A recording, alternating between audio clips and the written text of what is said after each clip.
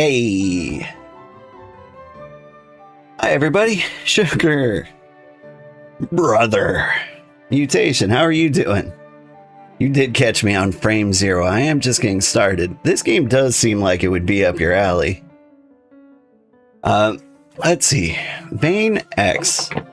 I think I recall, like a year or two ago, you saying that your young child watched my stream on your account sometimes. If that is true, I would make sure they're not watching this time. This is probably a PG-13 game. Wow, no, you're the parent. PG stands for parental guidance after all. But yeah, welcome to the party. Good morning, everybody. Good afternoon. It is Friday afternoon.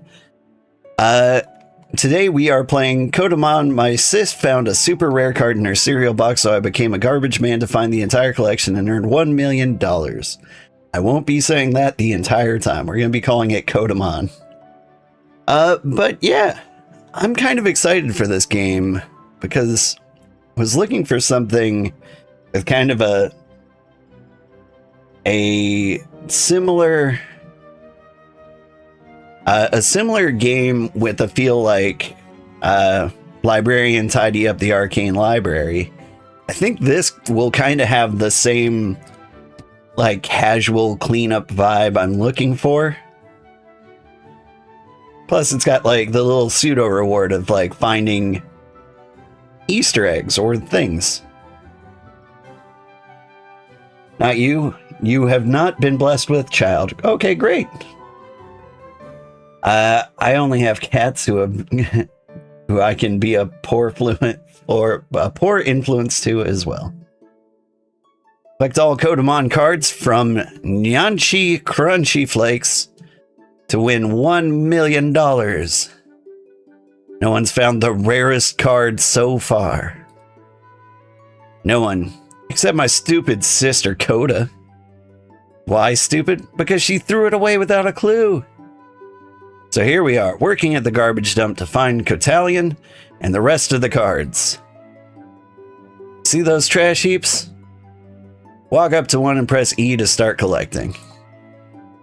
Garbage collection. Well, the garbage is collected in your bag until it's full. Then you drop the full bag into the trash compactor and earn some cash.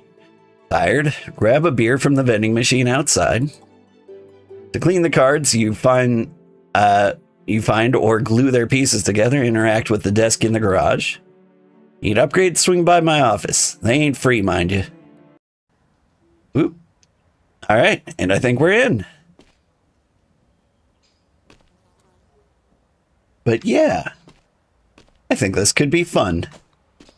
Plus, it's good for me to like discover if I can play games that are vaguely sexy, if they're fun enough. It happened? I see. Give me the big tires.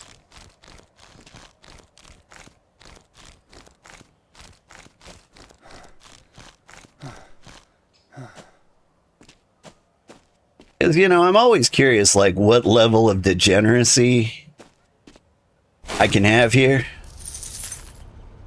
Hey. All right. Garbage cleaning is boring without music. Let's turn on the radio. There's a radio?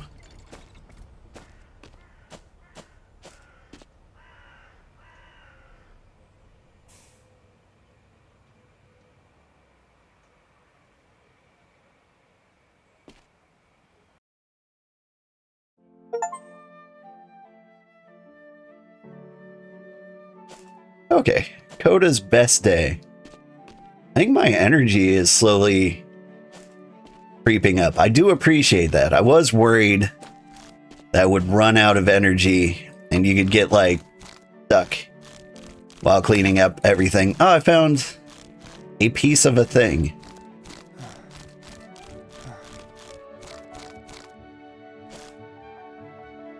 Oh, a cassette tape. You used to have those? Well, you're definitely not the 5-year-old I was thinking you are.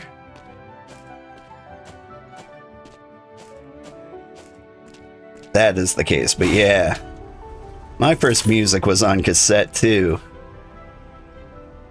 Alright, so I got money. Just give me a beer.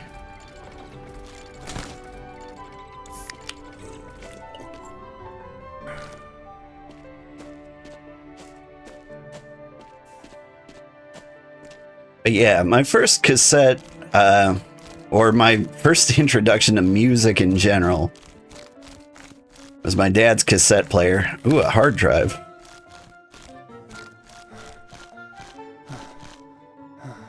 I wonder what's on that.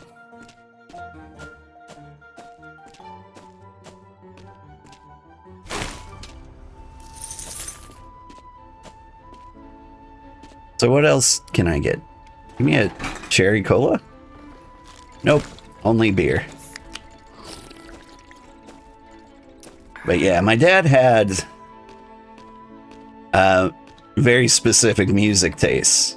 Like, he listened to Frank Zappa, Weird Al Yankovic, and then like a bunch of big band music or classical music.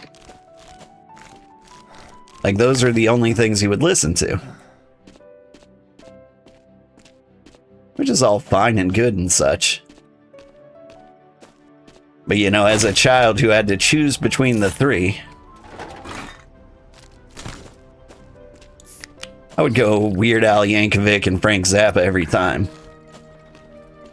And so, since like I lived out in the middle of the nowhere. That's right, the nowhere. I wouldn't listen to the radio because the radio stations just weren't good. And so what I would do is listen to Weird Al all day, every day. Over and over and over again. Memorized all the lyrics, learned every song. It was fantastic. But then I got to like the point where, you know, I grew up and I started interacting with other people, children and the like, and adults. I remember going on a road trip with some other fellow kids, and their mom put on the radio and I started hearing the song. And I'm like, hey, I know this song. Wait, who's this lady singing? And the mom goes, you mean Madonna? I'm like, yeah, who? What's she doing to Weird Al Yankovic's song?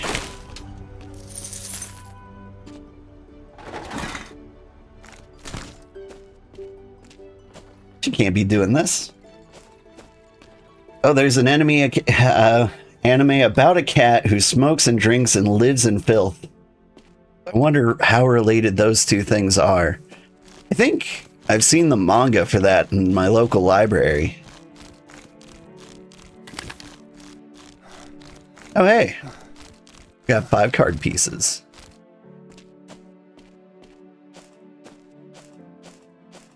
Go give that a shot.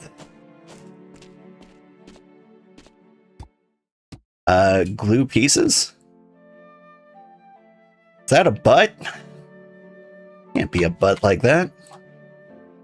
Alright, well, the attack and hit points go here, clearly.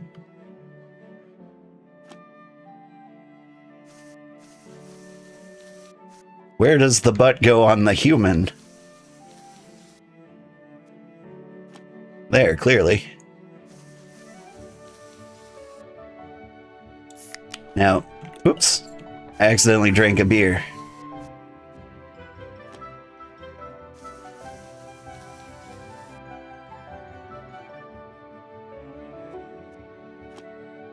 There we go. Good Lord.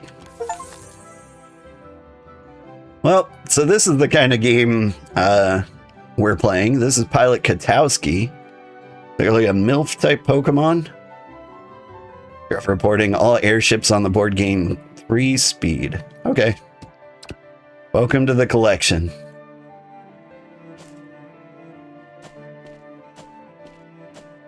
Oops, I accidentally drank a beer. Is that what alcoholics say? Yes? Or rather, they say, oops, I drank every beer. At least that was my experience.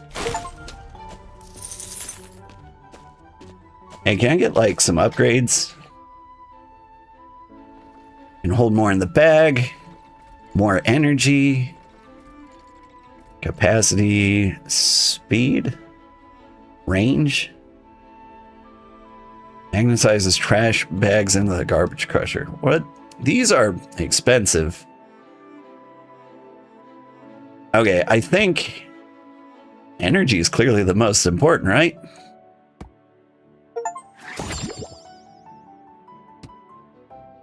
I mean, like, I kind of like capacity too. You know what? Sure. We don't need, like, more than 2 beers. That'll at least keep us going.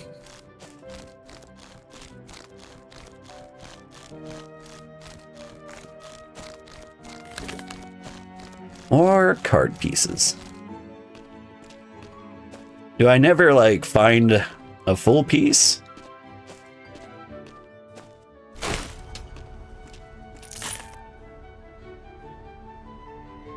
There we go.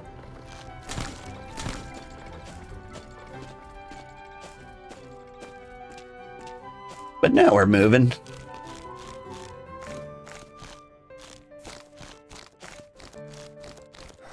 Look at it crumble.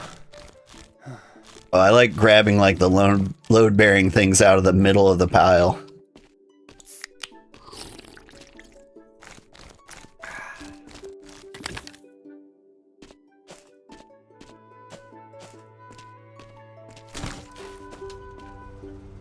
Nice. Gotta get the throw distance down. All right.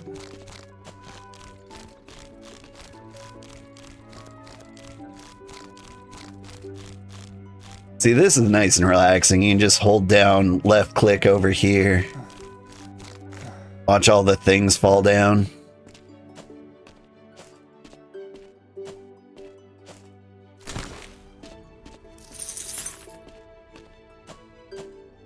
You get a bonus for full bags, huh? Like, I'm just now noticing this.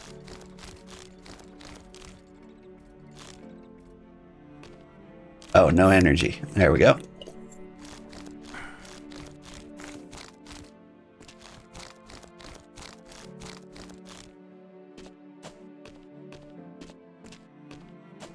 One thing I'm curious about is, like, how different is this for every person during their playthrough?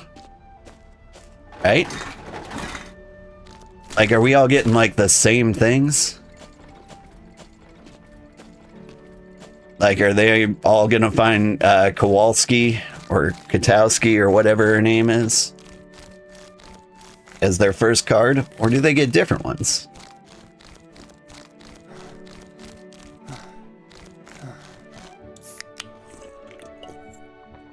Like, I think it's important for the game's replay value if, like, each playthrough is a little bit of a different experience. You know what I mean?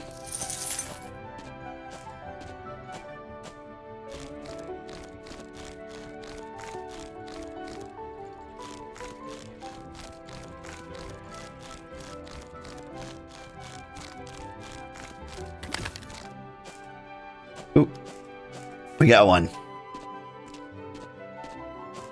Glue it together. Oh, and I can see things. So there's water, fire, purple, and yeah, and butt.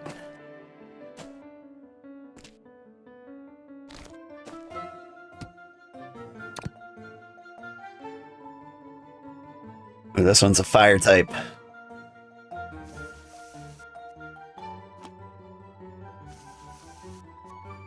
Smoky Coda. You can't be doing that.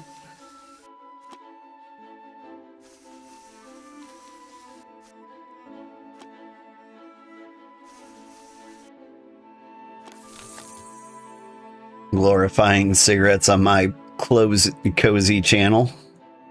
Indifference. All attacks against Smoky Coda are reduced to 1 damage.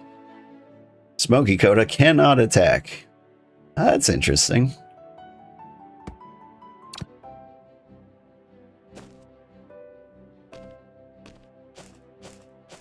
Never really smoked myself. Did have like a roommate who really wanted to like get in the hookah, like as a hobby. Nice. Get the trash compactor from 10 meters.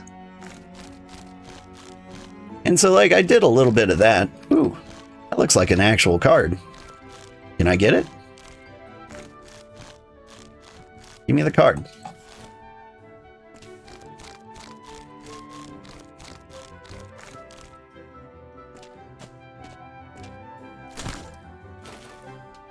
Lovely.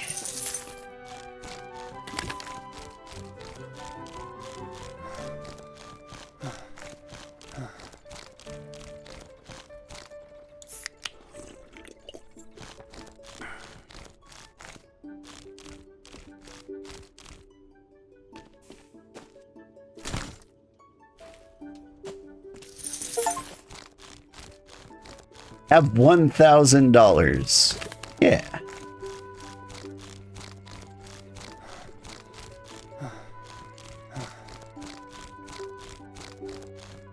Yeah, so I'm wondering how things are gonna go here. Like, let's not buy beer until after we clean the card. Why accidentally drink while driving, you know? Alright.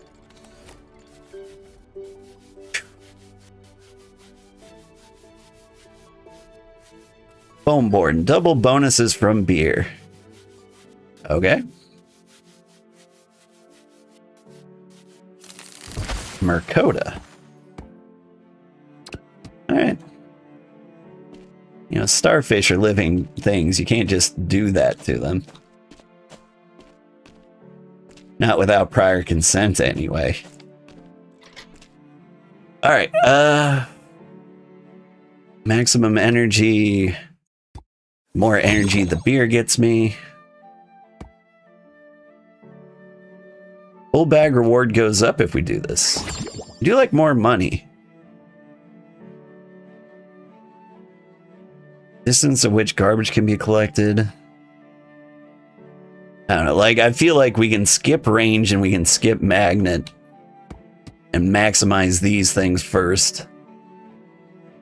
Because I'm trying to think of what earns us the most money the fastest. This one just straight up gives you like a little bit more money. Not much, like a single dollar. I don't think that's gonna matter. Oh, let's get us some beers.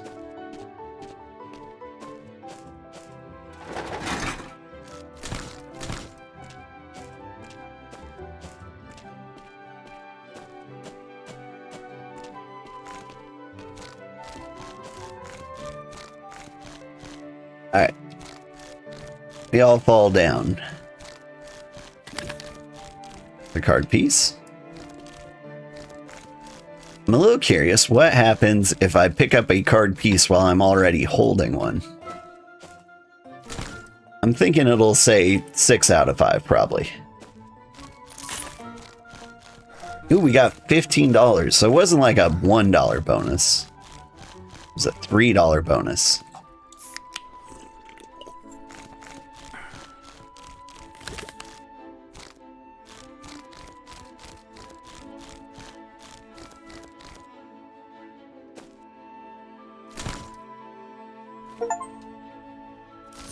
In the trash compactor tray from 20 meters.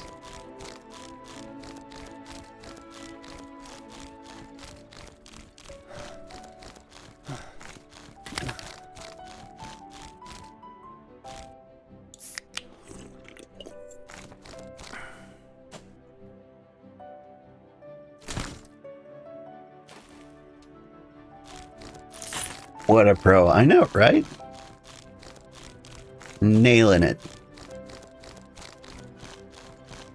Show me like a spare card piece, please. Yes. Okay. And it does what I thought it would do. It says 6 out of 5. Like, I don't lose that card piece. That would be silly.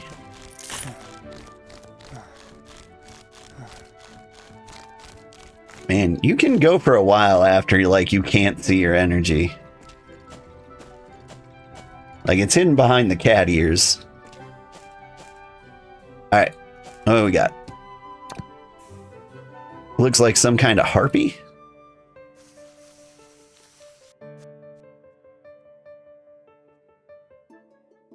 I can't tell if she has like Momo face. Are you all familiar with Momo? She's some kind of horrific, terrifying artwork. What fleshy part of the body is this? Ah, the thigh. I'm more of a drumstick kind of person, frankly. Cody. Harpy bird. Delicious breast. Fully restores the health of the selected Kotamon. Alright.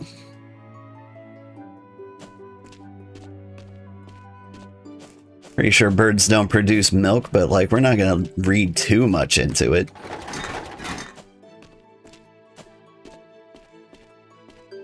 I actually have to pick up the beers.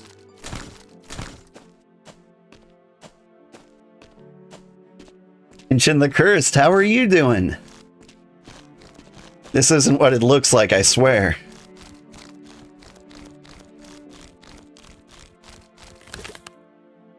It's a cozy game. Nice.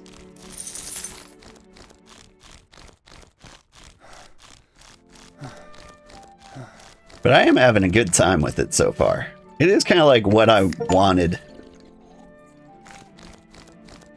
I wanted to do something kind of lazy, low energy, low impact. Something I could just like hang out and talk about while I'm here. I mean, each card gives us something like we can commentate on. Sometimes you find interesting things in the garbage. Very rarely, though.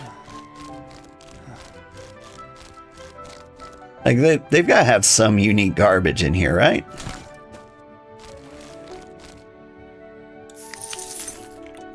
You saw the title? Twitch can't even display it all and had to see what this is? Yeah. They did that thing like anime games do, or animes do, where they make the title extremely long. I'm trying to think of like the first thing, the first anime that did that. And it's, I think it's either That Time I Got Reincarnated as a Slime, or No Matter How I Think About It, you guys are the reason I'm unpopular.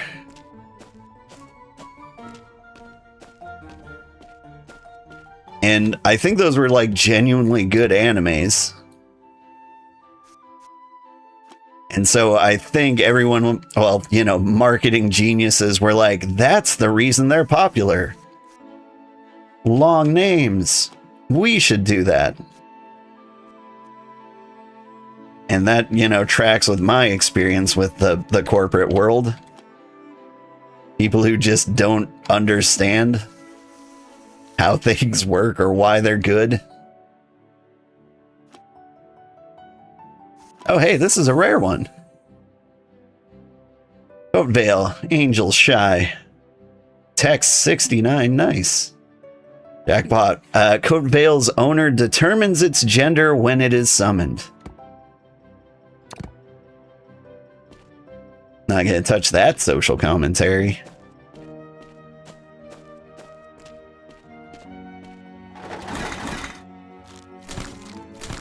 Can I have the other flavors of beer? Because I want to drink like the beer with like the little heart on it. Or the jalapeno beer. I've had spicy beer before. It's really good. Like weird, you wouldn't think it would go good. Like you wouldn't think like a jalapeno or a habanero.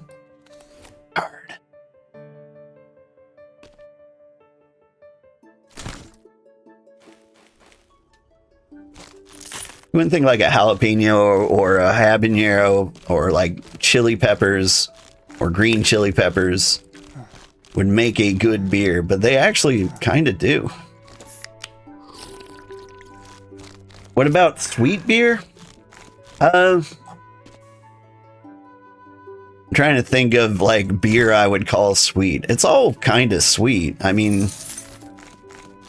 I think nearly all beer has some kind of sugar in it. Like Belgian ales use like rock candy sugar. And so I would probably say like they're kind of the sweetest, unless like you're talking about things that deliberately have like syrup flavors in them. In which case, I don't know. Purple Haze, pretty sweet, pretty good. There are plenty of beers accompanied by like fermented fruits. Like flavors like blueberries or peaches or things like that. They're pretty sweet. Honestly, I'm a big fan. Mike's Red.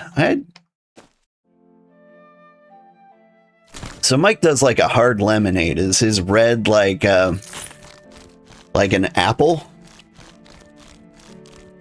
Or is it like a raspberry lemonade?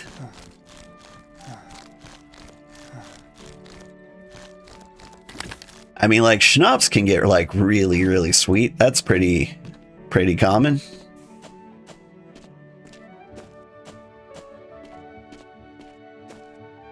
What about honey mead? Tried some at the Red Fair. Not gonna drink, but thought it was a nice thing to try. Yeah, I haven't actually had a lot of... Well, I haven't had like any mead. Tomboy Shy.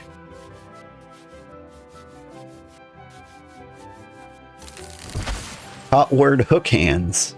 Total Klutz deals damage to both the enemy and self when attacking. Well, that's no good. You can only attack like twice before you're dead.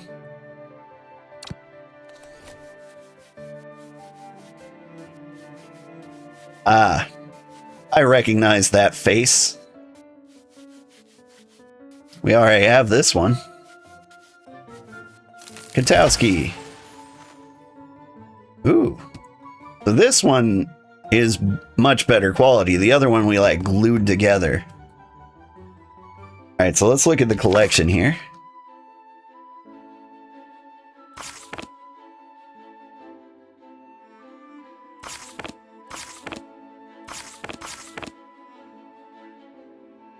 So yeah, we can sell this backup one.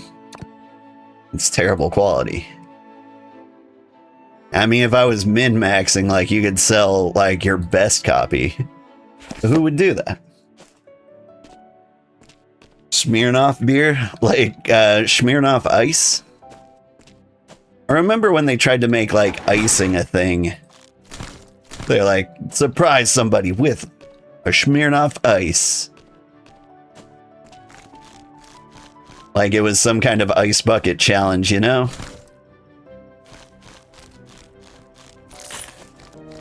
I mean, like, it actually kind of worked in a really stupid way, because I do think a lot of people bought Smirnoff Ice because they thought that was stupid.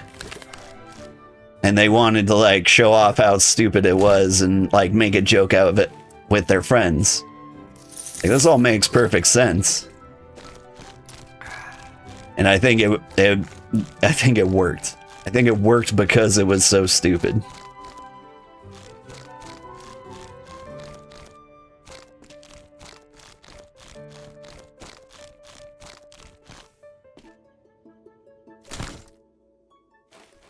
So I wonder what happens if you collect everything.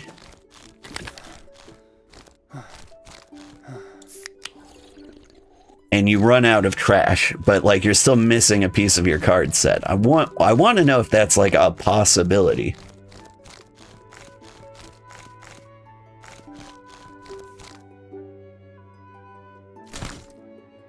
Anyway, Sugarheart knows all about ice. I'm always decked out in chains. I've got some lovely grills. A lot of beard accessories.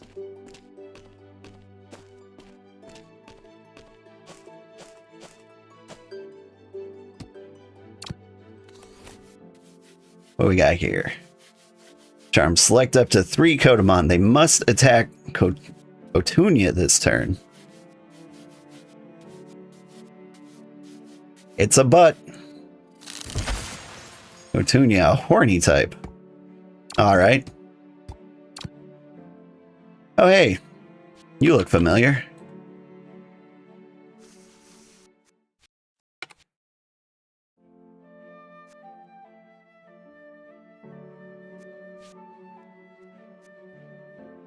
Oh, this is actually like up here, isn't it? Where's the butt? There we go. What?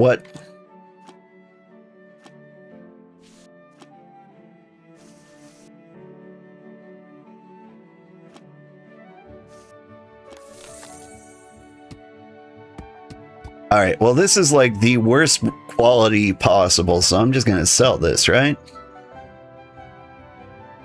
I'm assuming the other one was the same or better quality. Like, what is... Yeah, it was the same quality.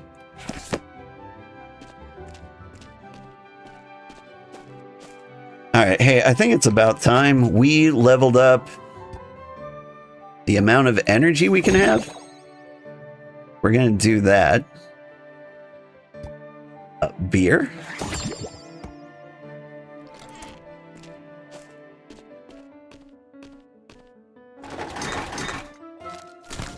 But yeah, I did like...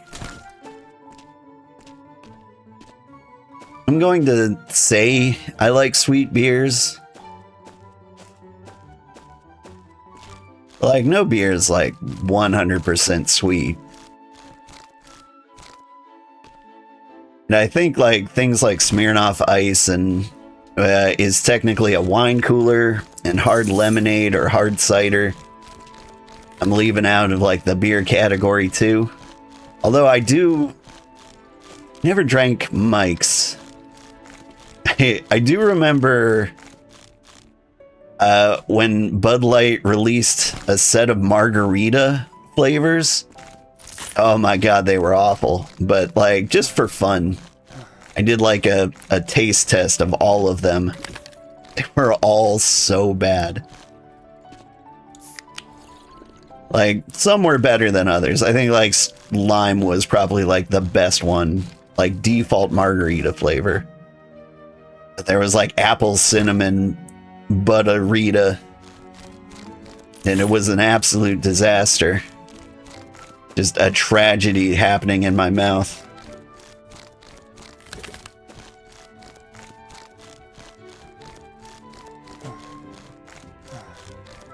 For the record, I did quit drinking. I am kind of a wholesome in that regard, if that matters to you. But, you know, I quit drinking because I was an alcoholic. Like, I wasn't a problem drinker or anything. I just could not stop drinking. That's the problem. Not enough energy. Okay. I was like, why did you stop? I felt energetic.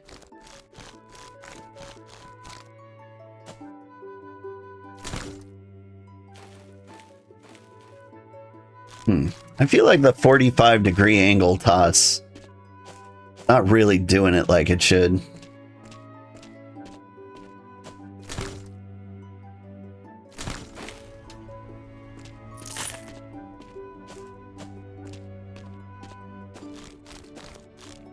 But yeah, I mean, what happened was I had kids.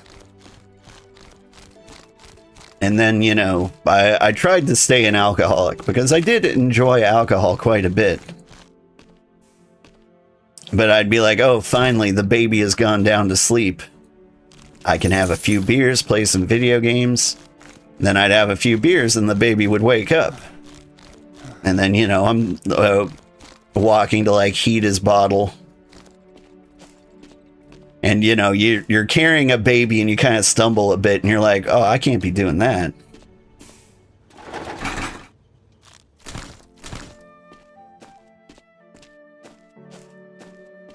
And so I was like, well, this seems like a great time to like try to stop.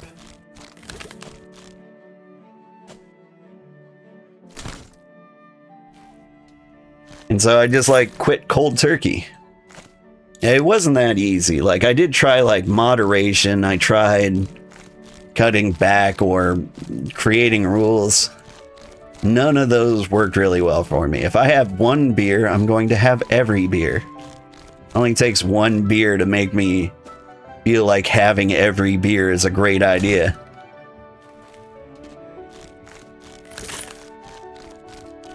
I'm like, I'm sober. I know I can have a single beer. And I'm like, oh, now that I've had one beer, I realized I really enjoyed that.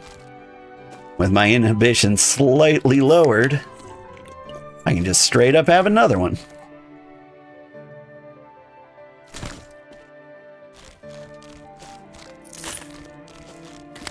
But yeah, I don't know if I would have been able to quit without kids. Because like drinking and playing games was like my favorite thing to do for a while. Because like once you start drinking, there's like this little mental commitment you do in your head. You're like, I'm not going to do anything productive, and that's okay. You have that little epiphany that like you're not going to do anything of value that day, which kind of like frees you up and puts you in like a vacation mode. When you're on vacation mode, even if it's like a weekday, like you feel a little absolved of responsibility and it feels great. Got too much responsibility. MILF Hunter. Really? Oh. Who's your friend, MILF Hunter?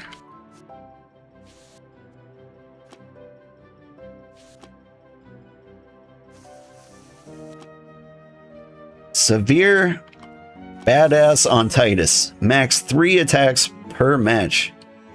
This is insane. 272 attack? Like there are people out there walking around with 13.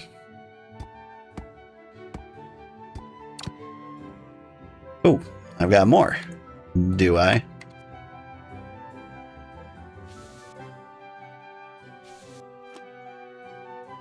But I do severely miss alcohol a little bit. Like I've been sober for, I mean, I'm trying to recall. It's been a while. Can I not grab that? There we go.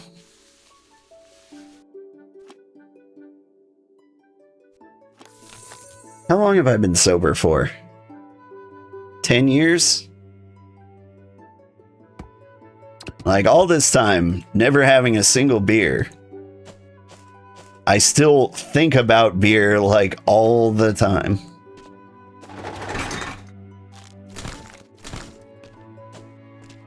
You only drank when you were with your army friends, and now that you're retired, it's been years. That's good. I was actually looking at some statistic of like Vietnam soldiers who had like drug or like heavy drug addictions and like their reasons for having their drug addictions and like the people who tried to quit while they were in the army.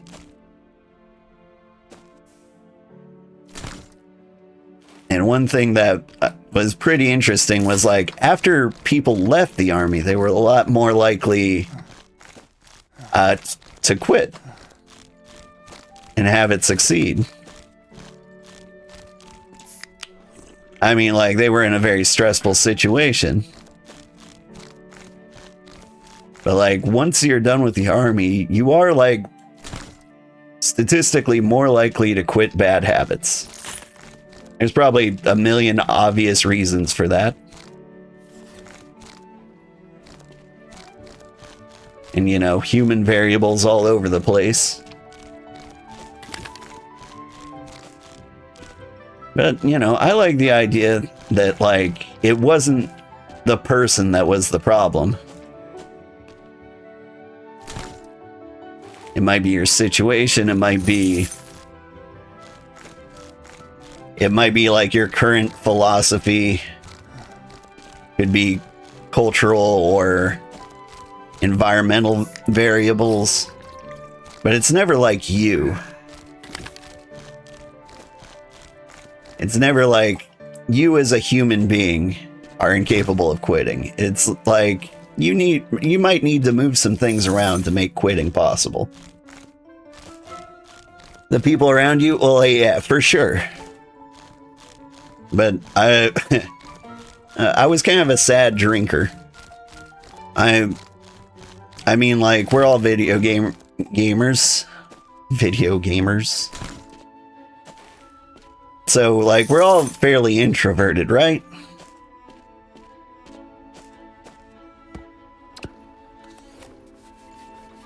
So, what I was doing was I would drink alone at home rather than, like, with friends or even with, like, roommates.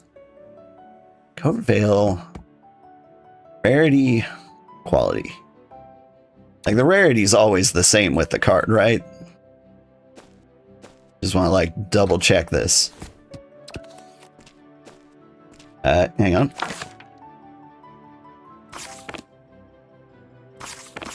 Where are you? There you are. Yeah, okay. I saw one of you. Downside of the card is people have to know it's in your deck.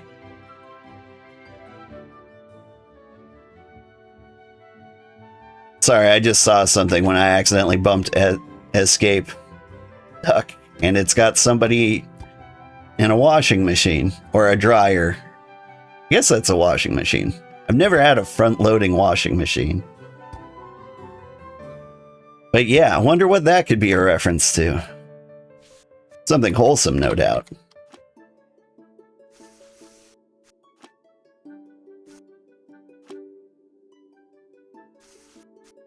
We've got a salty sailor.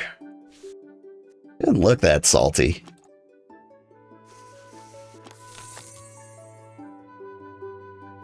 Hophead. If the Sea of Beer card is played, turns into a beautiful dolphin. Okay. Dude, same.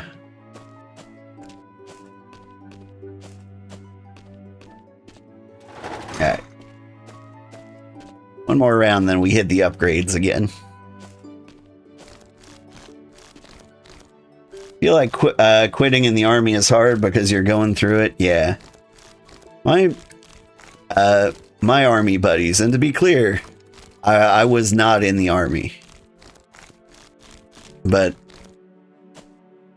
there's just a whole other line of thinking. I remember, ooh, what do we have here? New tape. A rainy evening at the bar in the middle of nowhere. Sounds lovely.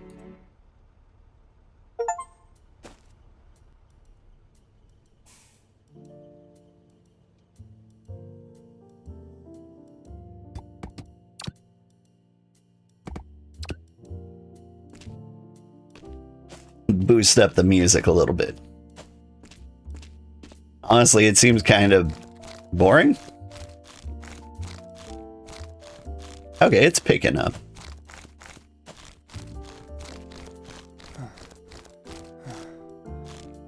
But yeah, where was I? Remember, I was drinking rum and coke. And like an army friend was like, that's a really girly drink.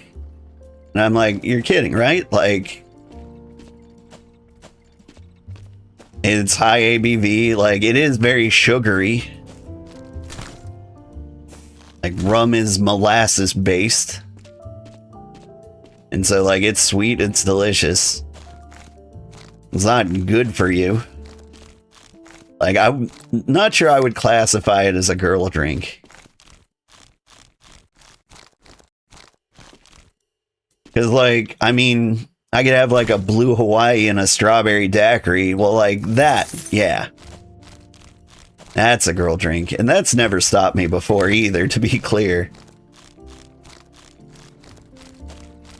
Like, if the Like, it's crazy to me that, like, the idea of a girl drink is basically that it tastes good instead of bad. Because I've had, like, really good scotch, had really good whiskey. I've had, like, you know, the finer things. Like, the finest dude beverages you can have. And honestly, terrible. I absolutely hate scotch. And, you know, it's probably like an acquired taste. And even the phrase, like, acquired taste bothers me to some degree. Because you're basically saying, like, well, it doesn't taste good, but if you drink enough of it, you'll eventually start pretending it is. Nice.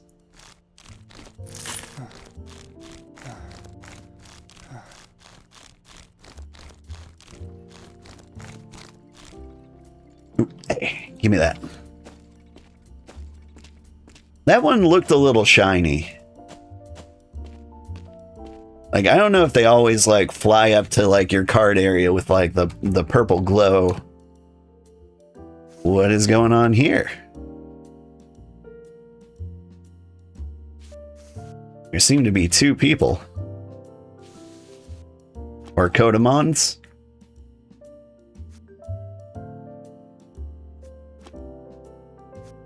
Gina from the lamp.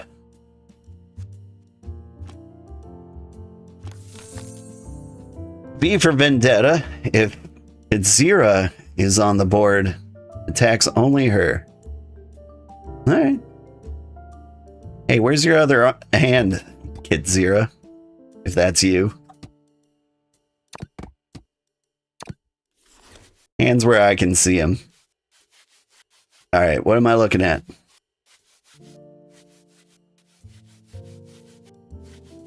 Oh, hey. It's one of the airbenders. I thought there was only one of you. Anyway, welcome to the collection, Katang. I heard the new Avatar fighting game's pretty good. That's thighs. You see that, like, little squeeze there in the thighs where, like, the stockings meet? I hear that's really important to the stocking fetishists.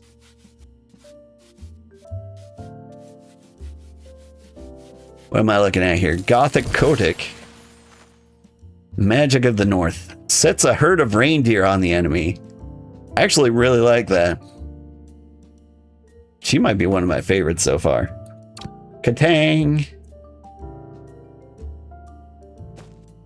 Alright. What do we got? Did I get any duplicates? Nah. They were all good. All chill. Right. Upgrades.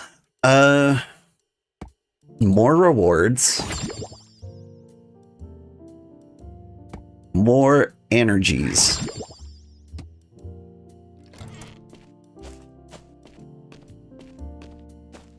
It's the Santa aesthetic? Yeah. I'm definitely gonna center my Kotamon deck around reindeer.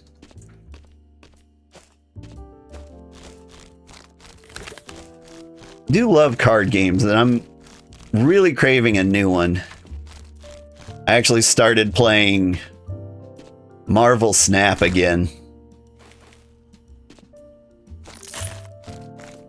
And apparently my whole save file got erased, which was crazy. I had like 300 hours in it. I'm trying not to be infuriated by that, but at the same time, I find it pleasant that they don't have like solid account data on me. Like, there's nothing as hazardous as giving your personal information to a free app.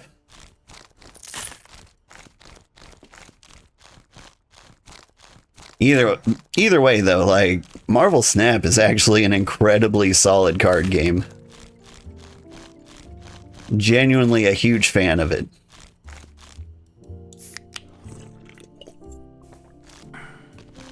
I remember the deck I used to have, and apparently it looks like it's been nerfed a lot. It used to center around Hela and the helicarrier. Let's see, if you... Oh, and MODOK was very important too, if you could find him. But like the helicarrier, if you discard it, like it fills your hand with like random cards. Not super useful by itself. MODOK discards all the cards in your hand. Pretty cool, right? And Hela, at least at the time, she would summon any card that's been discarded in random positions all over the board.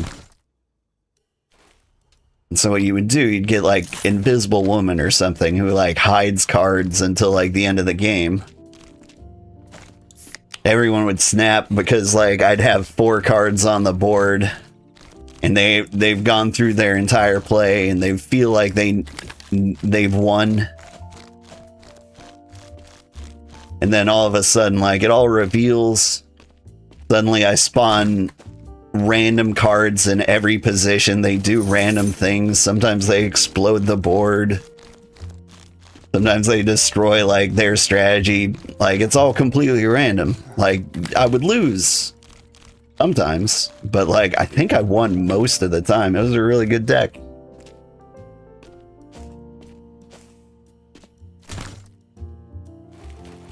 Whoops.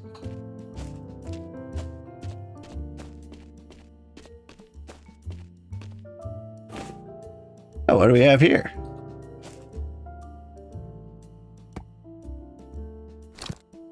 This figure's so cool. Let's put it on the shelf in the garage.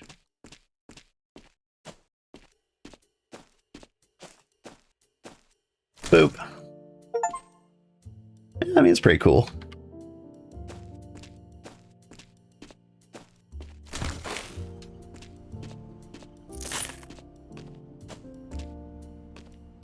The protagonist of this game does kind of bother me a little bit. Like, he's so mean to his sister. Like, things like trading cards, like, have value, but it's... I already own one of these, so I'm just gonna straight up sell you. I have one of you, too.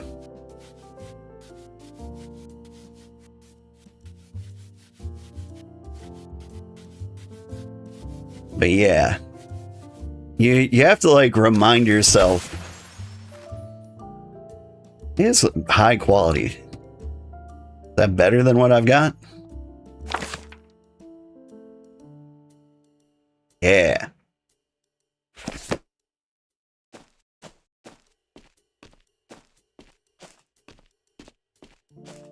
Give me the beers. If you sent the winky face emote every time it was relevant, you'd probably get auto-modded for spamming. Yeah. I need, like, an eyebrow emote. Like, everywhere. Like, it's probably, like, my most needed emote.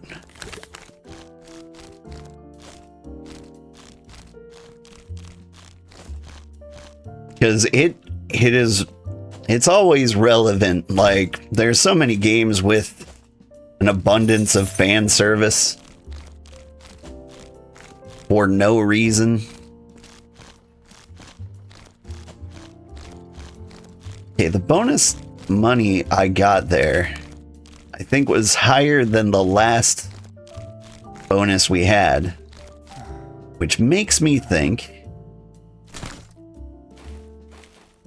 like, how much money does this give me? Plus 18. It went from 12 to 15 to 18. Never mind. For a second, I thought it was like a compounding bonus.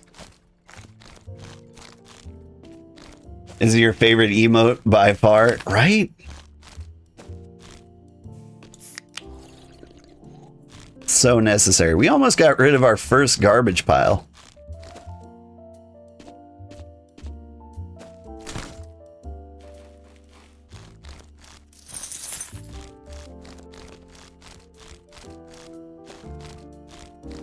I'm feeling pretty good about it, honestly.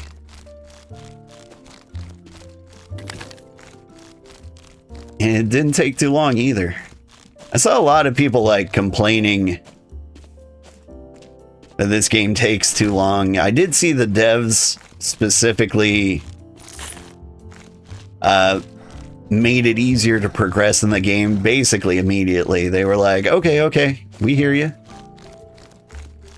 We'll make the game go a little bit faster. Upgrades will be cheaper.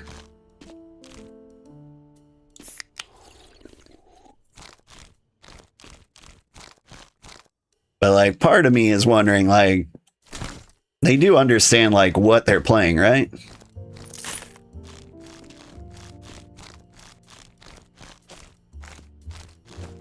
Like I feel like there's a lot of people playing this for the destination and not the journey.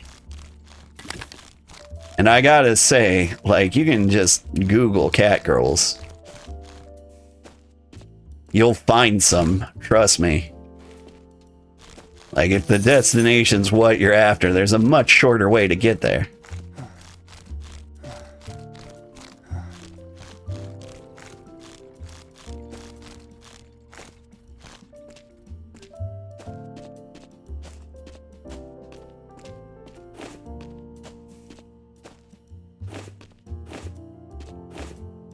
Looking at all the things. Come on, let's get up here. Sprint jump. There's gotta be like a hidden bonus up here, right? Like a hidden figure? Like the one we found behind the thing?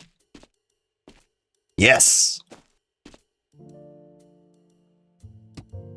I see you have breasts. Lovely. Good for you. Do we see any other bonuses from up here? Like, if the figures are just like lying around in the open, there's a lot of shelf space for figures here and not a lot of hiding spots.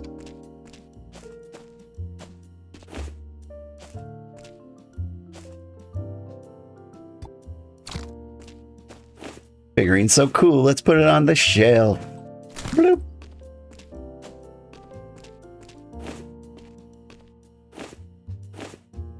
Do our little mecha chameleon scan of all the areas.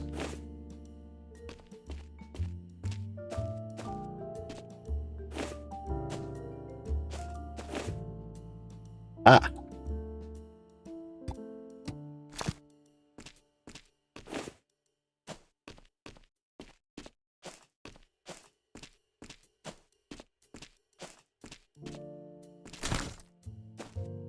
Is that it, I wonder?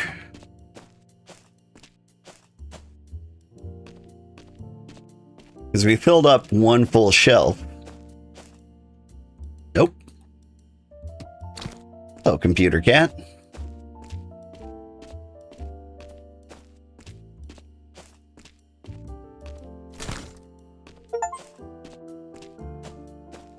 Find 5 collectible figurines. Yeah, that was the easy part.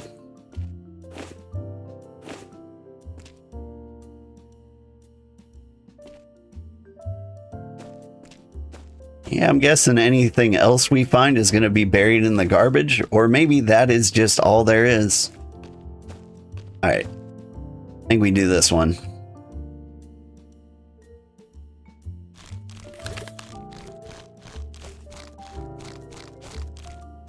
Were there this many jerry cans in the last garbage pile? I feel like I'm getting new and different garbage.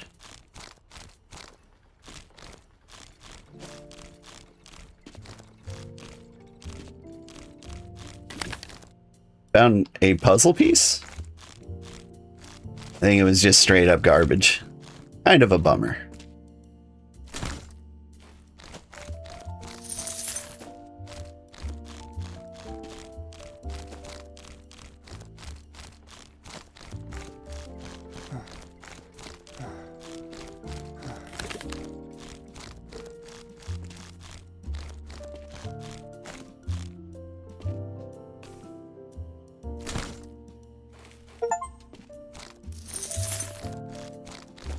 Like, the puzzle pieces definitely feel like they belong in a puzzle.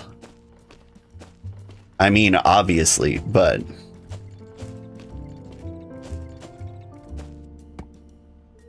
But, like, are we not collecting puzzles? It's another one of these. Wonder what quality of this we have. Looks like a quality 2.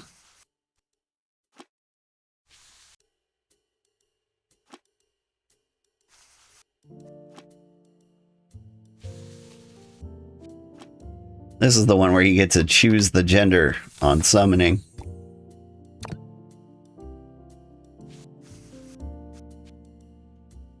And this harpy again.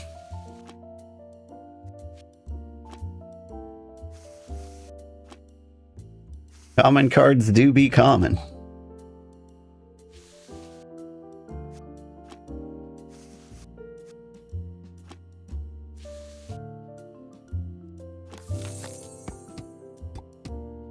What do you mean new? Alright, let's add you to the collection. Because I feel like I just got gaslit there. Oh, it was new because I didn't own one of that quality. Gotcha. No, we're getting rid of that. We're only keeping one of the highest quality, right? Not insane.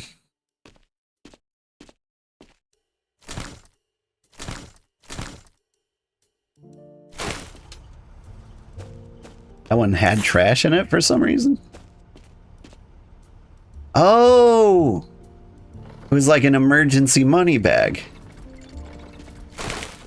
Oops.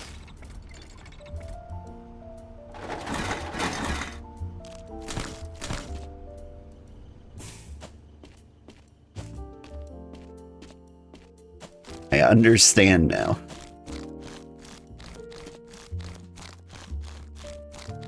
Let's just climb up on the middle. Start digging down.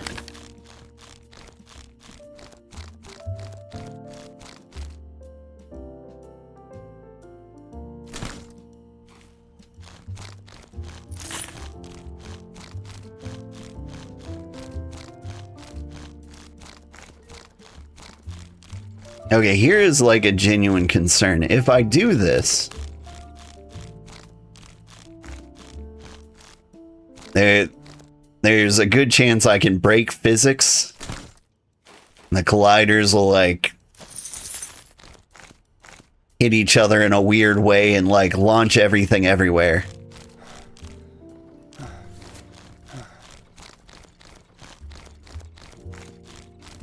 Because I know how games work. Oh, wait. I saw one. I am buried in the trash. I am become trash.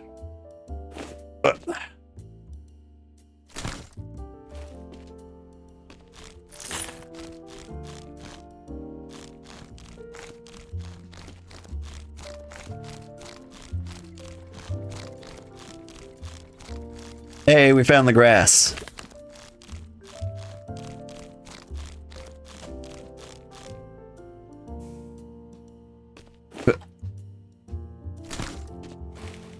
Back in the hole.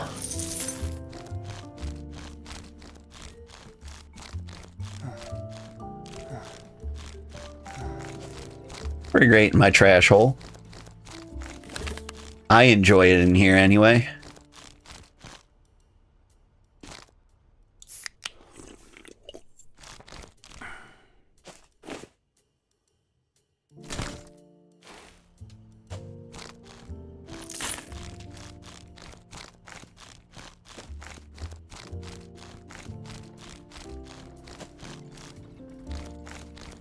I'm gonna touch the ground.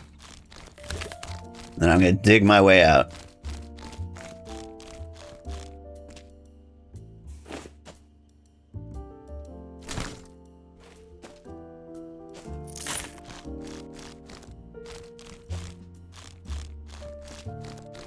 But this might actually be some advanced strats. If you like dig down your little volcano hole in the middle, like things will start like rolling down the side. Oop.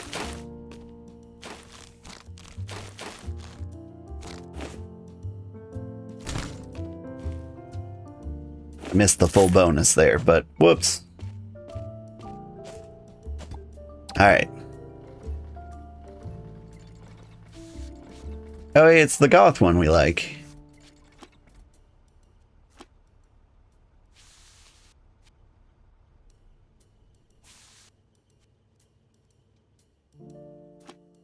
Like, I like this one because I think she might be like a Norwegian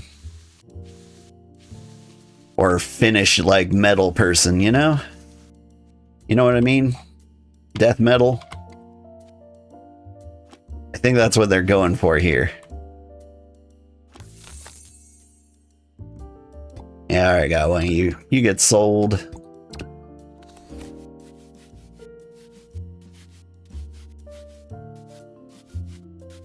Deep dive. Selected Kotamon merges with Jellycat, gaining her attack and HP.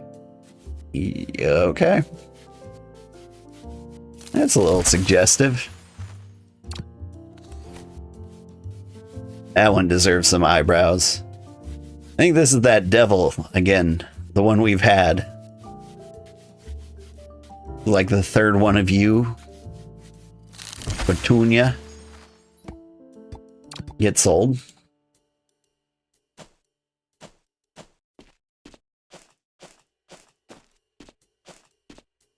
Yeah, let's check out some upgrades. X energy. Yeah, let's boost that and boost the buzz. We can just stay at it longer.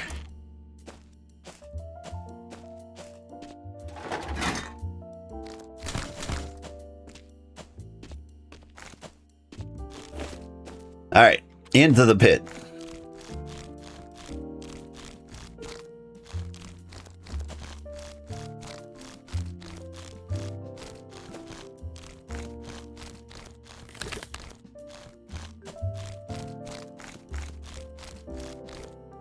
I'm curious how well this is going to do on YouTube for me.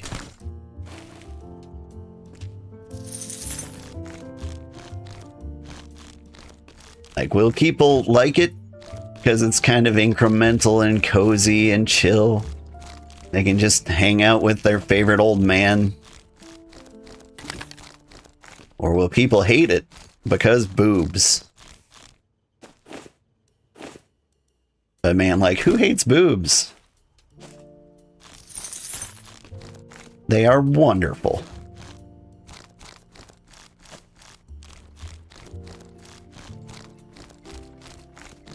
I mean, you can hate men for over-sexualizing boobs. That seems very legitimate.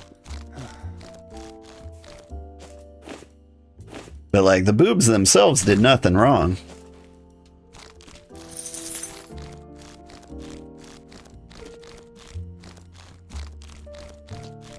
Like the artist or the commissioner, at the very least.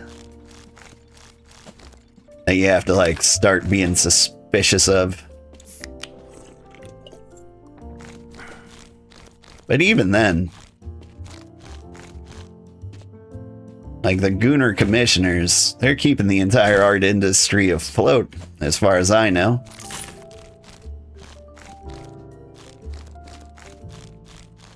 They're like, hey, here's a really obscure character. I really need to see their feet. Don't ask why. I will pay you an absurd amount of money to draw these feet really, really well.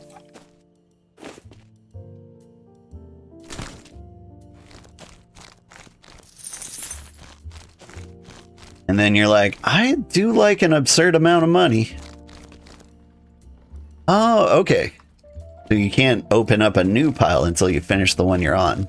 That makes a lot of sense.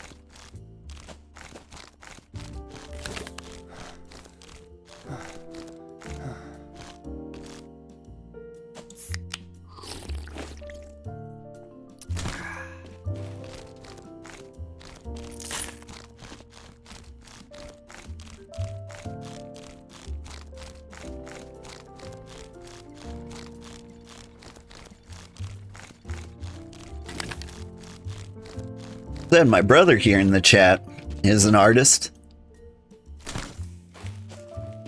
I'm pretty sure he specializes in feet.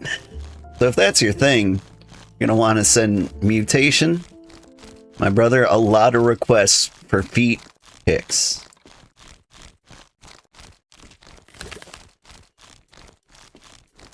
Pretty sure that's all they draw. Ever since they were kids, it was just like feet. Stinky feet, dirty feet, sweaty feet. All kinds of feet. I think I even saw him drawing a hoof once.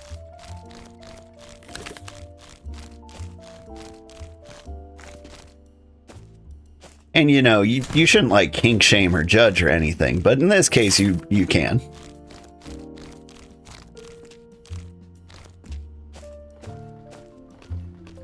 Hey, what are you doing?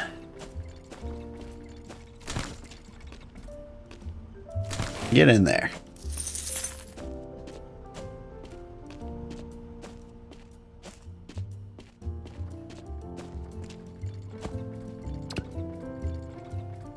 This is a new one.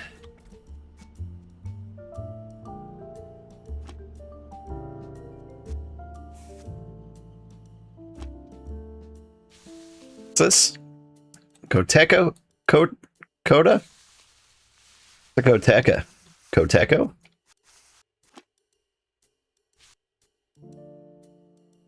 I like her shark.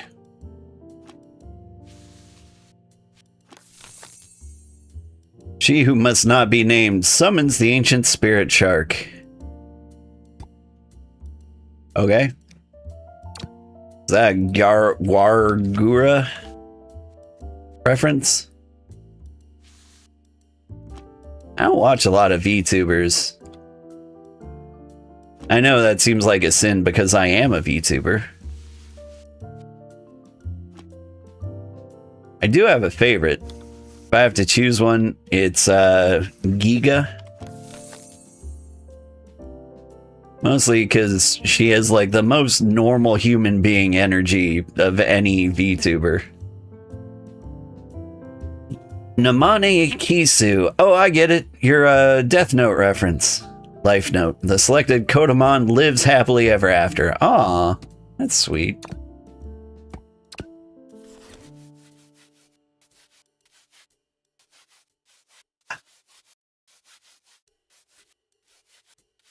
We got a Franken kitty. Botagia Orlia. Knives out. 200 damage to self to gain 100 attack. Alright.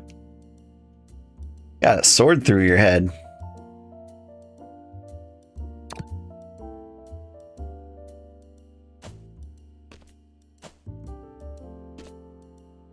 Alright.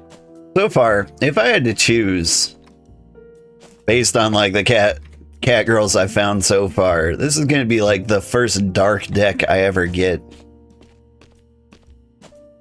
You know, if I was putting together a competitive Kotamon deck. Because like it's the goth girls, right? They just happen to be the best girls around.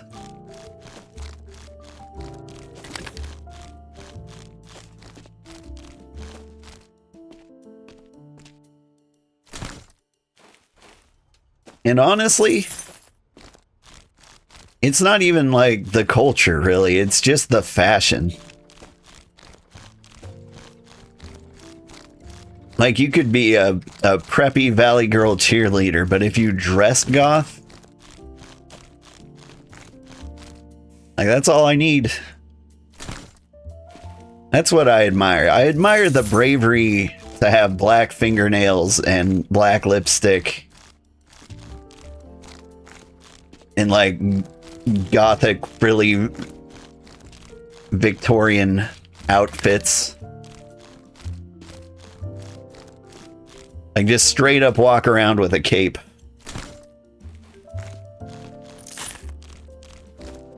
And mostly I'm jealous of the bravery.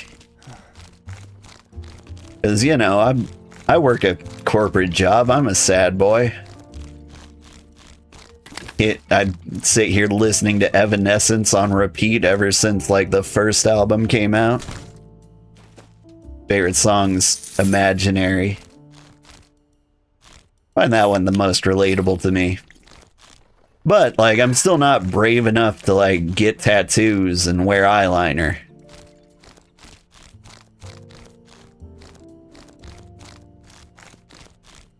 Like I only feel goth on the inside.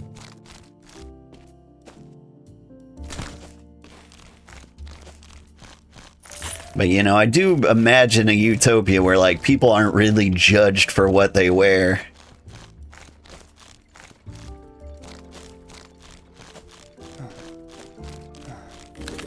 Like, I'll give you an example. Like, sundresses look like the most comfy clothes that any human being can wear. Like, breezy, wonderful, cool outfits. Like, as a fat, hairy man, like, just thinking practically, that would be, like, an ideal outfit for me. And granted, like, on me, it'll look like a muumuu, which would be an absolute disaster.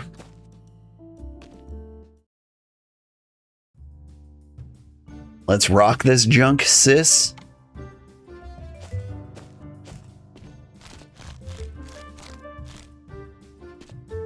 Hang on.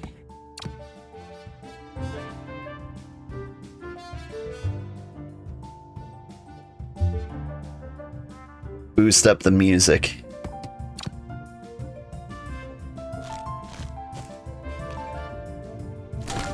Like, we got the first cassette that I'm actually kind of pleased with.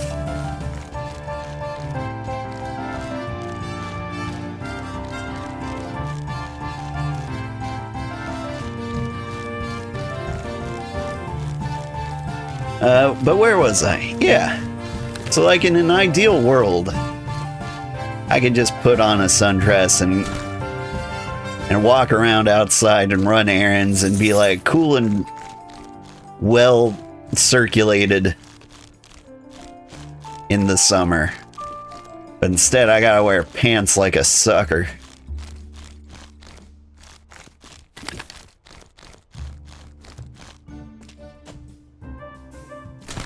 So like I don't feel like we're ever gonna like reach a utopian society until like I'm able to do that and it won't be weird.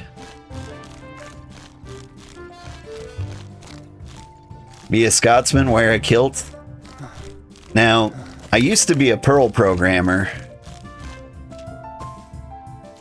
And I went to a Perl conference once. It was called YAPSI. Yet another Perl conference. And the amount of adult men I saw wearing utility kilts was absolutely shocking.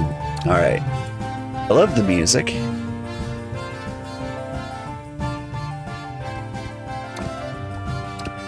But that is too much. Oh, I think we got a nun.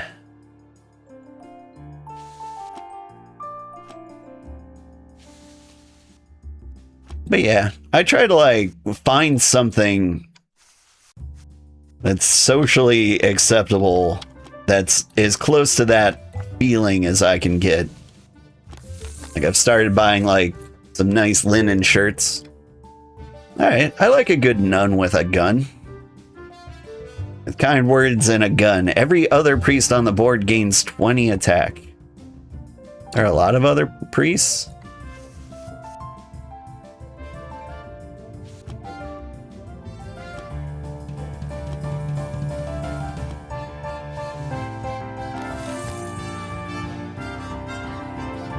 Quality near zero. Brand new. I'm selling you because I've got lots of you. You still wear early 00's fashion and oversized shirts because you hate being strangled by normal fitting clothes. Yeah. 100% agree. Like, you know, when I was a kid, like, you could wear tons and tons of baggy clothes, and it was normal, and they were so comfy, And I loved having like that movement inside my clothes.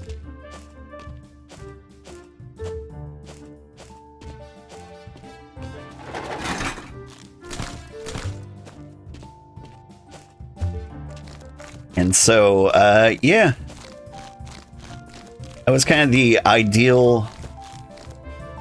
It wasn't ideal. The thing is, like, the clothes were still, like, really warm. And I am very hot-blooded. I am a human heater. It's a fairly common dude problem. I think it's because of all the sugar in my blood. I tend to burn a little hot.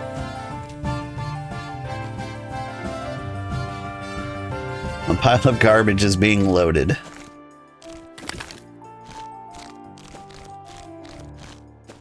Honestly, that would be a great intro screen for the stream.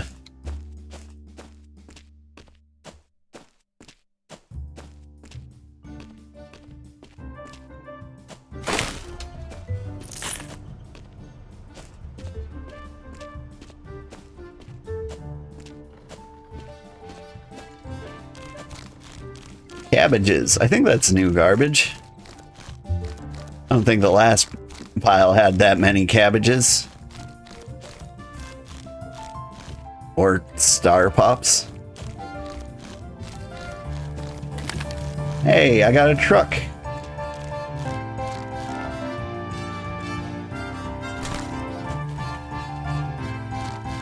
A lot of bricks and star pops? Yeah.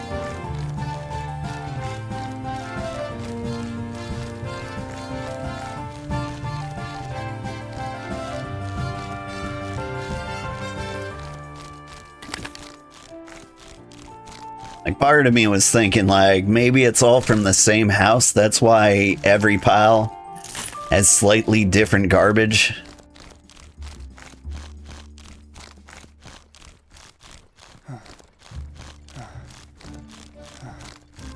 But, like, what do you think? Like, the same garbage truck just contributes to the exact same pile every single time? Is that a thing that would happen in real life? Like, I could believe it. You're like, this is where I'm used to pulling up and dumping.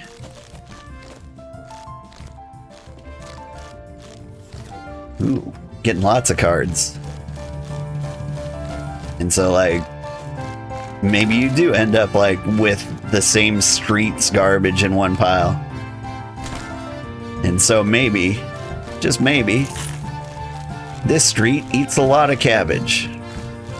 Or actually, I guess, doesn't eat enough cabbage. I mean, like, they buy the cabbage with good intentions, obviously. But then, like, you know, it takes more than a week to get around to making a salad. And all of a sudden, it's the worst looking cabbage you've ever seen in your life. I know that experience. Although I have been eating a lot more vegetables lately. And in fact, I'm reading a book called Vegetables Illustrated. Which has got to be like the lamest adult thing I have ever done in my entire life. Is pick up a giant book called Vegetables Illustrated and excitedly read it.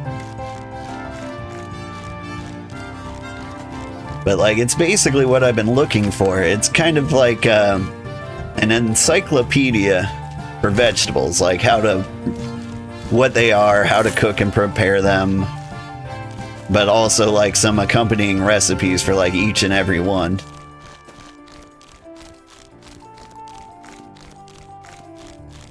Because, for example, I love butternut squash. It's probably, like, one of my favorite vegetables. But if you go to the store and you find like a butternut squash, you get like this giant gourd. And you're like, what am I supposed to do with this? Poke a bunch of holes in it, cook it with the rind on. Then like chop it out, chop it open, eat it with a spoon. Like, I don't know, there's no instructions on the thing.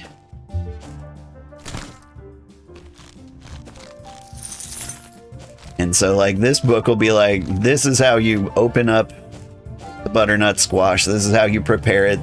And here's some good things you can do with it. And that's what I want. Because like I have this suspicion that vegetables aren't bad. Like nobody prepares them. Because they've all forgotten how. Coda the Diver. I think this is a Dave the Diver reference. What is going on here? Oh, the fish is tearing the swimsuit. That's cute. Underwater fishing. Draw any blue card from the deck and turn it into the sushis. 100% Dave the Diver reference. They did like a new jungle adventure spin-off of Dave the Diver. And I bet it's really good. Like, Dave the Diver is a fine game. There was a little bit too much for me. Easy breeze. Windsurfer gains bonus attack equal to the current wind speed. Again, real life? Like, do you, like, pull out, like, your wind speed measure? Oh, hey! It's Shy Lily. Speaking of gooning, Shy Lily actually seems like a pretty decent person. I've seen some of her stuff.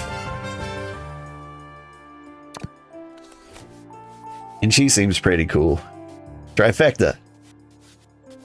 Always attacks at least 3 different targets, including allies. Triplets. You guys look like a reference to something. Kotamon. Oh, you're a reference to Cerberus. Okay.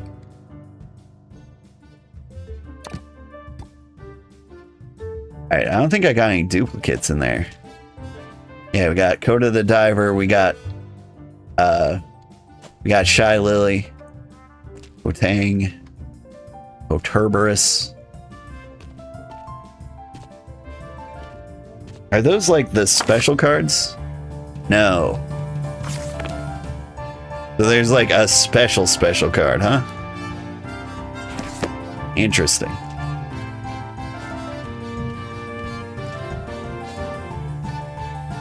I mean, random tracks are on, but I swear it's been on this one for like an hour.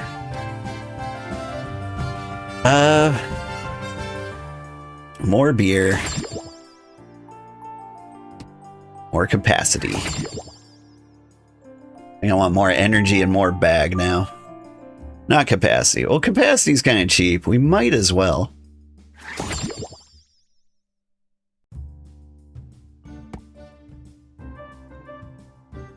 Speed of collecting garbage? 3 to 3.5.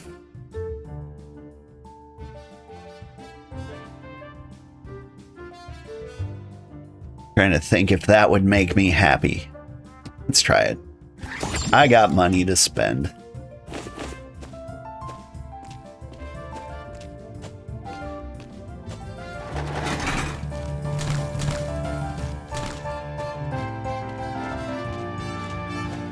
What did you get over here?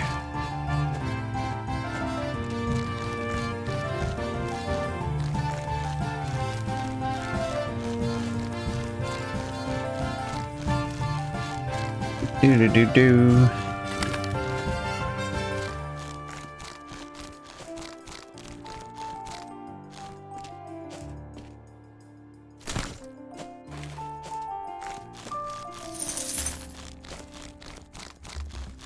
Alright, is the song finally over? We gonna play something new?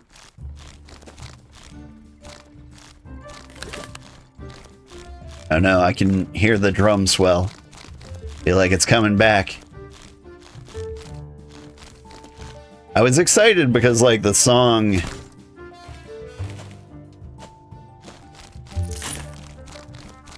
Like, the song actually had some energy to it. Like, as much as I like plain piano music, I was hoping for, like, kind of a bop, you know? And we got that. But it just keeps going. It never stops. And we can't bop forever.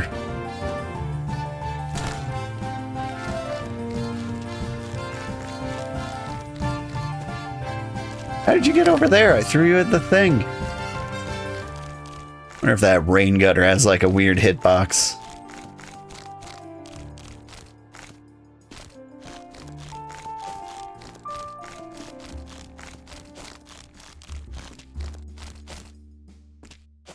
Let's find out. That one worked.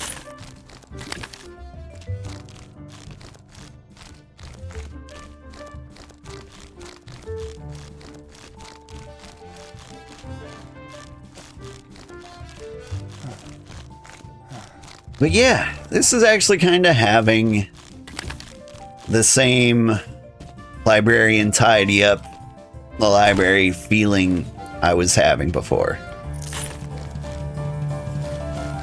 Like, I am pleased with my video game purchase.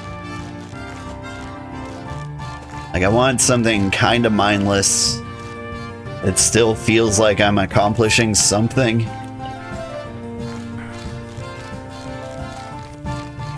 So I can honestly say, yeah, I recommend this game.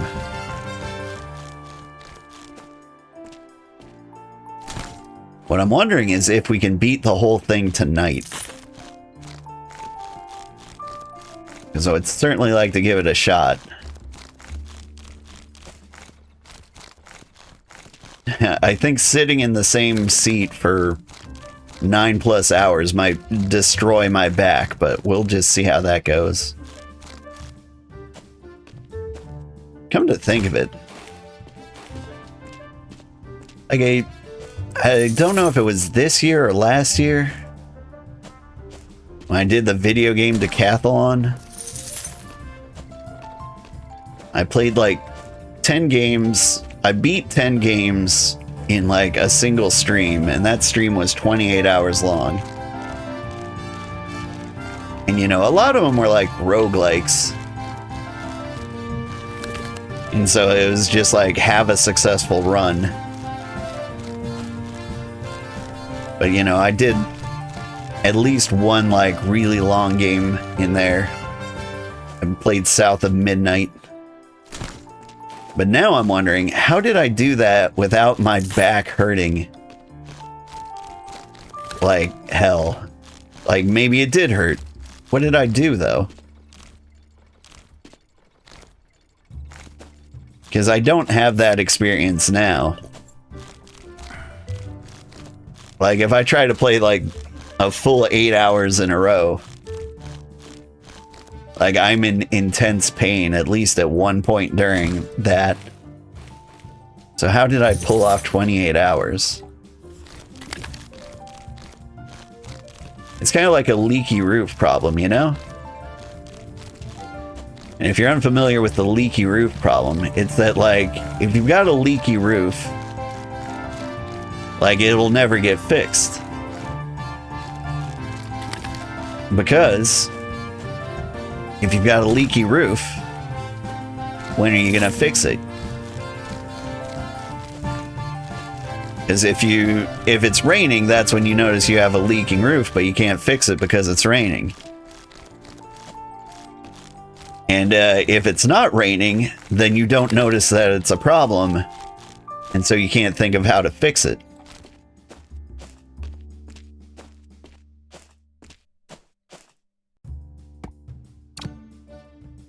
Oh, it's you again.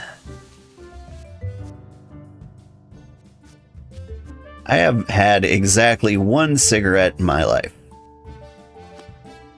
And to the cigarette's credit, I did kind of want another one. Was able to resist. I was like, you know, it was kind of a nice feeling. Ooh. We got a shiny. Oh, I see. I see what you are. Hello, sexy Ron Perlman. Hello, Coda. Mighty Fist destroys any enemy with less than 100 HP when attacking. And the 8,000th Harpy.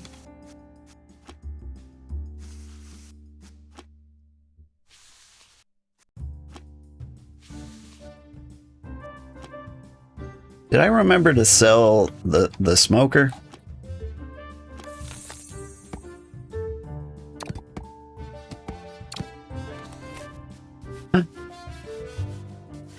It's the goth girl. Still seems like very low quality though.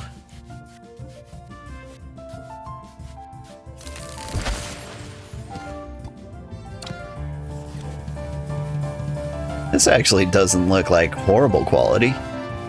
No, it is.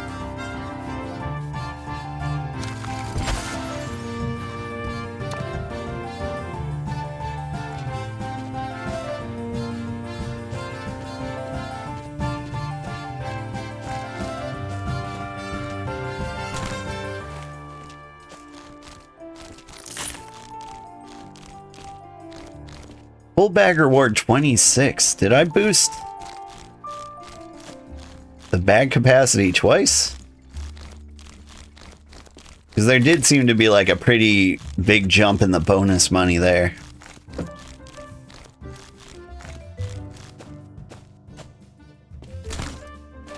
Because like the past couple of increments, like they went up by like 3.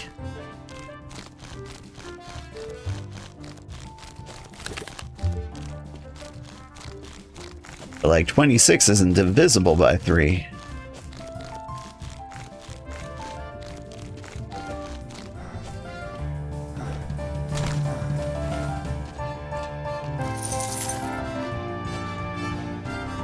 Alright, bye.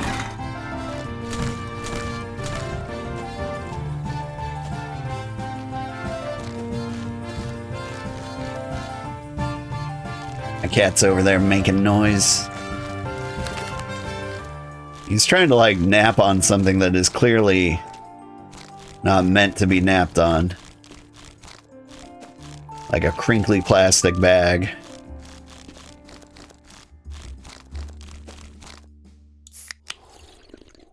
Not that my house is that kind of a dump, you know.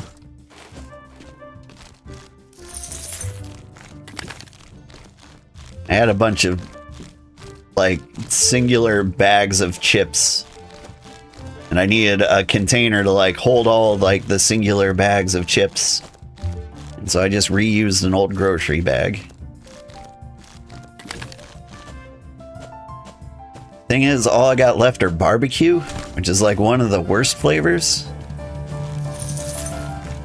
My son likes barbecue, he's just not like blowing through them as fast as I hoped he would. In case you're curious, the best potato chip flavor, sour cream and onion.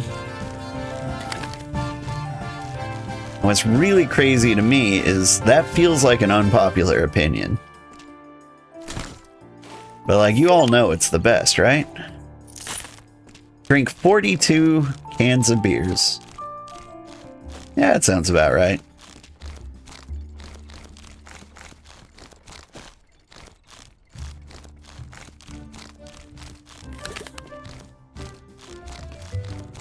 But the absolute audacity to believe that beer gives you energy, or imply beer gives you energy, is pretty crazy.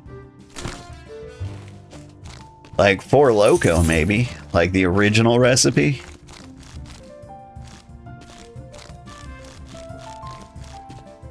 I do remember a day when I did that. I got Four Loko, and I spent like all night at work having the most productive day ever. Cheesy bits. Lovely. Ooh, and little fish skeletons.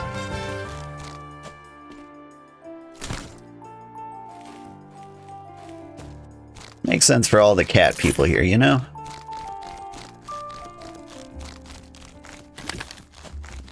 And soup.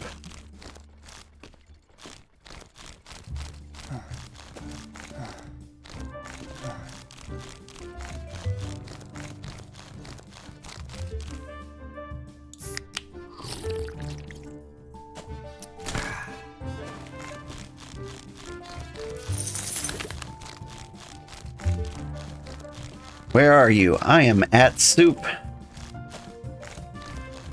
Remember that? Remember what the internet used to be like? Fellow old people?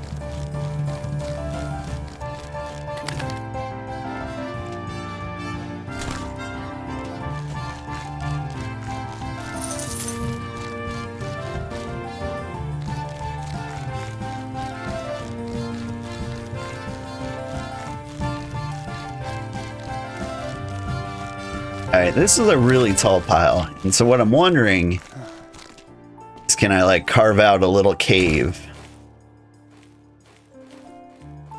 Oof.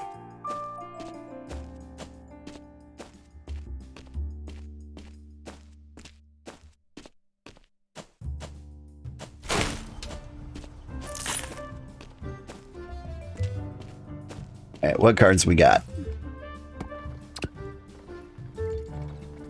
You look new. You from Baldur's Gate?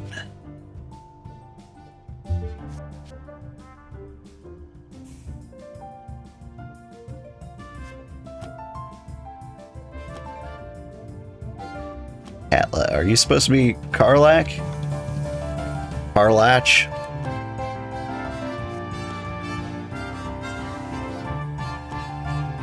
Yeah. Now that we see the chest engine. Cool abs. The selected Kotamon stares at Katla's abdominals and passes a turn. I do like abs. Otisha Adams.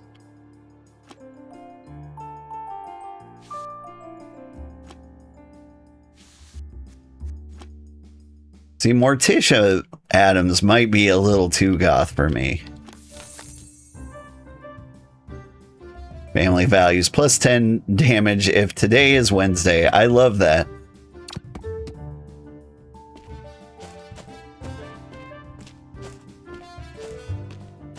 I think that is funny. Because there is a meme about like damage on Tuesdays.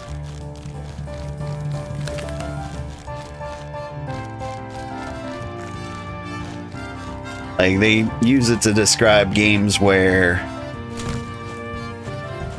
like upgrades are kind of like pointless and meaningless. Like you can't build around them. So you'll be like playing a roguelike and you find an upgrade that's like plus 3% attack speed, plus 2%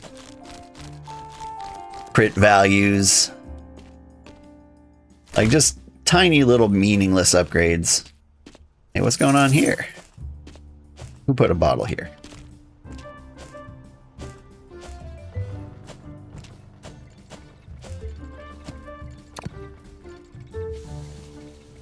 Oh hey, it's the other side of the genie. I have learned where the other hand was. Can't be doing that, man. That's assault.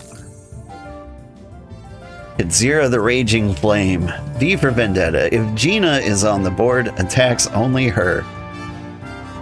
Okay. What do we have here? You look shiny. It's a Kerberos. Kotamon? Kotamon. I already own one of this quality. Ooh, and another Morticia. I'm pretty sure I own one of this quality too.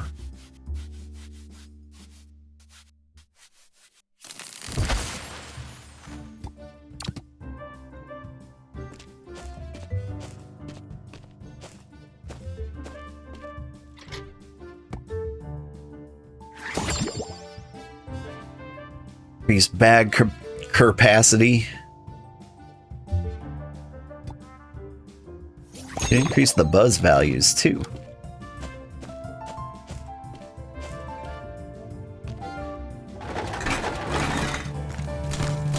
Again, I want to say how much I appreciate that they put like efforts in to make it impossible to like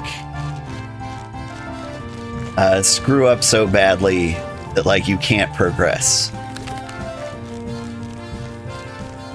And what I mean by that is like with the auto-generating energy and like that spare trash bag that was just kind of there at the beginning of the game. Like they've got things to keep you from like making the game unplayable. Which, you know, is like a bare minimum expectation if you're making this game. But at the same time, for a lot of companies, a lot of like quick and easy asset flip devs, you don't expect bare minimum behavior.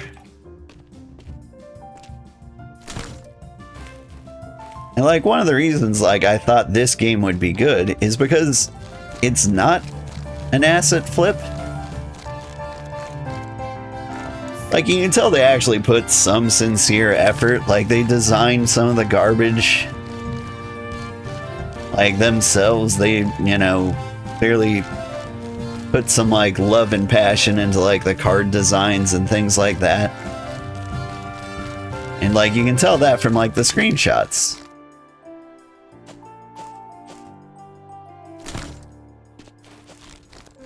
And so, like, I saw a sincere effort in this game, and I'm like, that makes me want to play this. And there are a lot of games that saw that, like, Tidy Up the Arcane Library was a huge success for almost no reason, and they were like, oh, people like garbage.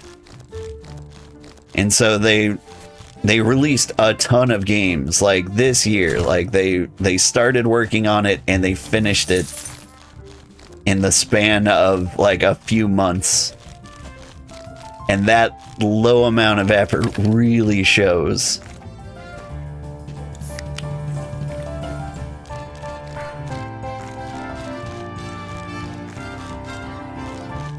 And so those games are doing terrible. Because like when it comes to like a creative field like video games, like it just doesn't work to do exactly what's been done before. Like, you know, Balatro comes out, it does super well. Everyone's like, oh man, that's not like a super complicated game. I made that. Vampire Survivors is another good example. Too many of them are also nothing but AI assets. Yeah, 100%. Like, that's the way to go if you're making garbage.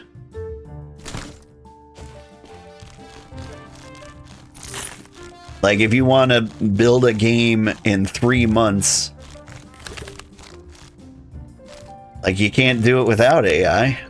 But at the same time, your game's gonna be trash. And everyone will know. Ooh, more music. We'll find that card sooner or later.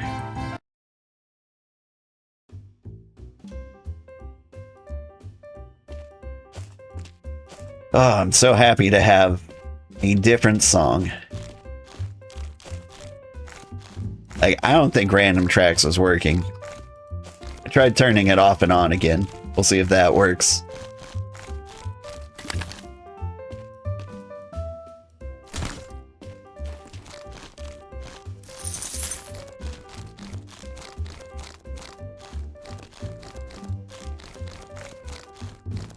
But yeah, I mean,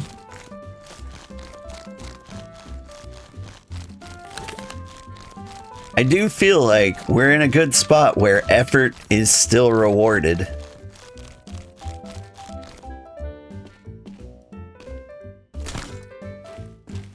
And like, I've been looking at like the charts for like games like, I don't know, Tidy Up the video store or things like that,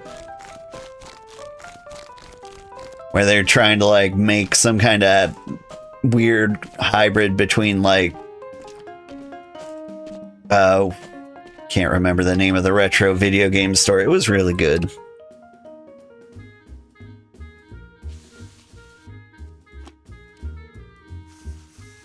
but like you can tell they're trying to like cash in on that and tidy up the arcade library. Yeah, you're cheap. I don't need you. Oh, it's the MILF Hunter again.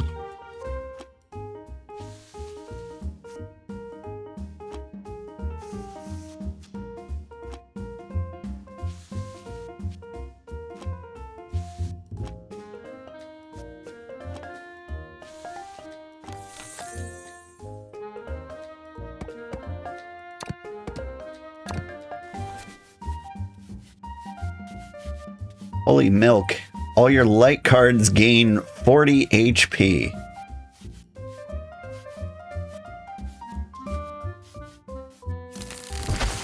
Arch Coda. I don't see how milk was relevant there. Well, okay, I do see. But like, I was expecting like a cowgirl or something like that.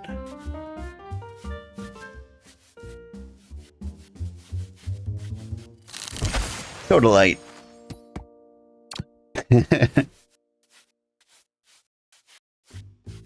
Loving Feeler gently pulls any card from the deck. It doesn't have to be your deck. Okay.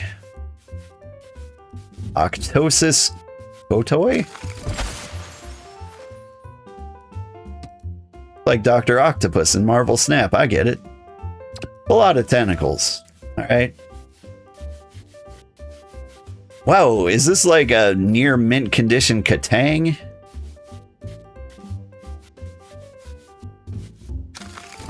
The quality on that. That's 3 stars. I guess there's like a crease, 2 of them. It's worth $1,200. Just gonna say that out loud. Okay. We had the MILF Hunter, we sold it. What was the other one we got? Katowski, we sold the extra one of that. Sold the extra Kodalite. And then we had Katang. Yeah, we can sell this one for 100. Pretty good. I'm excited for the day when we're able to like sell big stuff. For big dollars. You know what I mean?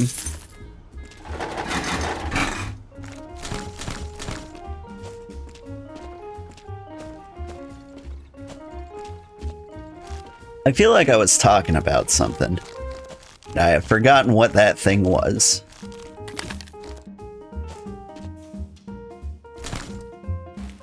Oh yeah, trashy asset flip games.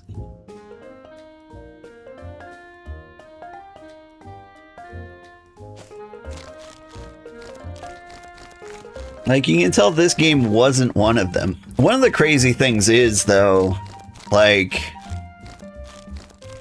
this game is borrowed code. Like, if this looks painfully familiar to you, and you can't place why, it's because, like, this was already released as a different game by a different person. There's a game that was like, my wife threw out my card collection, so I became a garbage man to like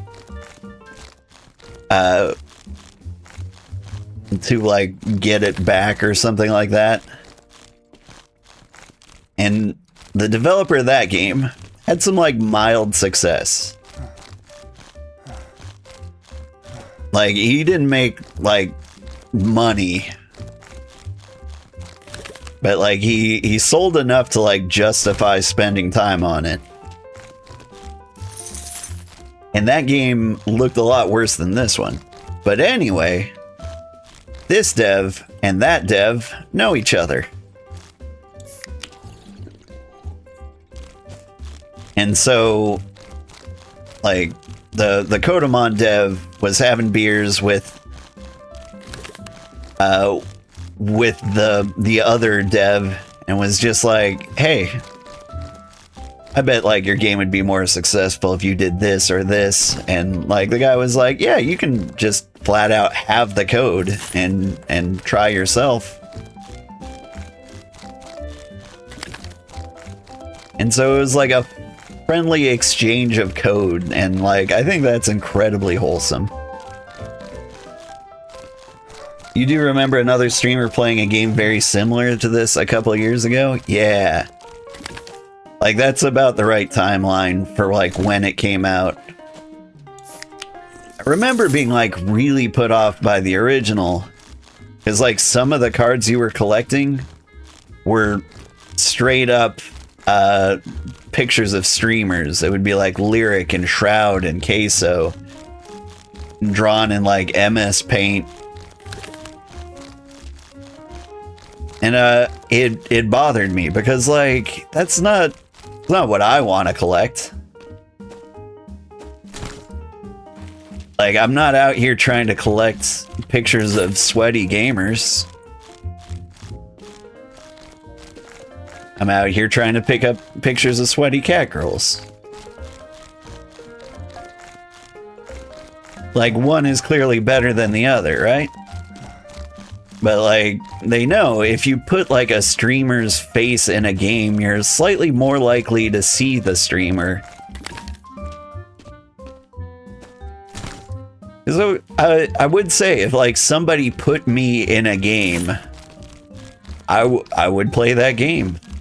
It almost doesn't matter how bad it is, especially like, you know, now because I'm unpopular. But I imagine even if I was popular, as long as it was a halfway decent game,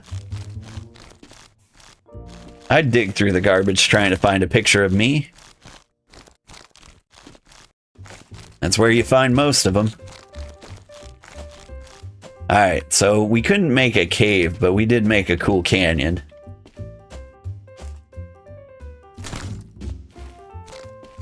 But yeah, like the art was off, the color was off. I don't know how the music was. I didn't watch anybody play the game. But like it was this game, but you know, slightly worse. And honestly, I kind of expect this game to be a bigger success. I think it probably already is. I'll check the numbers later. But like this does kind of meet the same thing but better.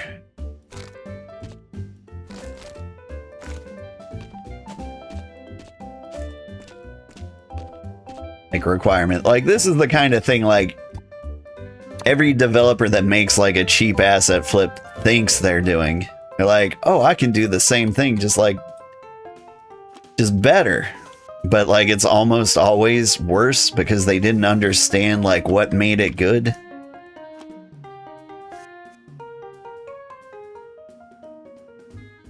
Or maybe they don't believe that they can make it better. Maybe they just believe that if they make the exact same thing, it'll somehow magically make the exact same amount of money. That seems more on par with what they're doing.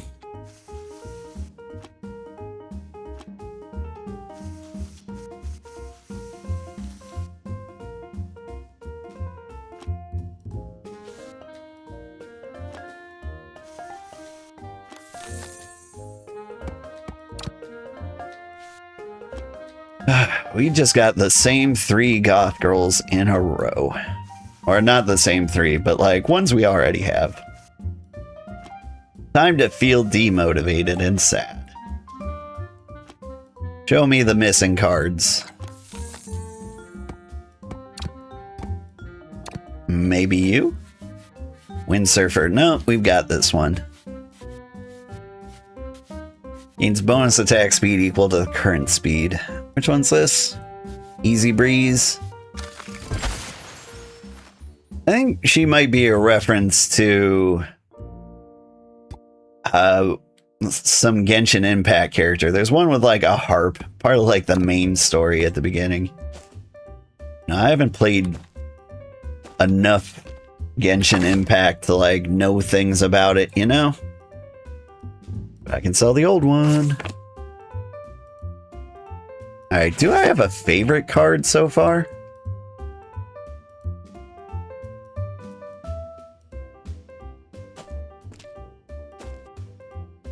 Do I have a favorite card? I like the Nun with a Gun, I think. And honestly, there's a lot of good water ones. I do like Shy Lily. I like the Octopus. I like Dave the Diver. I like the shark in this one. Like the girl I could leave. That one's holding a beer.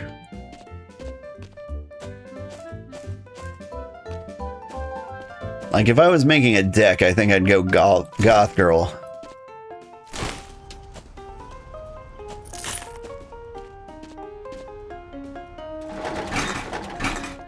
Whoops, I already had a beer here. But like in terms of like cards that I like the design of, like the water's kind of winning.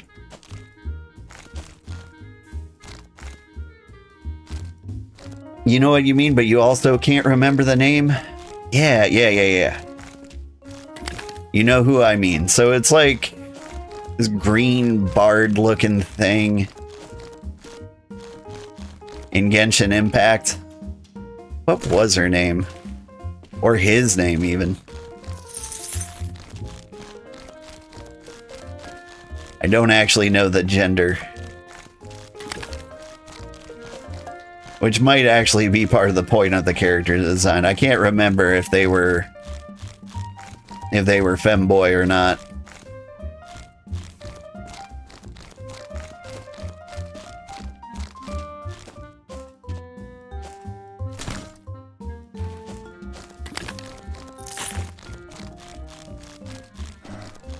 Femboys kind of like surged in popularity. Like, that was a trend I didn't really see coming.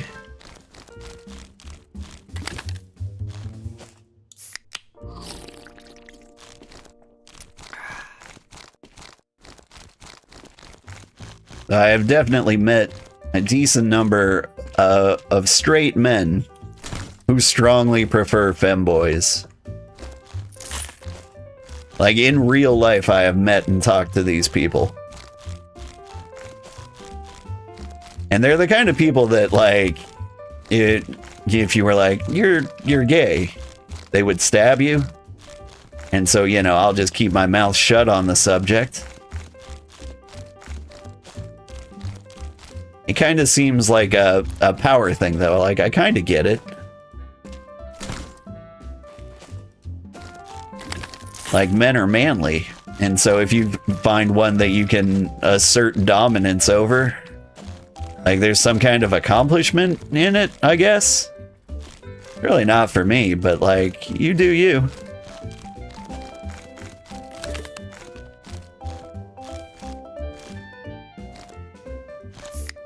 Peculiar? Yeah. But, you know, we don't kink shame around here. We do try to psychoanalyze probably way more than we should. You got it? Yeah, you got it. We might need to turn up the magnet. I mean, it's cheap to turn up the magnet, right?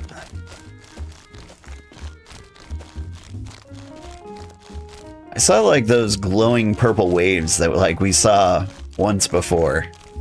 And I forgot to like make a note of whether that card ended up being a rare or special edition.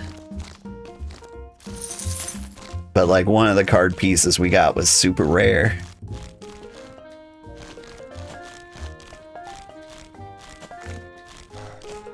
I mean, the way I see it, like, you can be into like whatever you want, as long as you're not infringing on somebody's basic human rights.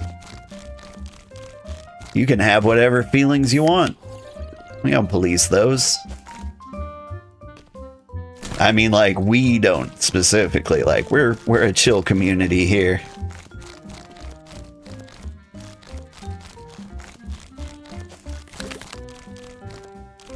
There's definitely large groups of people who do feel like it's perfectly fine to, like, infringe on people's human rights when they're actively not hurting anybody. Now there's a fetish I don't understand at all.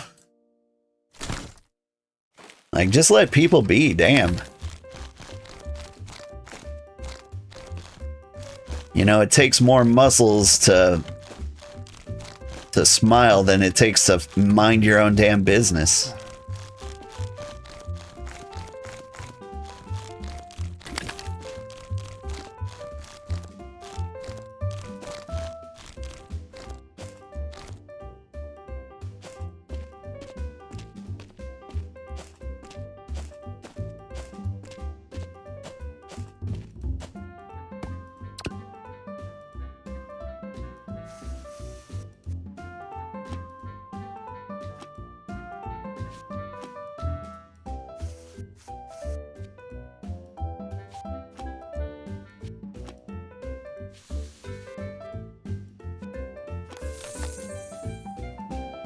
Should I watch Edward Scissorhands again?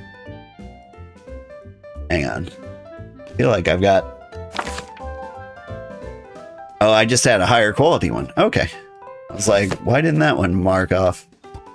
It looked like a low quality. What do we have here? You look rare.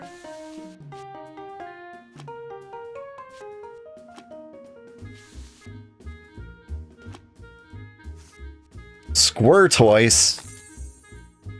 You can't be doing that.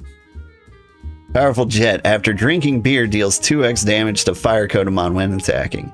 I do like the Rockstar power slide she's got going on. Like, it's greatly appreciated.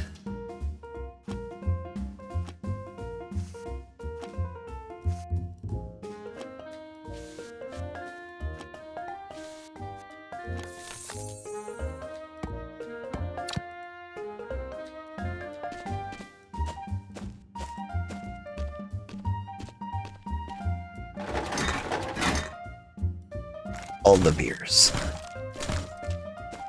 Actually, while we're here, we can boost the bags, we can boost the energy. Like, bags, pretty good. Distance at which garbage can be collected.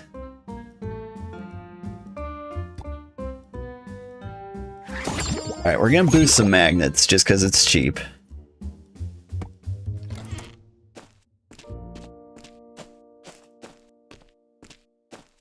Would you look at that? I got lots of bags just sitting around here.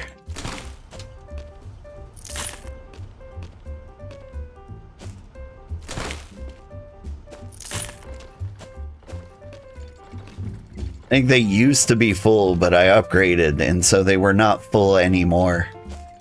Mental note, check for spare trash bags before buying upgrades.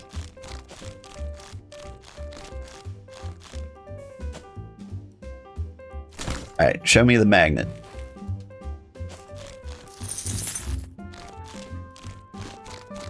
I think the next one we've got to, like, deliberately miss a little bit. Get back here. Can was running away.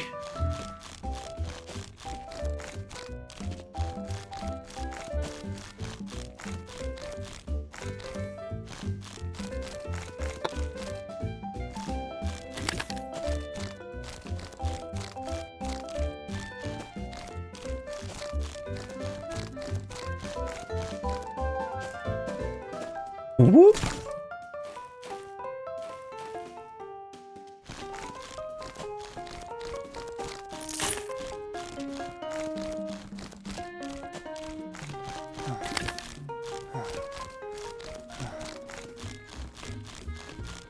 Army wants to, like, test the strength of the magnet by throwing way off target.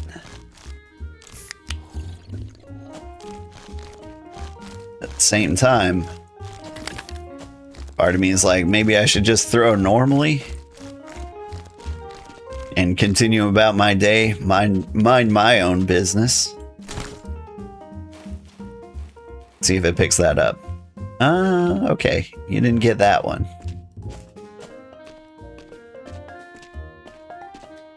Alright, let's do our science experiments.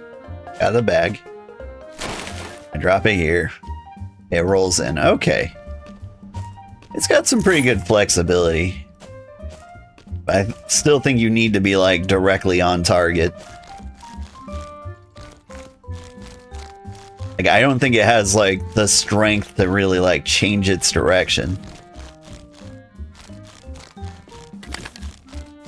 Like, if it's rolling in a direction, the magnet's not gonna, like, change the trajectory. But maybe that's what the strength actually does. Like, maybe it impacts, like, magnet strength and not necessarily area of effect, you know? Because, like, what am I boosting? Am I boosting the force of the magnet, or am I boosting the radius? So those are very different things. I don't think it's specified.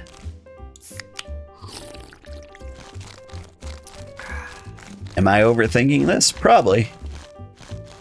But that's the thing about this game, it gives you time to think.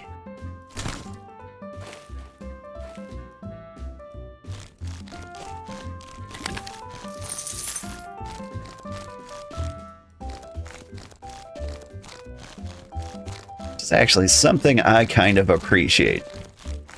Every now and then you just need to slow it down, sit with your thoughts.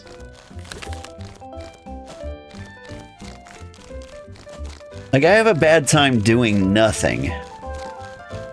But like, doing something that doesn't matter and takes, like, little cognitive resources is something I value. Like, that's like meditation to me, you know? At the same time, I need some kind of reward.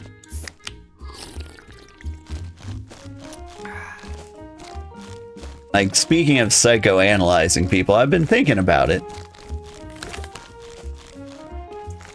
I'm like, why didn't I like Leafy Corner more? It was a game we played last week. And I got tired of it before we could, like, see it all the way through the end.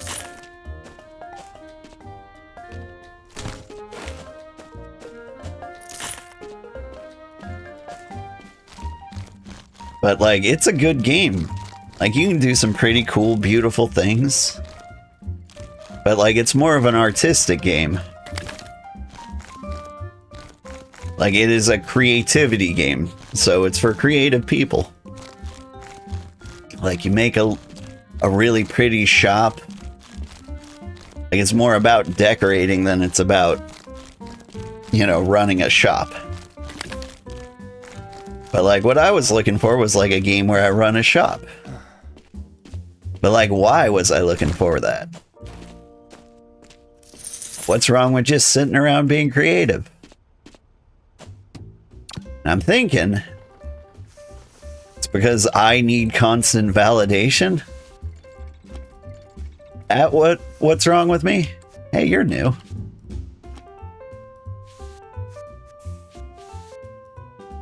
Where's this leg from?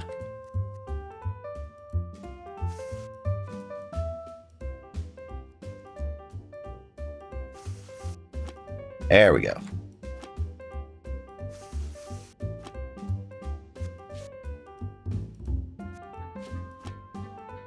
You're a new one.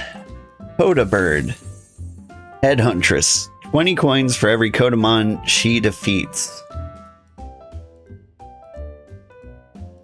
Is this a Gunbird reference? I don't think so.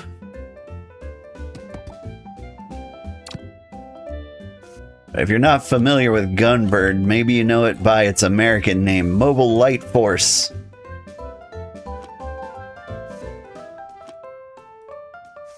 It might be Mobile Light Force 2? I don't even know if there was a Mobile Light Force 1.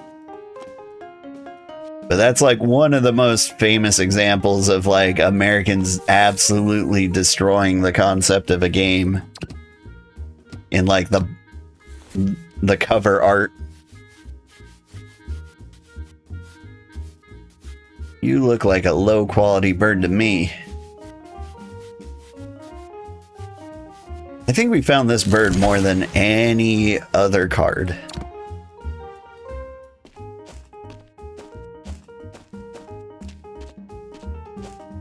But yeah, Gunbird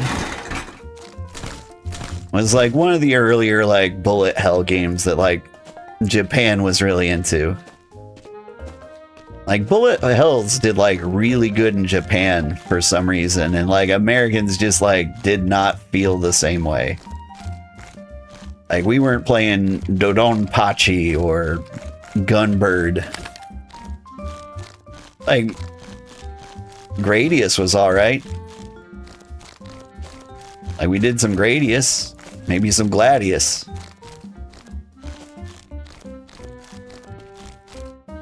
Like we weren't touching any Gunbirds. Alright, next pile.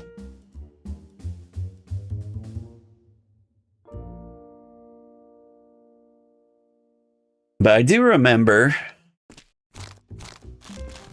I'm trying to remember, well, I remember a bullet hell game that was popular in America, and I have no idea why. And it was like Ikuraga. For some reason, that game did well in America. And that kind of baffled me. I'm like, these games have always been around. And they've always been decent. Like, it wasn't my favorite genre.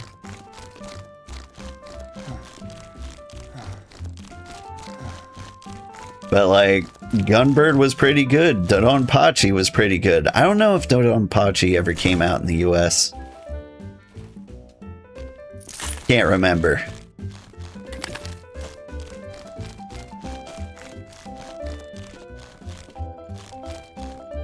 They were also like weirdly mechanically complicated if you like get into it. There was like a concept called bullet hugging, where you would do more damage the closer you were to a bullet. Oh, hey. Knew you were out here. An octopus with a stick of dynamite. Are you the octopus from this card? This one doesn't seem to have a face.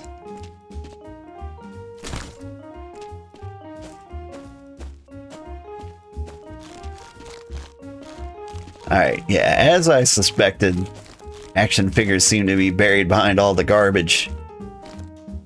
We'll get them all. Man, I'm a good throw.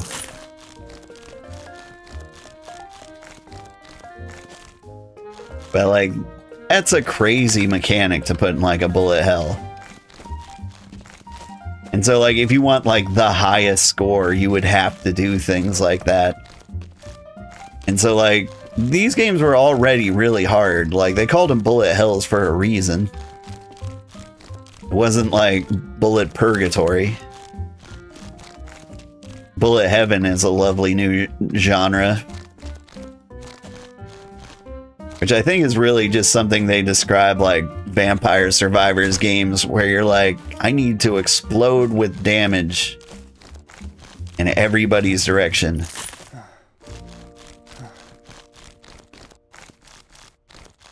Which is fun and satisfying. I get it.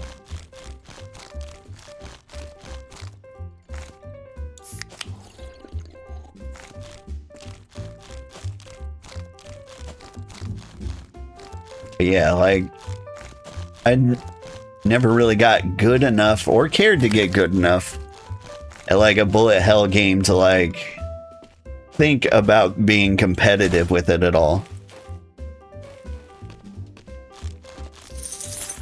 Like, it's kind of like Tetris. Like, you can be good at Tetris, but then like you realize oh hey, people compete at Tetris, and I could be one of the best there ever was, like no one's ever been. But then you gotta ask yourself, like, how much do I really love Tetris?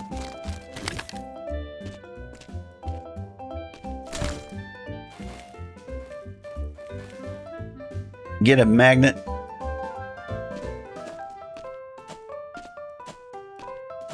Magnet upgrade disappoints me. I don't think we'll ever get it again, even if it's cheap.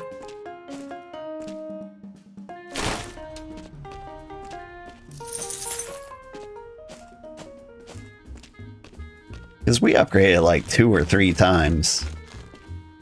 And if it can't grab something that lands there, why would I get it at all?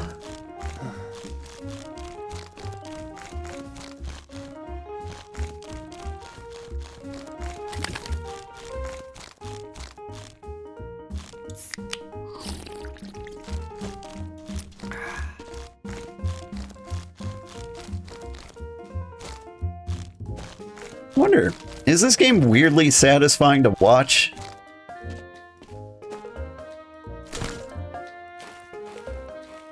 Because there's whole successful YouTube channels that are like deep cleaning like properties and things like that. And it's nice to see somebody who's good at doing that thing do that thing. See a card in there. Come on.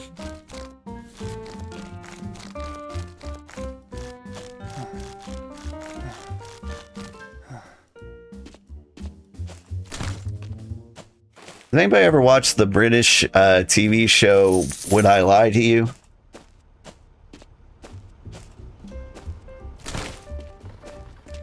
I'm a little bit addicted to that. I like British TV. Like, they've got the same, like, 5 comedians doing every single thing that's ever on their network, which is crazy. Like, find some more people, Britain. But, that aside, they are funny people, and I love them. But one of the things that they do on the show, Would I Lie to You?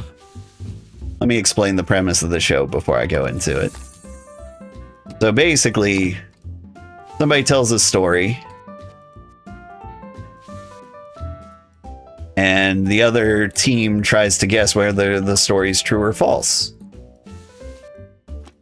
Simple enough. And they're comedians. They've led interesting and funny lives. Kuroneko Omori. Kuroneko means like killer cat. What does Omori mean? Reaper's Touch. The Kotamon she kills dies by death. I love that. That's a very anime thing. They'll drop a line sometimes. They'll be like, I will kill you so much you die from it. And I don't know, like, the context in which that makes a whole lot of sense.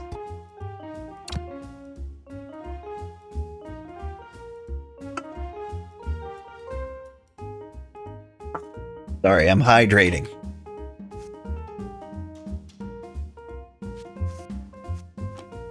Alright, what was I rambling about? Before I rambled about other things? Oh, you're right. Would I lie to you? Oh, we already have one of these. I sell you. So they have this segment where they bring on like a special guest, right? And your team of 3 people all like come up with a story that's like, this is how I know them. And one of they had this lady, and I was like, she looks really familiar. And one of the people said their story was, this person has a YouTube channel where they put together puzzles. Dio Cotando. You thought it was a cat girl, but it was me, Dio. Ha ha ha. I get the reference. That's a JoJo's Bizarre Adventure. But yeah, it was crazy to me that I recognized such a niche YouTuber.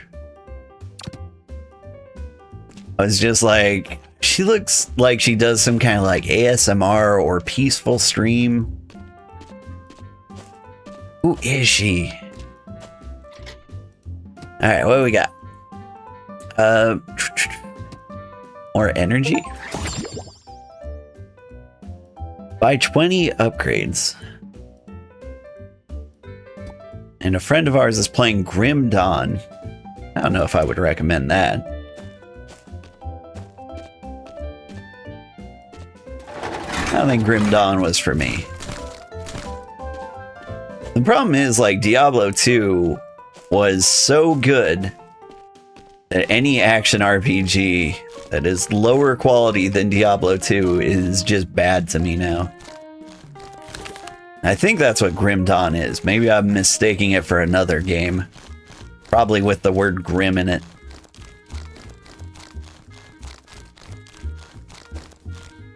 Grim Grimoire. Now that was a game.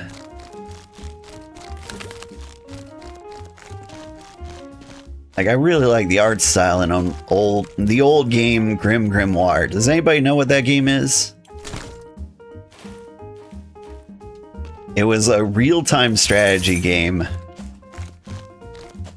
But it was like a 2D side view. And so it's kind of like playing like you know, like a Castlevania StarCraft. But what like really sold it was the art style. Like, it's the first time I ever saw like breathing, like high quality hand painted art. Like, I think there's been several games that have done that before, and not a lot of games like do it.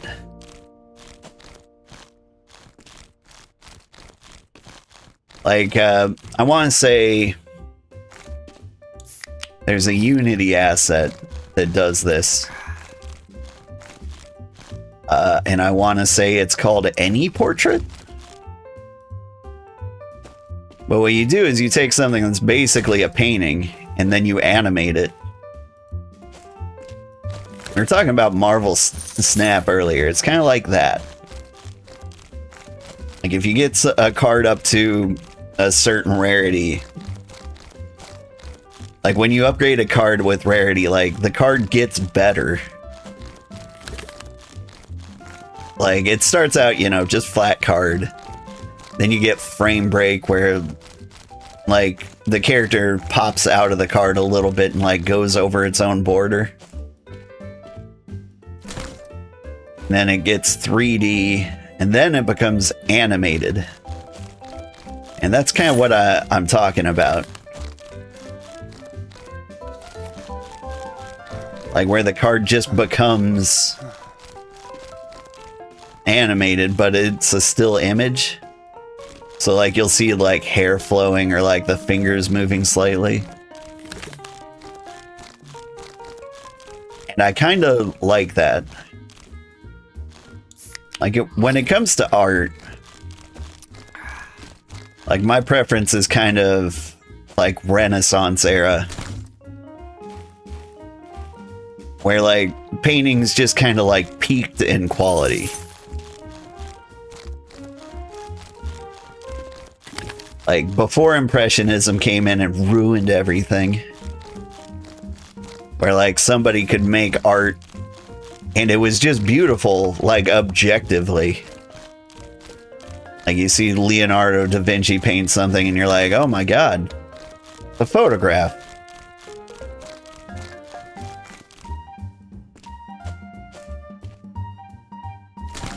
Then impressionism comes in, and it's like, I feel like video game art kind of mimics like art history in real life. Like if you go back to like Atari, that's like cave art, you know? Where like there's nothing there. You can kind of pretend what those shapes represent. You can kind of see what they're going for. But like it's kind of meaningless. But then, you know, you get into like early medieval art or Egyptian art, where like you can only work in 2 dimensions basically. Like they didn't invent perspective yet, which is absolutely crazy to me. Like I feel like that should have been a thing that happened naturally. Like imagine your job was to create art in the year 500 BC. Like, wouldn't just creating enough art eventually get you to the point where you figure out perspective?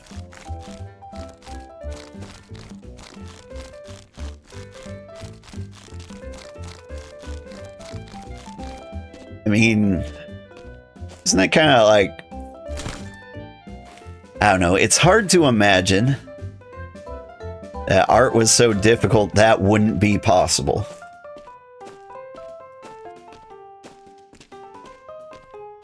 But like, if you go back far enough, like just getting the colors was a huge struggle.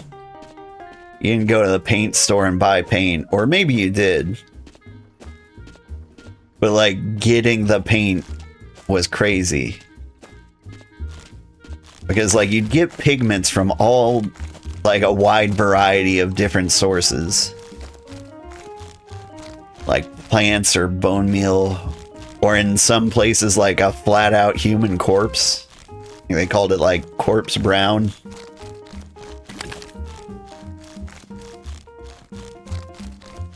And so like maybe you just didn't have enough opportunities to create art to get to the point where perspective is something that you could achieve easily.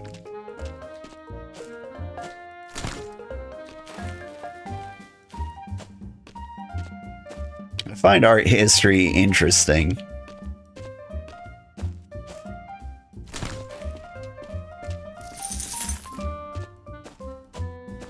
But like, I'm a terrible artist myself. I feel like if you're gonna major in art history, you gotta be an artist, right? Like it'll just add to the appreciation, I think, when you kind of identify with their own struggles. Like regular history, I can get that. 'Cause that's just like the struggles they're going through are the struggles of being a human being.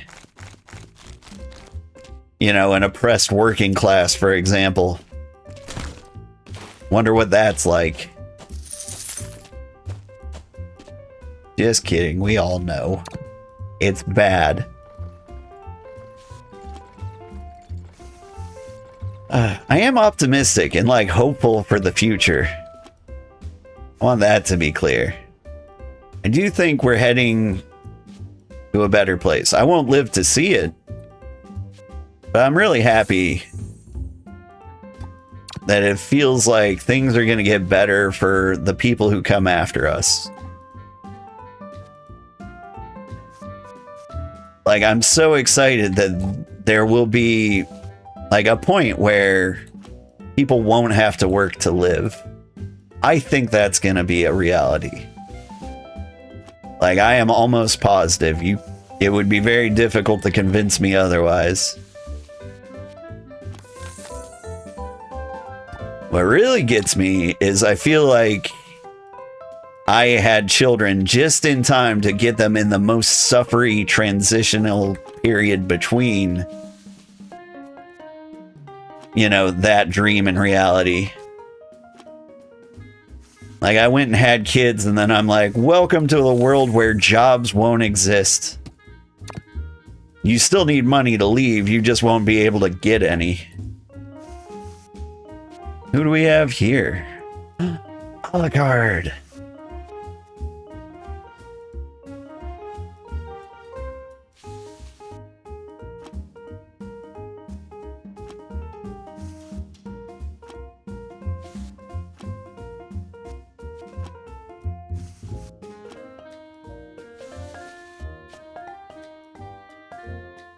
Atto card? Backwards, that's Dracodo. Now, you think non-artists can identify with effed up medieval cats? What hath my had made? See, Alucard's kind of an interesting way to go. A lot of these cards are straight gender swapped. Like, Hellsing had Ceres Victoria, who was like one of the most beautiful women in anime. But you're like, nah, let's take the dude and give him boobs. In style, Kotamon with inferior style cannot damage Alucard. Kotamon may cry. Nah, he had the shades. Like, I see what you're saying. Like, that could have been Dante from Devil May Cry. But no, that was straight up Alucard from Hellsing. Same glasses, same coat. I mean, I think you knew that. I'd be surprised if you haven't seen it. And for people watching at home, I'm not implying that a stranger hadn't, you know, should be watching all this anime. But this is my own brother, and I happen to know he is a weeb. And so I have a certain expectation of degeneracy from him.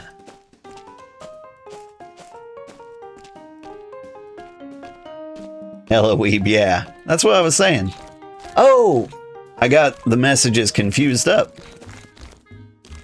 That message was from Ada, not my brother. I thought I was reading a series of messages from my brother. My brother would never make any weeb mistakes. Speaking of which, like, what kind of animes are you into these days, brother? What's the good stuff? What are you watching? What degeneracy are you into at the moment?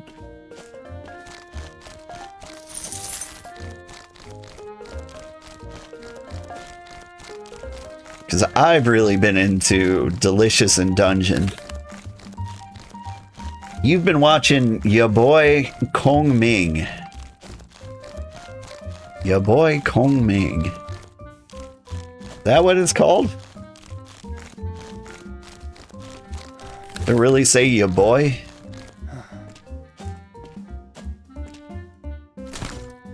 Like, if that is the literal title, that's amazing. Yep. Alright. So, like, it's weird enough when, like, in the English language, I see slang in popular media that is after my time. I mean, like, it's still my time. It's always my time. My time never ends. That's how I got old. But, like, when slang becomes so popular that they use it in another country's culture,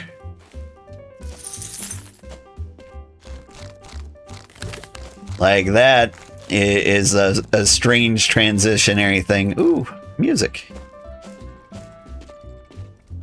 Daft Cat. Some techno?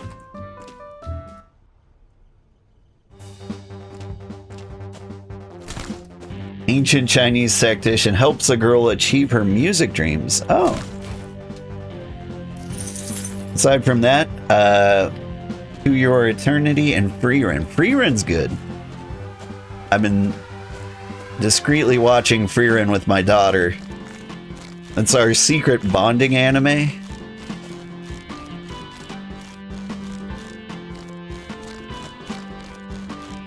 We actually watched all of it, so we started watching Spy Family. But I'm also reading Spy Family. And so I've got to, like, I need to get ahead. So I don't spoil anything for myself. Freerun is awesome. Yeah. Like, these are things that I think my wife would deem too inappropriate for children. And so, obviously, I have to watch it with them when she's not looking. Because that's how parenthood works. Like, you should always assume your children can handle more than you expect. And I mean, like, I had a pretty degenerate childhood. My brother here can vouch for that. But, you know, I was playing, like, Mortal Kombat at, like, age 6. And honestly, I turned out fine. Anyway, let's look for more garbage porn.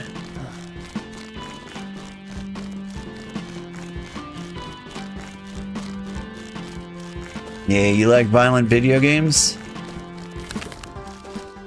I mean, it's kind of fun. Like, Mortal Kombat got, like... Mortal Kombat back in the day was bad. Like, let's be honest. Like, it wasn't a fun game. Like, Street Fighter 2 is just, like, way better. At least in terms of, like, a well-made fighting game. But, you know, it had that thing going for it. It had the novelty of being overly violent.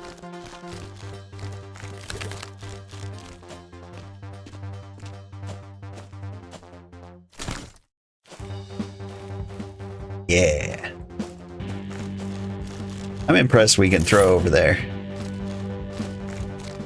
Also, I like this music. Daft Cat might be my favorite cassette we found so far.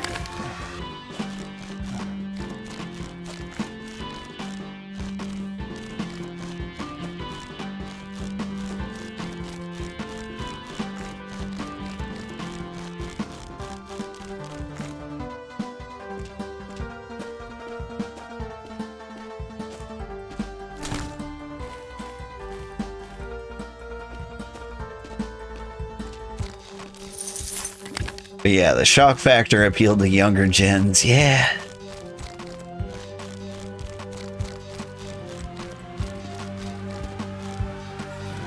It's always an interesting dynamic. Like, I've got a son and a daughter. I feel like I'm constantly encouraging my son to be not a serial killer. Meanwhile, encouraging my daughter to be a little more serial killer-y. Like, you don't have to put up with that. You can kick him in the balls. You know, that kind of thing. Like, with my daughter, I'm like, don't let him walk all over you. And with my son, I'm like, you gotta stop killing people, man. I can't keep covering for you. I'm going to go to jail.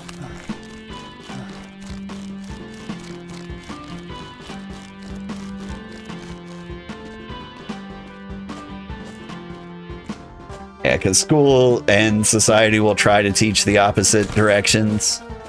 Yeah.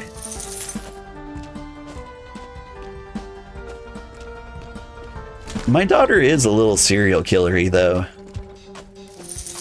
She's always had this, like, spark of glee whenever she sees you hurt yourself. Like, you stub her toe and her face just, like, lights up. I am so glad you're in so much pain. 'Tis wonderful. Oh, joyous day. I didn't think I'd get to see any suffering, and yet here we are.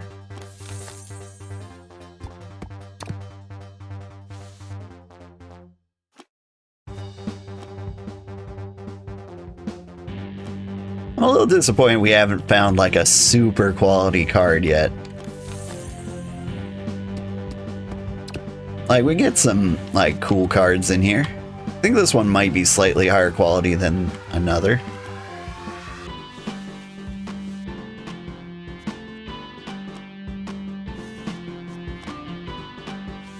Like, it's not held together by tape. Oh wait, no it is. And you're telling me this one's new, which means that one is higher quality. Yeah. Yeah, it is.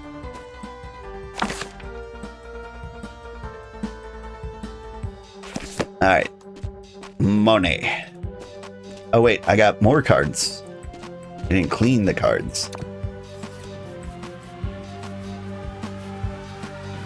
Is she a little sheltered by Sugar Mom? I mean, yeah, both my kids are a little sheltered. The thing is, like, my wife has an entirely different perspective in childhood than me. Like, we are very opposites. Like, whereas I was a free-range child, was just allowed to do whatever they want at all times. Like, my wife was, like, every action feels incredibly, like, mandated by parents. Like, she was kept busy, she was in a million camps, like, she was sent off to boarding school. Like, straight up lived somewhere else. Like, during much of her high school life. And that... it's very strange to me. Okay. I think we boost the buzz, or do we boost the money? Boost the money, then the buzz.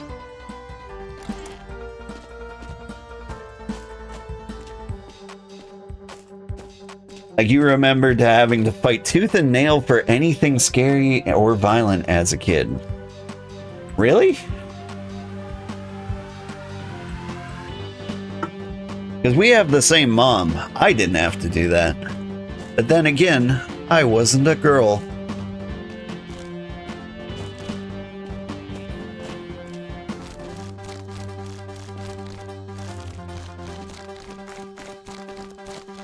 But that's kind of messed up. I didn't realize that was happening to you.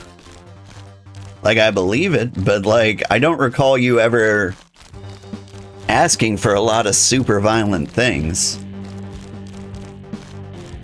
I do remember Mom saying things like out of pocket.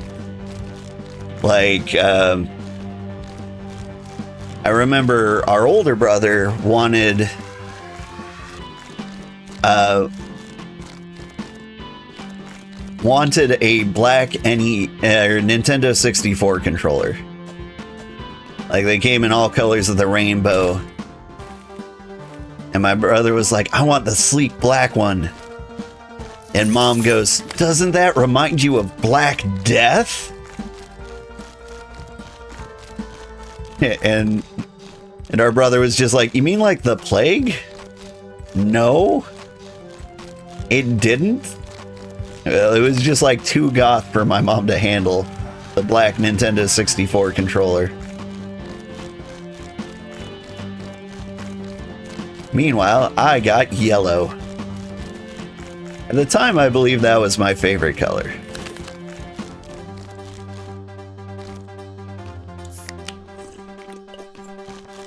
Like, I grew out of yellow. Red's my favorite color now. Dolls with armor were the hardest thing to get? That's crazy. Mom texts you regularly saying the end is nigh. Yeah. Our mom is crazy. Like, that should come as to, like, no surprise. but like genuinely mental ill in a lot of ways. Like I think I would have a much worse relationship with mom if she had like any power whatsoever. Like, it's really good that she is poor. Because if she had like resources she could hold over us, she would do it all the time. She'd be like, I'm cutting you out of our inheritance, like to try and get you to do something. 100%. Like, no doubt in my mind she would do that. But she doesn't have things like that. And so, like, I made her mad like a year ago. Like, she caught me on a bad day. And she was texting me with a bombardment of pointless questions. Like, I heard there was a hurricane like 2 states over from you. Are you okay? And like, then hit me with like the 17 follow-up texts like, why won't you answer me? And so I kind of snapped at her a bit. And her response to me snapping at her was hilarious. She stripped away my power of eternity. She was like, just so you know, we're giving it to your brother. And I'm like, okay. Darn, not that power of attorney.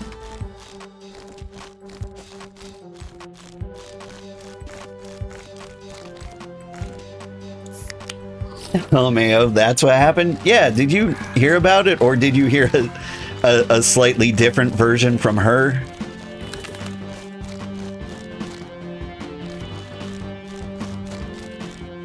She's quintessentially the anxiety doomer.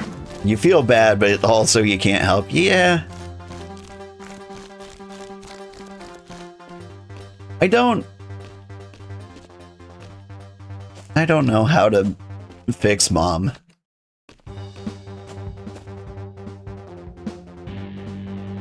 Like, if she could just accept her life for what it is a little bit, I think she would enjoy it a lot more.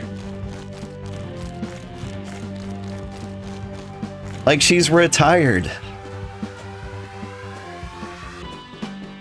She doesn't need to stress about the state of the world. It's basically over. That seems like a cruel thing to say. But I'm old, I can say that. She only said, hey, you're the executor of my will, and I hope you're okay with responsibility. Yep, that is what happened. Apparently I was executor of the will before that. I had no idea. She didn't ask me if I was okay with the responsibility. But like, you know, you, me, and our other brother are all decent people. It doesn't matter at all which of us is the executor of the will. We're all gonna do the same job. I mean, she told you after the fact, but hey, yeah, I'd trust you both. Like, as difficult as mom made life, like, I don't hold it against her. I do feel like she did the best she could. Hey, it's a glorp. Some kind of kitty.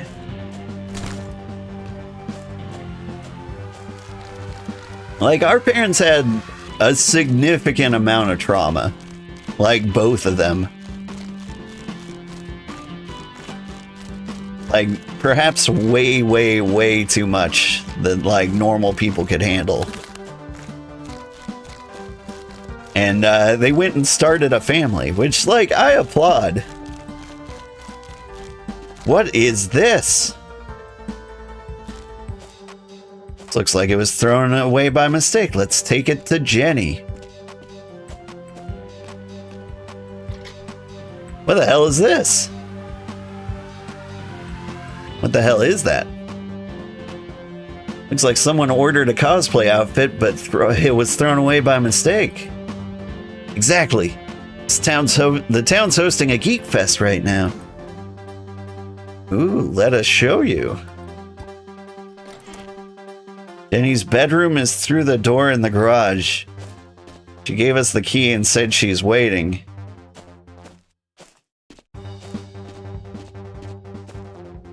One second.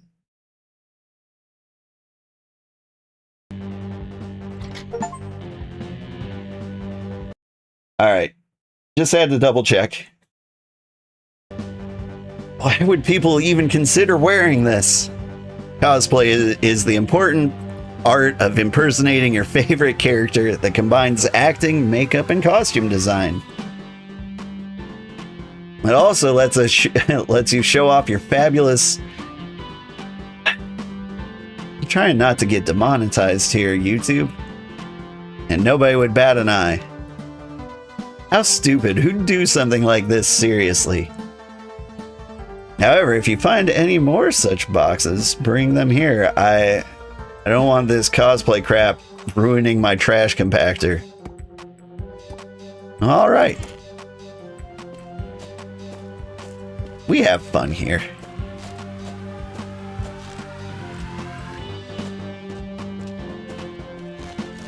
But yeah.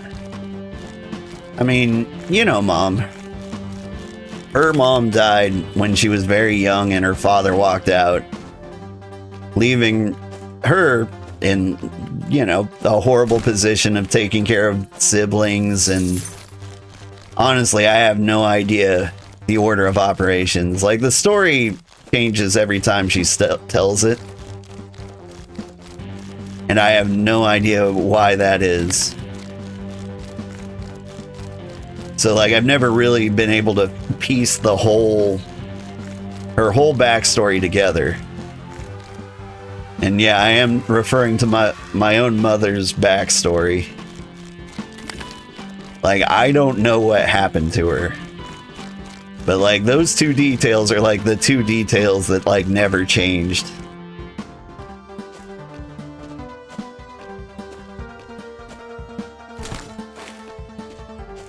Yeah, she lived with the crazy aunt for a bit. Probably the purest form of PTSD. I do remember the crazy aunt. I mean, like, the amount of contact we had with the crazy aunt, given how crazy she was, is a little baffling to me. Like, it's not like Mom went out of the way to, like, put us in the same room or anything. And Mom did acknowledge she was crazy. But, like, I feel like you could have gone no contact with that aunt and it would have been fine. Did you know that aunt mailed me a box of rubber bats?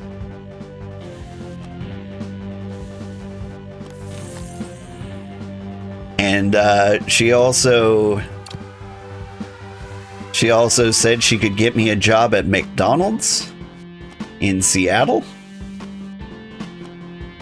She had a connection. This was after I was an adult with a real job.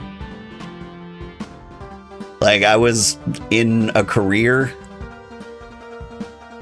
Like, I was doing software development. And she was like, you could come live with me. Work at McDonald's. And I'm like, no, I'm good.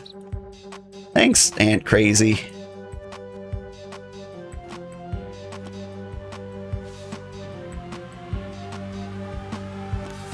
The rubber bats sound like a thing she would do. I don't get it. Alright, we've got a better quality Katang, so we can sell this one. We got 2 blood cats in a row. It's a Blood Rain reference. Blood Rain got a new video game recently, and it looked terrible. Which is, you know, a tragedy. But it is what it is. Deep Suck drains enemy HP equal to damage. Good for you. I bet it brings all the boys to the yard. Oh, hey, we got the shark, a slightly higher quality. Add JLBRB. Good, good.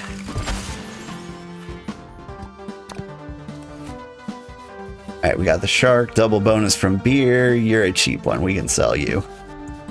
This is like the second card we got.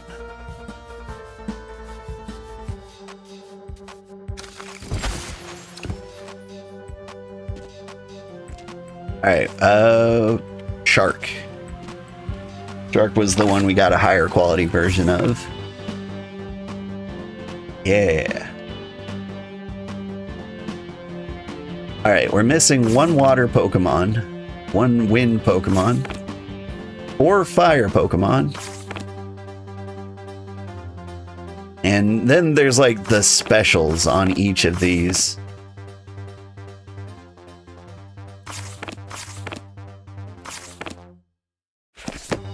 I don't know what the specials are. I wonder if you have to collect all in like a set before it starts dropping those.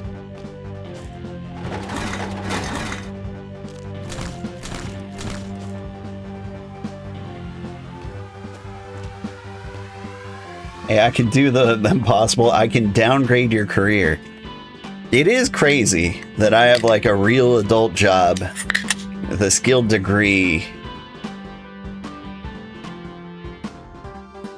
And I still hear things like, you can't have... Like, I work for one of the most competitive companies in the city. Like, it is considered like the best job you can get in town. And I do it remotely, and I could work remotely for another company, but it's insane when I hear things like, we want you to work like harder than any other person in America, and then like when it comes time for compensation discussions, it's all like, you're making regional average. What more could you want? Absolutely bananas. This is why I crave like a fulfilling career, like digging through garbage for softcore porn.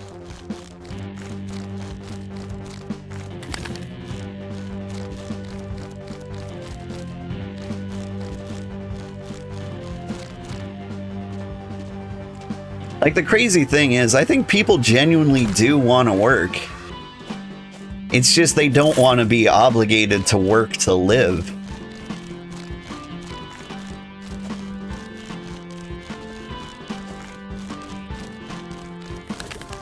Like, if I could stop... if I could stop my day job, I'm still gonna do things. Like, I would just do something fulfilling. Like, maybe I'd write a book. I'd definitely keep streaming. I'm having a great time streaming.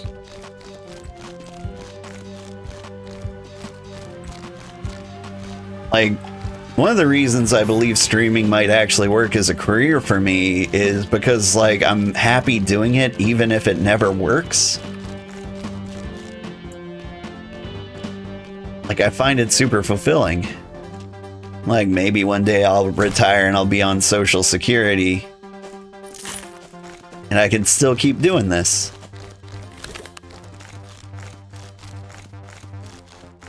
We'll always want more than a room, food, and water. Yeah.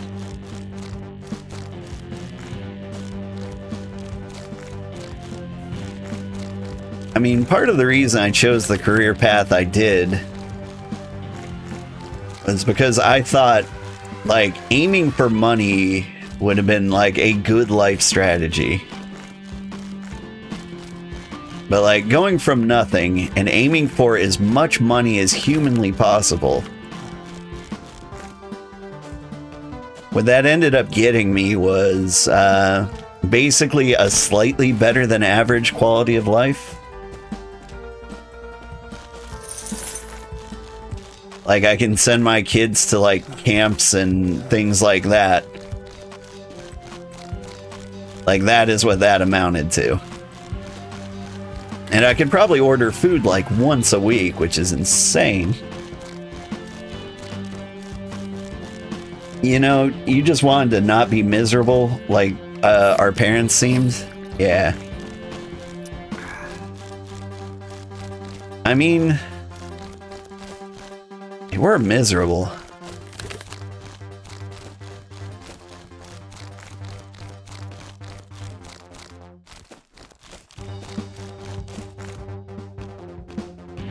I mean, we haven't talked about Dad at all. He was traumatized in all sorts of different ways. I'm really impressed with how he turned out, well, at least in the end. But to like familiarize everyone with his trauma. And he was a kid. He was probably like a teenager, like 15 years old, give or take. His brother was killed in a hit and run, his brother being 18 years old. And I think that mentally obliterated everyone in his family. His other brother, him, grandma and grandpa. Like, I think they all got hit with trauma real hard. Which I think might have led to the move across the country. It definitely led to Dad becoming a biker, and I think doing an absolute boatload of drugs and becoming an alcoholic and meeting Mom that way. You know, you never knew that? Dad never talks about this thing. I actually had to like look it up.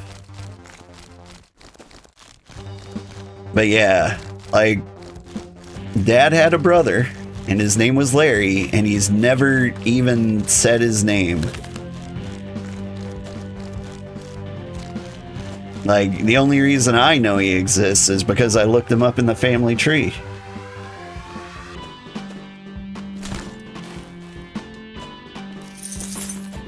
And then I looked for, like, news articles related to, like, hit and runs from their childhood home.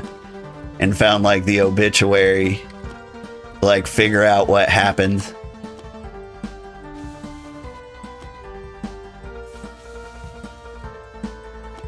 But yeah, Dad turned out to be like a really sensible, down-to-earth person.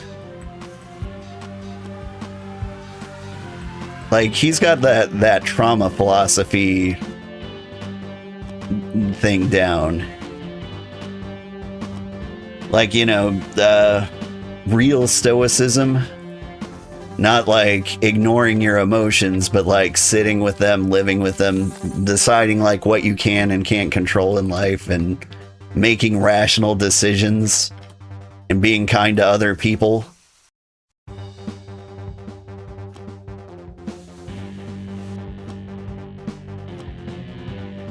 Like, that's one thing our dad did very, very well.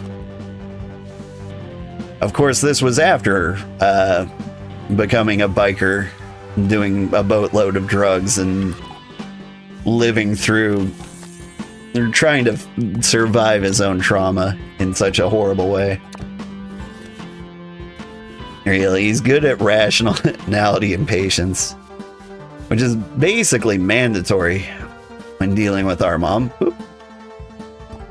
I didn't clean it all the way.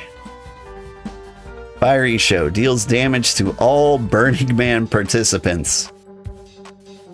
I see what you're doing there. Kotamon.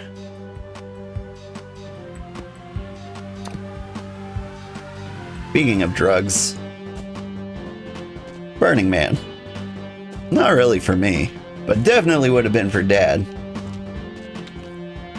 He's also rescued cats as a biker.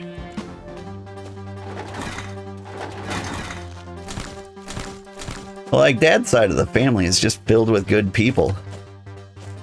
They've done a lot of charity, they help people, and maybe that's just like how they... that might just be more trauma-related action.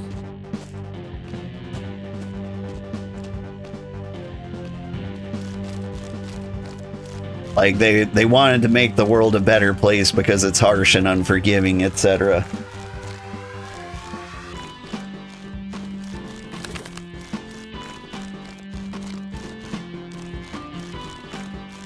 Speaking of which, do you know our grandpa's last words? And they were something to the regard of I Climbed the Mountain, which is a reference to a very, very old song about basically seeing a brighter future full of hope. And like imagining a better future for the children and the people who come after.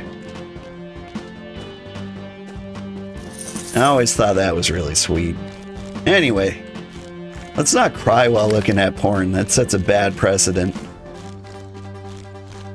Oh yeah, you had an internet friend who went to Burning Man years ago. You never... What?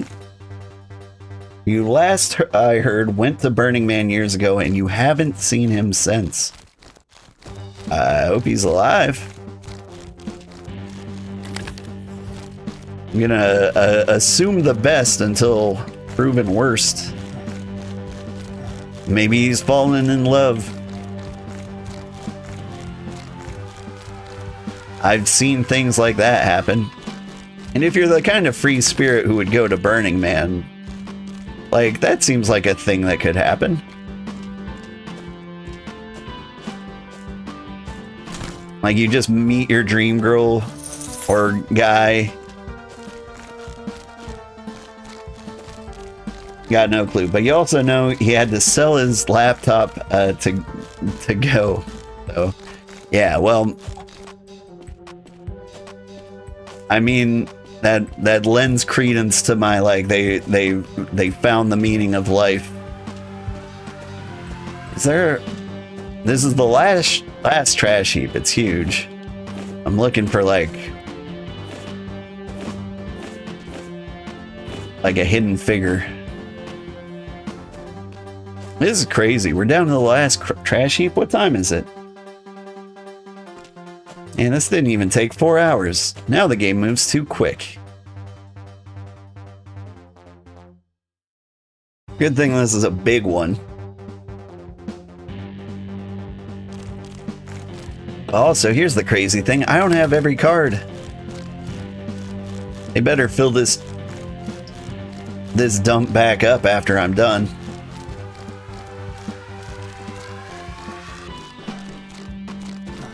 Like, we found one cosplay costume. There's gotta be more in here, right? And it's not all in this heap, surely. Feel like there's more behind the fence.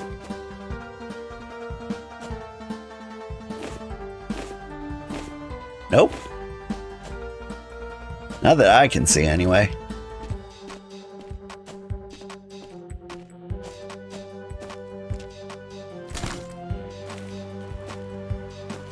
But yeah, it just doesn't feel like we've done everything.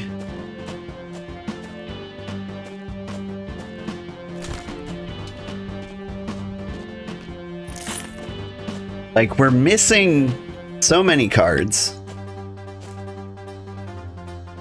Okay, like, we're missing 5 cards. It's not the end of the world. But we're missing, like, whatever the special is in most of these. All of these. But on top of that, like, there's room on the shelf for 5 more figurines. We found 1 cosplay item. Like, it's not all in here. So where is it? Is there something special for collecting them all? All the cards? $1 million. If you, that's the reward for collecting every single card. Good morning, Sugarheart and chat. Good morning, old man Windbreaker. We've been discussing the Sugarheart deep lore. If you want to learn all about me as a human being, it would pay to go back and watch the entire thing, but if you just want to vibe, that's cool too.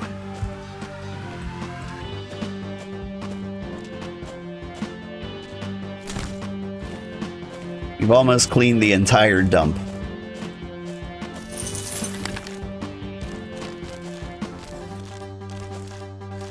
I think we're missing at least one cassette tape too.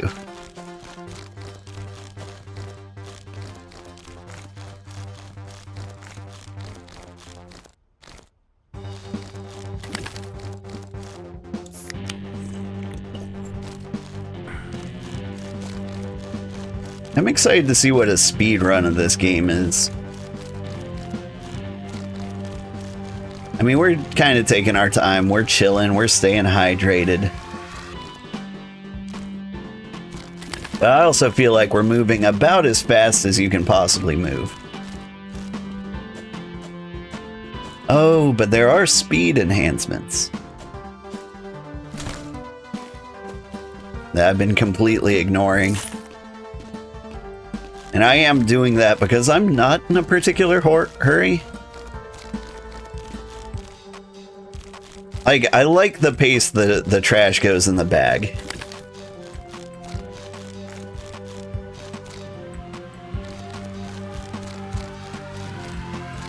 Wonder if the piles are always the same. That's what I want to know too. Like, after I get through this all, I want to watch somebody else play so I can see the cards they get in the order they get them. So I can say like, oh, random. That's what I call replayability.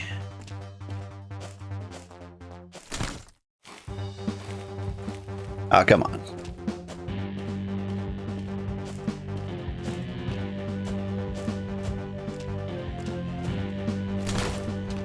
Like, the good thing about a dump is you can always fill it up with trash again.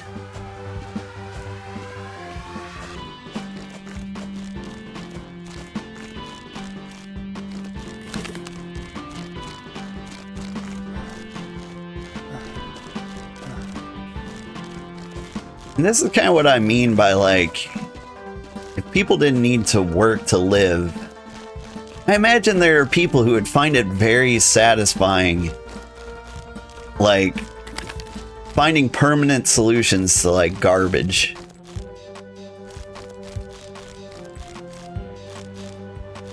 Like, I'm positive there are human beings out there who would see, like, a dump and be like, I would be so much happier if this dump was empty, and then just, like, get to work. I know recycling's a scam and all that, but there's got to be, like, better ways than just, like, throwing it in the ocean.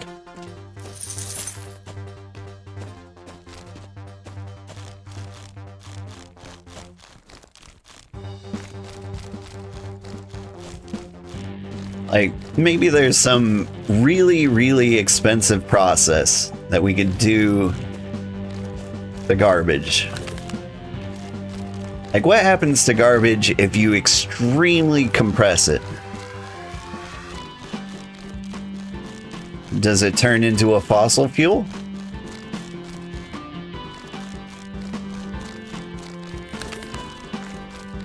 Like, does it depend on, like, what the materials in the garbage are?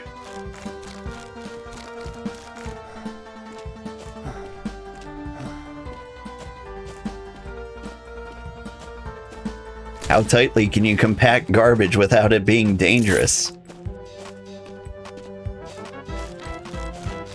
Cold Requiem, thank you so much for the raid. I hope you're having a good day. You come at a great point. We've almost cleaned up the entire dump. This is our last garbage heap. I hope you've been having fun. What have you been playing? Doing good. Hope you're doing well. I am doing well. Hey, I was probably going to ask you sometime in the next week. Oh, by the way, I should properly shout out Cold Requiem. Stream Elements dropped his channel when he raided. He's a cool streamer and a cozy guy and just kind of a fun person to hang around with. You should definitely check out his channel.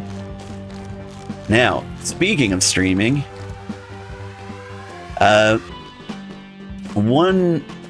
one of the people who raids me often asked if I'd be interested in doing a collab, and we were talking about, like, games we could play together. One he brought up was Big Walk. And I was like, would you want to play Big Walk in, like, a big group of, like, 12 people? And I was like, yeah, that would be awesome, but I don't, like, know anybody.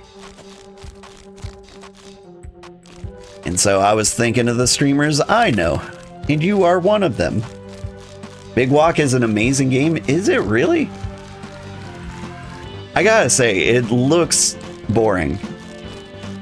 I think like what makes it amazing is just spending time with friends, right?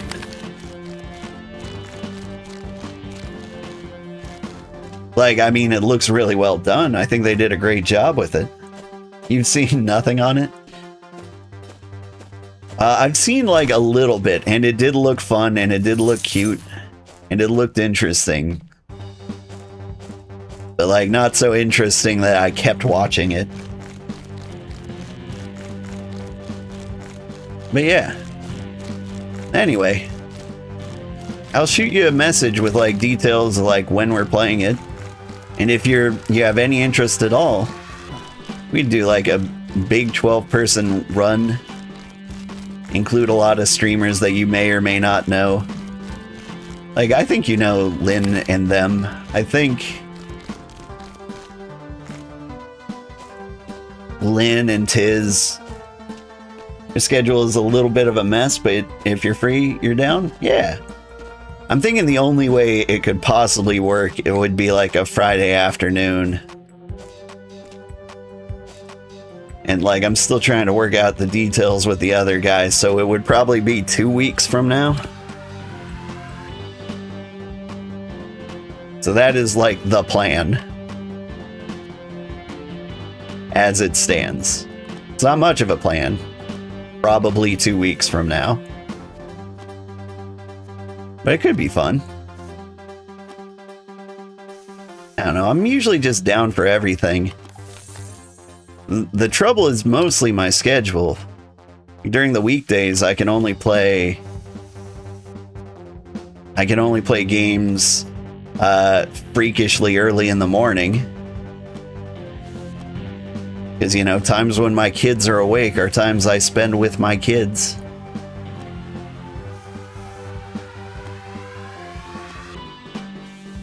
And so, like, Friday night is, like, the one night that's, you know, just for me. To party and play games as long as I want. Oop. Which, you know, is forever, but until I pass out is usually good enough.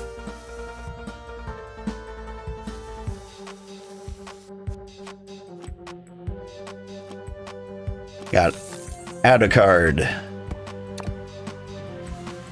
Easy breezy. Hey, I think maybe you've played Genshin Impact. Do you know what character this is a parody of? I want to say it starts with a V.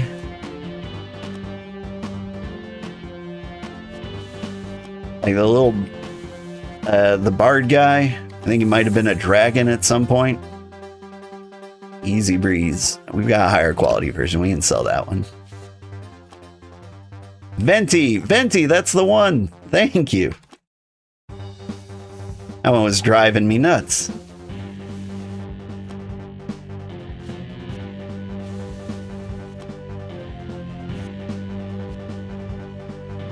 Love how we're all on that. Nice. I also appreciate it. Like, I get most of these references. This one I'm not so sure of. Like, I don't know, Kotamon, and Kotamon's owner determines its gender when it's summoned. Which is just lovely.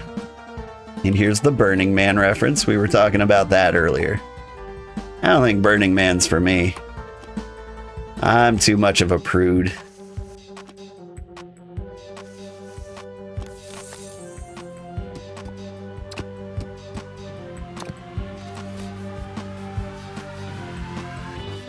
Hello, how late am I? You're here because the video thumbnail was distracting you. It worked! I put the full game title in the thumbnail, which is, you know, counter to what you should do. They say you shouldn't put a lot of words in your thumbnail, and I thought it would be great if we put every word in the thumbnail. Just make it a wall of text. This looks fun. Or do you mean Big Walk looks fun? We were talking about both. But this game's pretty fun. It's kind of fulfilling. We already own Dio, so we can sell this one. Yeah, we got a slightly higher quality Dio. We're missing 1, 2, 3, 4, 5 cards. This one you avoid watching anything on, or this one I've avoided watching anything on. Big Walk, in case you played it because you were told it was better blind. Yeah, I did watch some of Big Walk, but like it was second monitor stuff. I wasn't paying attention. I don't know how to solve any puzzles.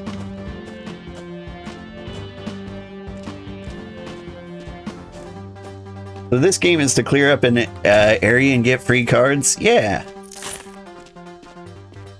So like the story of this game is there are these cards that you get in a box of cereal.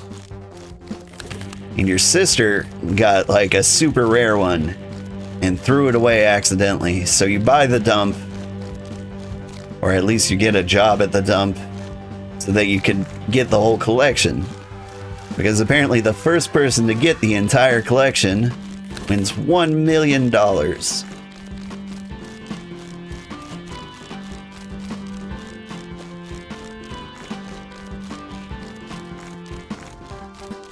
Half the fun of Big Walk is learning how to solve the puzzles with friends.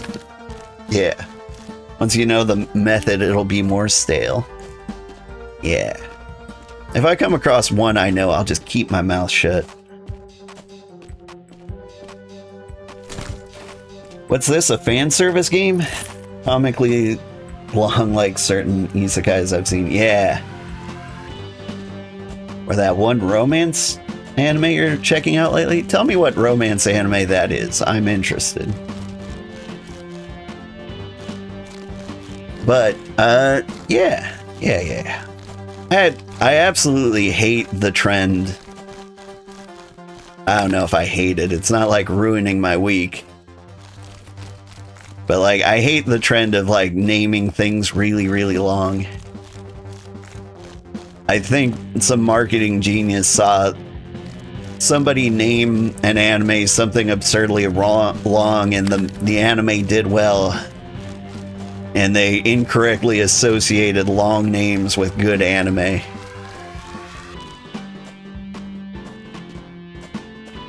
Like, if you're gonna name your anime something ridiculously long, you gotta at least, like, make it a clever acronym. Like, have it acronym to, like, a funny sentence or something. To make it, like, a little Easter egg for people to solve.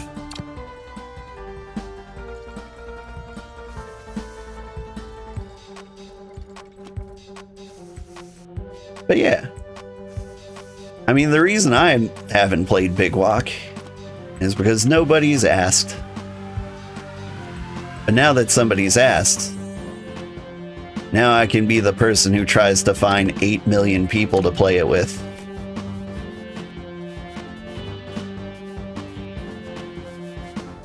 Beerathon, summon Coca. You must outdrink your opponent. I can do that.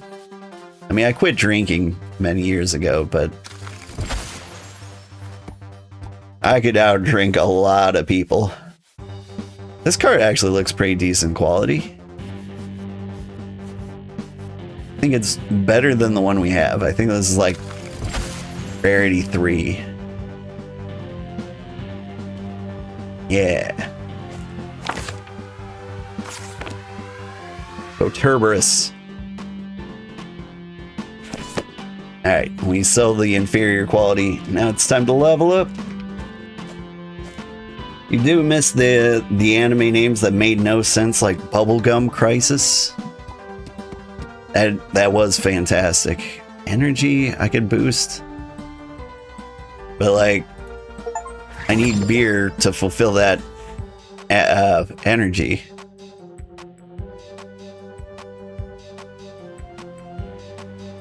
Carry beers, I can do things faster. Nah, dog.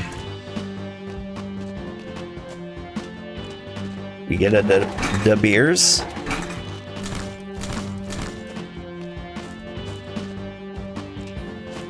Almost there. Let's get these stragglers over here. I see you, cabbage. The full Japanese title.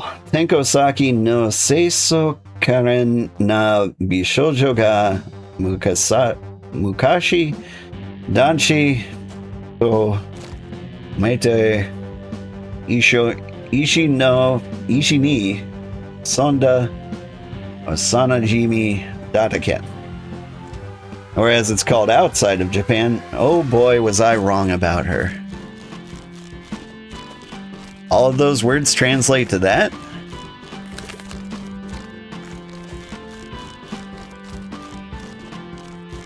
Man, like, I can believe it. Ooh, we found the last tape. Guessing the marketing department thought the Japanese name would be a pain to market and remember. Well, I don't know. Like, I could see...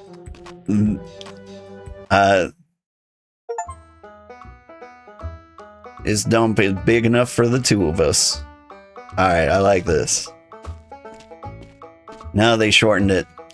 So it's not like a cultural translation thing where, you know, the set of words just happens to be longer. Like, as for her, what I know about her is something, but it turns out I was wrong about that thing, and it is actually something entirely different. Like, that could be... I could imagine that being the literal translation. But then they're like, you know, you can say that in a lot fewer words in America. Like, oh boy, was I wrong about her. But I trust you. I believe you.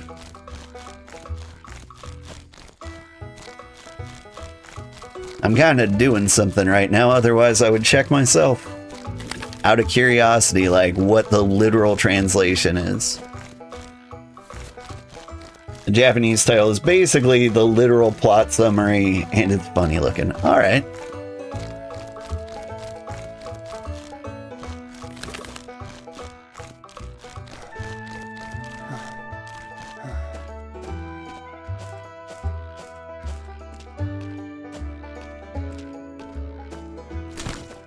I'm trying to think of what my favorite anime name would be. Honestly, like, my current obsession is Delicious in Dungeon. Like, I am in love with that anime. Like, I love cooking. I love video games. And so, like, just the idea of killing monsters in the dungeon and then eating them sounds awesome. Like, one of the better games I've streamed was like Cuisinier. Oh, did I crash it? Hang in there. You good?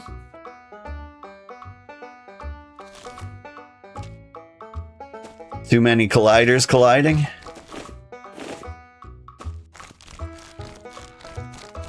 Dungeon Meshi is good. Your FC mate loves it. It's so good. I can relate to like two of the main characters so much. Like Senshi and Leos, I'm like, he's literally me, but both of them. Like loving the monsters and also being really curious about how they taste. You think the name should be longer? That time I went into a dungeon, but there was nothing to eat, so we had to eat monsters. I mean, like, could do.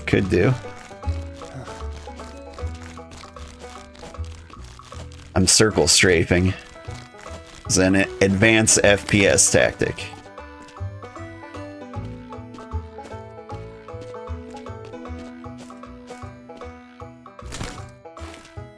Not that advanced.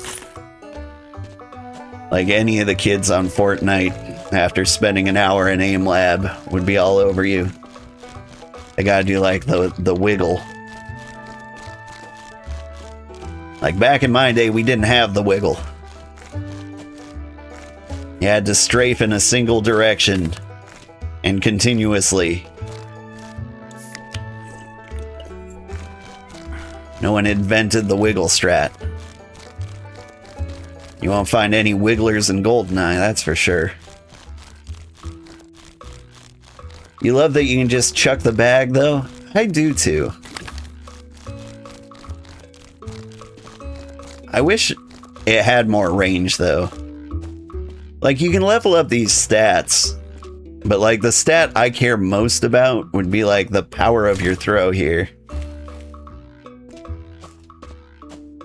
Because I would like to be able to throw a garbage bag over the house.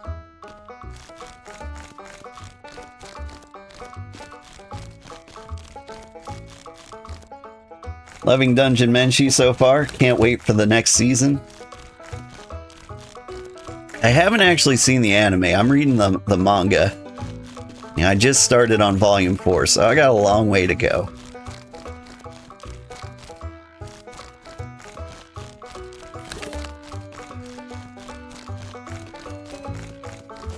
But yeah,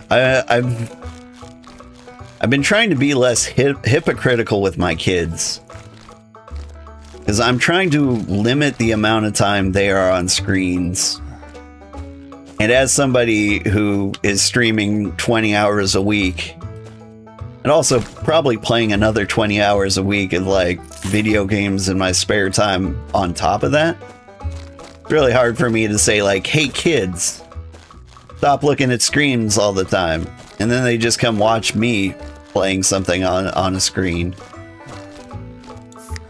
Like, you can't be doing this, kids. It's unhealthy. Go raise yourselves. And so, like, I've been taking them to the library. They get books, I get books. I get books. I get manga. Lots of it. And so we're just chilling on the couch reading things. I've also been reading them Harry Potter. We're almost to the end of Prisoner of Azkaban. And it's crazy, like, seeing the look on my kids' faces as they hear, like, plot twists firsthand that, like, you've known about for years. Like, you should have seen my son's detective moment when it was discovered that Scabbers is missing a finger on his paw. Or missing a toe. I guess it's a toe if it's on your front paw.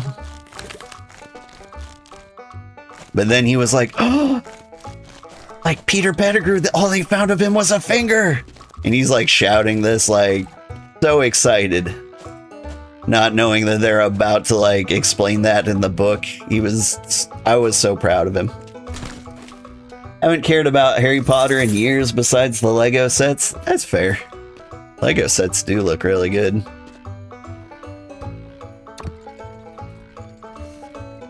We got Kotisha Adams. I never liked the Addams family as much as other people seem to.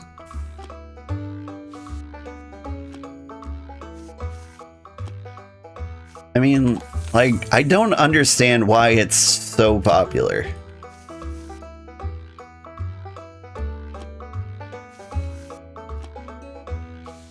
Like, it's not bad, but, like, I just never believed it was that good, you know?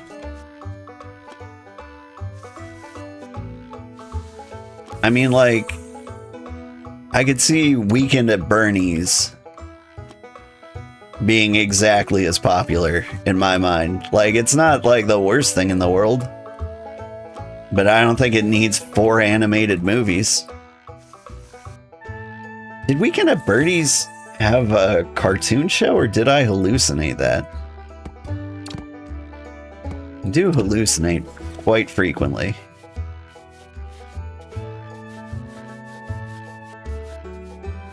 Don't smoke, kids.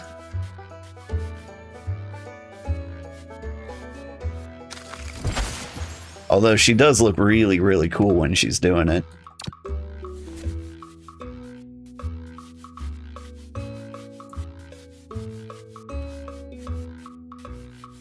Hello, Harpy.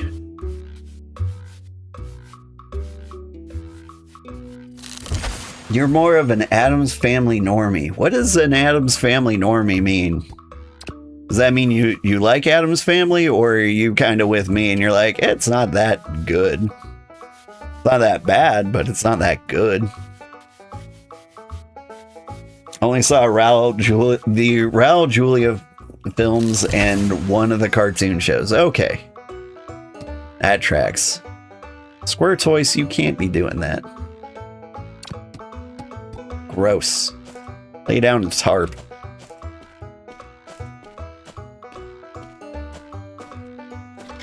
Anything I can upgrade? Not really. Nothing I want to upgrade. I want to save money for better upgrades.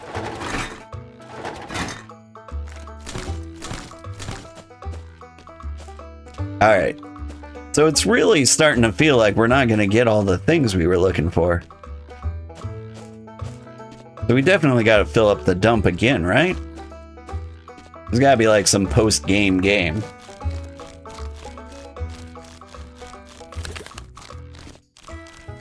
You love the films and the show, kind of scared of the rest of the franchise? That makes sense. The TV show is probably like way, way, way better. Oh wait, no, I'm thinking of the Munsters.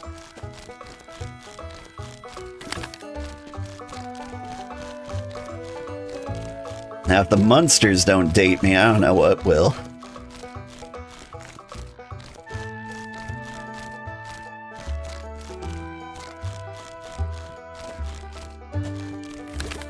Can you imagine being the kid who had to dress up like a vampire and then go to school afterwards? Crazy. Or maybe kids just didn't go to the school if they were child stars. Back then, it was more okay to leave a child behind. We adopted more of a every child dragged along kind of method now. I don't think it's working out, frankly. You keep hearing mixed things about the other films and shows. Yeah, I don't know where I would stand on them. Like, the new animated movies are like post my time. Like, if I watch them and they're not good, it doesn't mean that they're bad.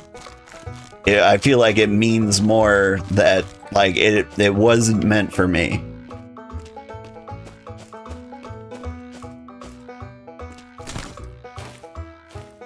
Like, I watched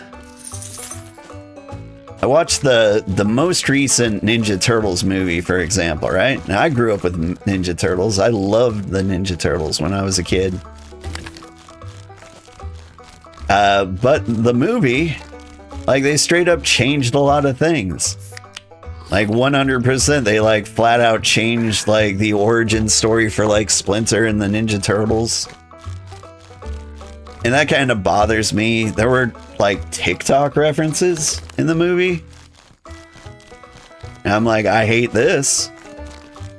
But at the same time, I realize, well, like, it's not for me. It's for, like, a generation before me.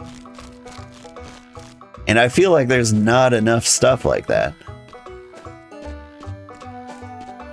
Like, I feel like too many things are made for man-children and not actual children. You know what I mean?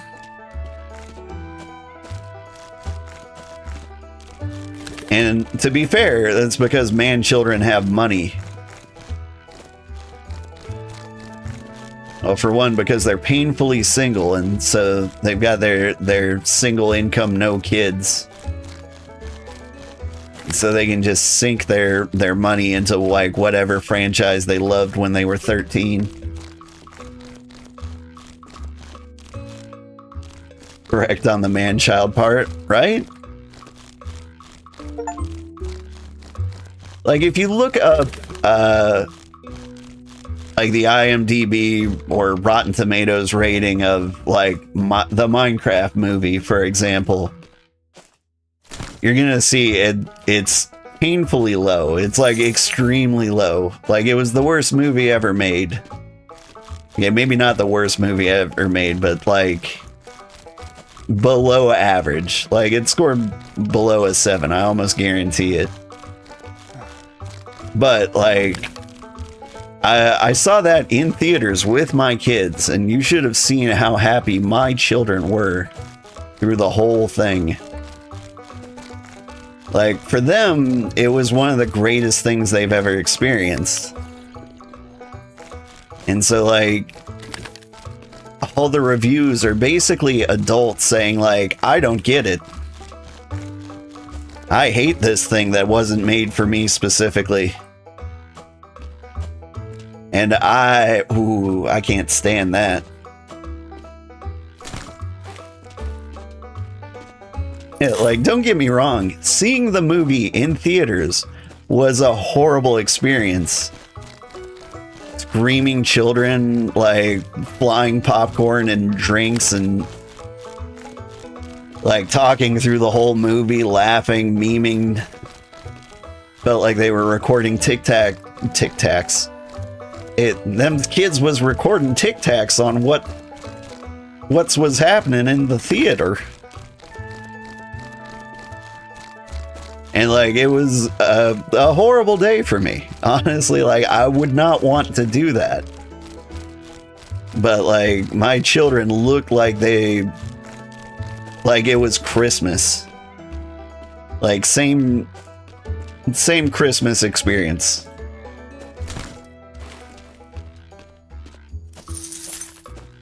COVID also wrecked the school system for current younger gens too.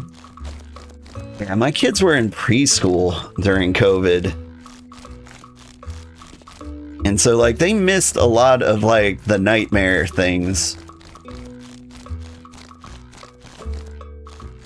Like, they didn't learn how to drink, like, orange juice and eat graham crackers. They survived.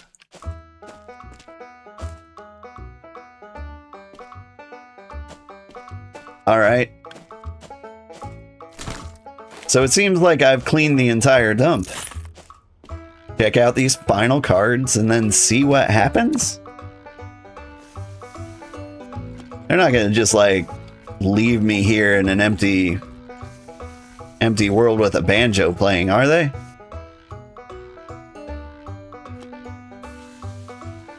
Like, it would be insane if this game had, like, no actual ending.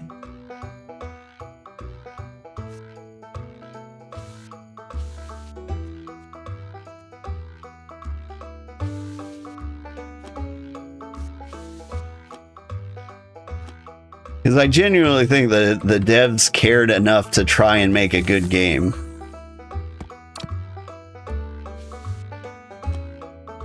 And so if this is like some kind of weird, like, we didn't bother finishing it. We didn't think anyone was going to clean the entire dump. Thought everyone would get bored and leave.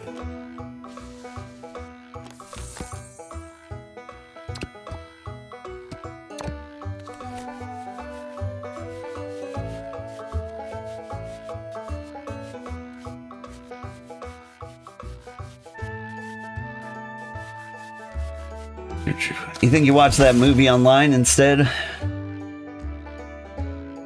Whenever you're in the mood? Yeah. Probably not gonna be the best movie, but it looked fun. It wasn't bad.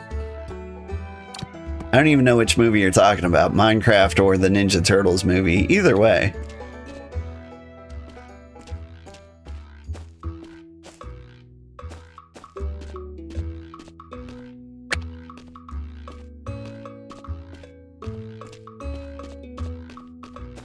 Is there trash? I don't see a single piece I missed.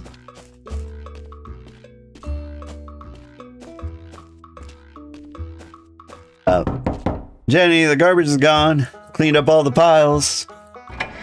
But The dumb kid. I make money out of this. You think I plant a garden here? So you did well last time, I'm sure. These piles will be a breeze. Aw, dang. This is actually what I was hoping for. I was gonna be upset if I could just... if I was straight up done at that point. Alright. I still need a lot more money for that bag capacity. I want that 25% full bag reward.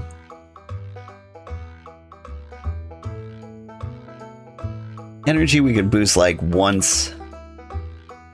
And I think we go capacity and speed in that order. Well, alright. Back to work.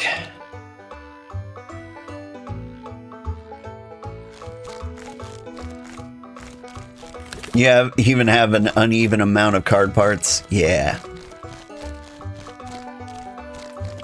Like, I'm really hoping, like, the cards you find are random. That's what would make me super happy.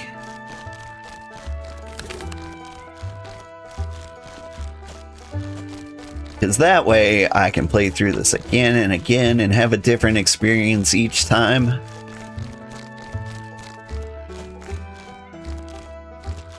What I am hoping, though, is that in this second round of garbage,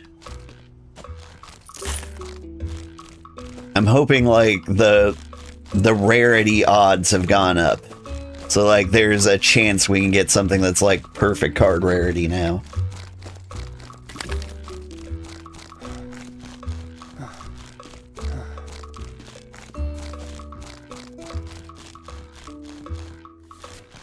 This one's sparking.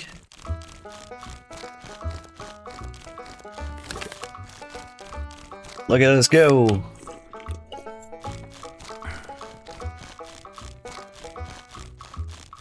Honey Bee cereal. It's not the cereal they mentioned at the beginning of the game. What was it?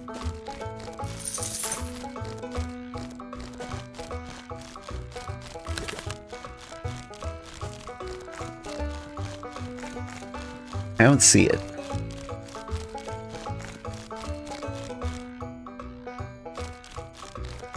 I'm trying to read, like, these cans here. The ones with the mermaids on them. Deep sea fish.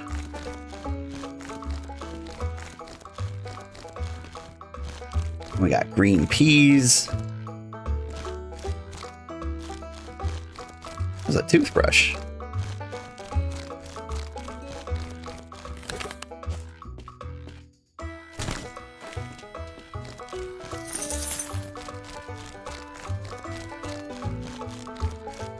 Ooh, there's a card.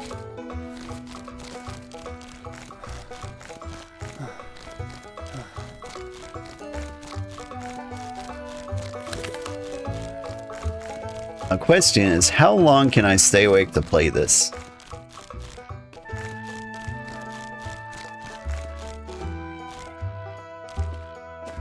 Like, I don't know how much life I've got in me. Like, I want to play through this entire game in one day.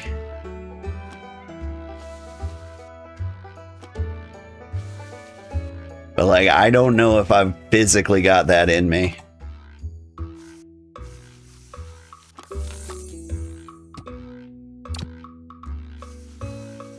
Ooh. Nope. You're still kind of beat up.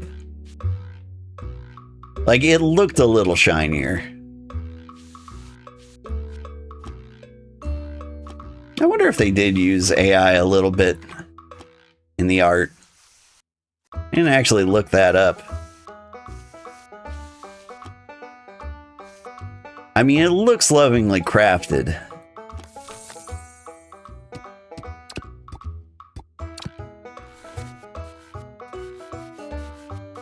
Ooh, we got a quality Shy Lily here. Level 3. This might be like the one that was sparking. How much is this worth? 350? That's it?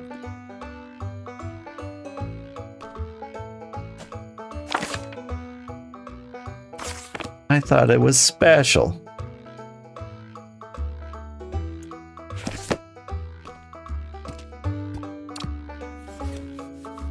Honestly, you don't see the AI tells yourself? Well, yeah. Like, I don't see looping hair that doesn't make sense or anything like that. Like, let's look through the cards here. But, like, what's gonna really... Wait. Oh, there's the artist. Jow. That's why the art styles look different. They're different artists. They're real people. Presumably.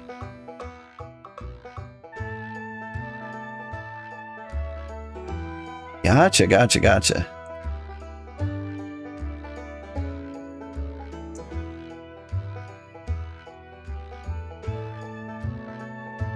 So, it looks like they did a lot of the art themselves. This kind of makes sense. Okay, it's like 4 people. So far, it's mostly Kujao, Moda, and Koda.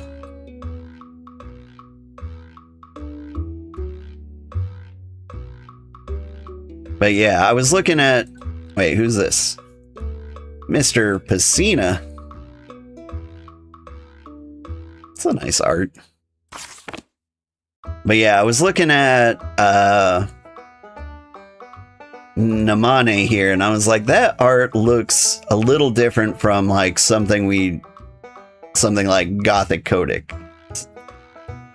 And they've kind of got like some tells to them too, so you can kind of tell who the artist is.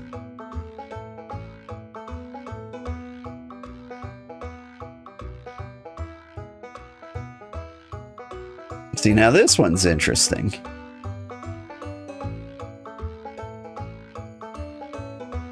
Like, most of Koda's stuff isn't, like, super, super good. Like, it's better than I can do, that's for sure.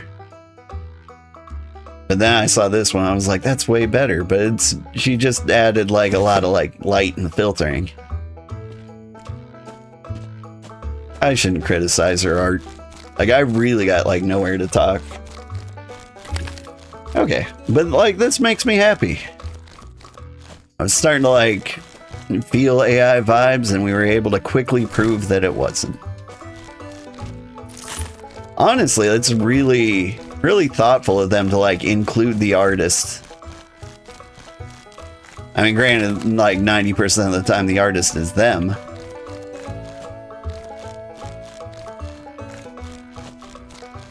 But like, that's a great way to like mention that you didn't use AI. You say like, this is the actual artist. You can look them up.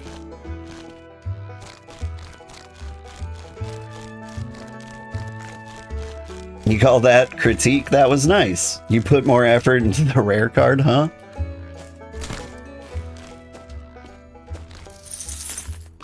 Maybe I was harsher in my head than I was out of my mouth. It's just that, like, the other artists, Kujao, Moda, and, like, the rare guest artists, like PSN whatever, Kitty Face,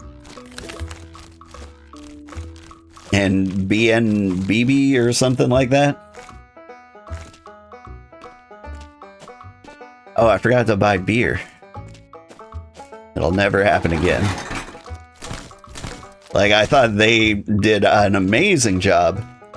And so it almost feels like an insult to say the other artists did pretty good.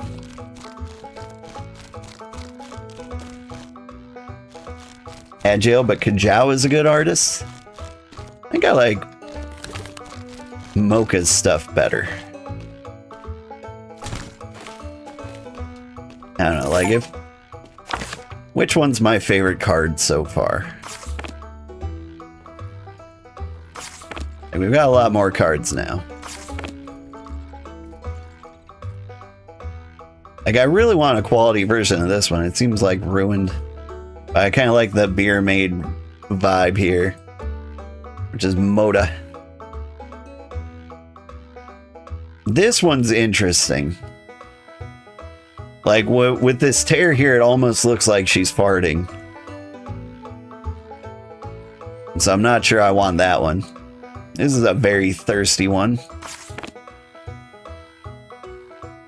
But yeah, Kujao does a good job. Who did Katang here?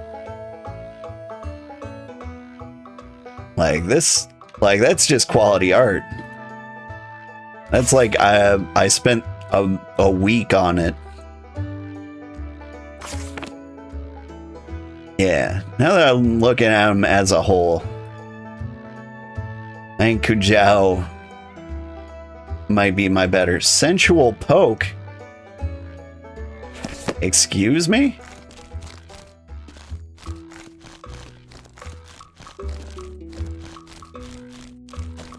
That's right, so if you want to see more artwork by that person, you just have to Google Sensual Poke. More music.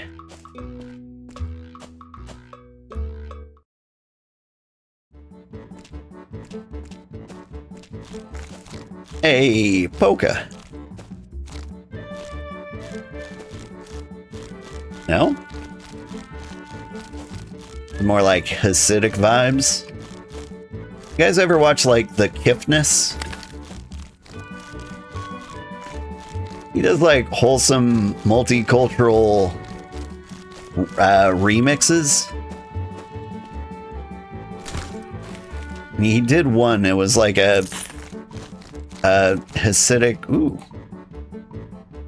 There we go. Like me a lovely country girl. This might be my favorite one so far. Or maybe I just like tasteful underboob. I gotta say, if you've been watching my like Genosha playthrough, Comet's my favorite girl. And I don't know if the underboob is coincidence or not. It certainly helps. Also cat ones? Yeah. Oh yeah, like the Kifness cat videos. Okay. I was thinking of cat girls again. I was thinking of cat girls always. The condition. It's kind of like schizophrenia.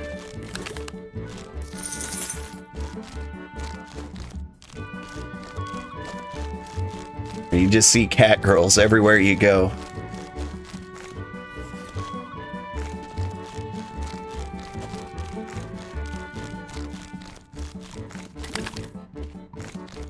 Alright. I still have a sneaking suspicion this is either going to be like my most popular YouTube video or my least popular.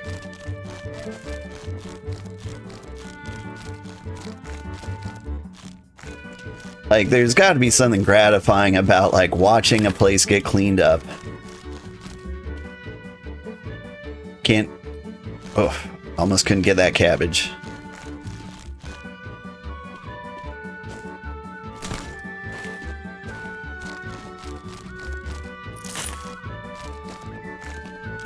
But yeah.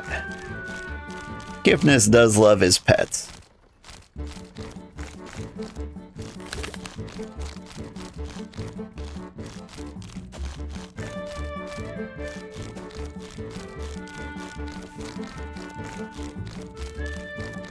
But this song was kind of like reminding me of like a Hasidic Jew song.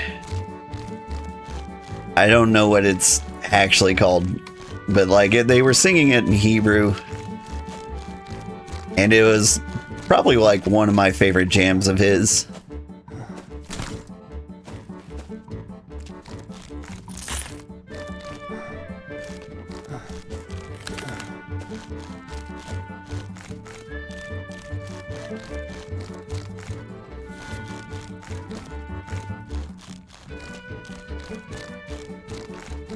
There was another song he did.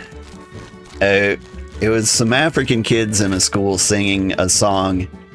The lyrics were something like, "How dare you cut the meat so small as if the meat was bought by you? It was bought by Dad." Which I think is just hilarious, because in my experience, that's gonna get your ass beat. And it's glad to know that that's universal. Like, there's no way mom's taking that one lying down, right? You can't have that kind of dissent in your family. Like, in any culture. You like the 1 pound fish and I go meow? I don't know if I've heard that one. Is it new? It's been a while. I saw some of his new stuff recently. It was like coconut, pineapple, watermelon. Some lady singing about selling fruits. Seemed nice.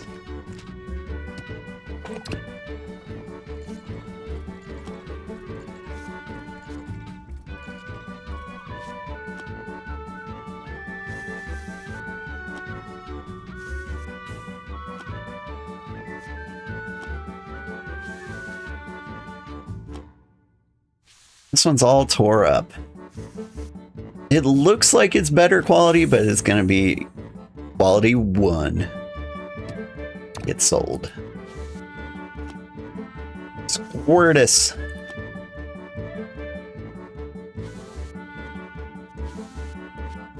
Tortoise.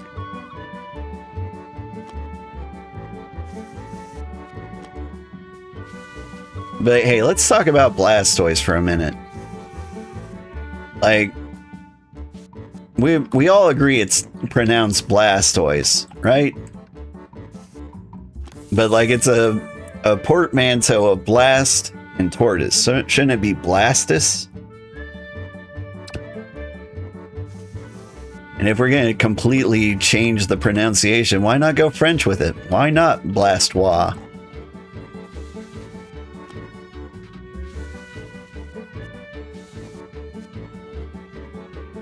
Never find where to stick her butt. Just feels so unnatural.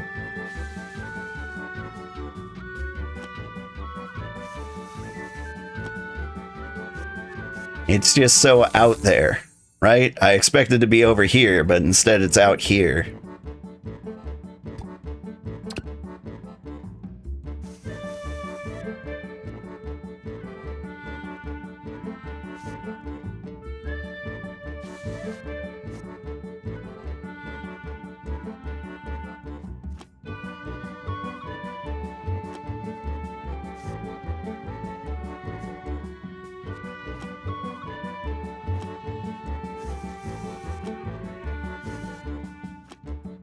I went silent as if I was deep focusing on this. I swear I'm not.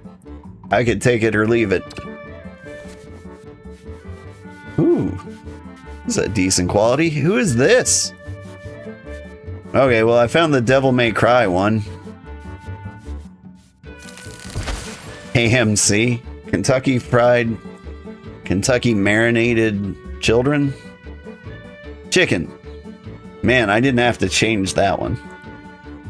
Motivation: if KMC has less than 10 HP, it also gains 50 attack. But hey, we got a new one. And a decent quality one, too.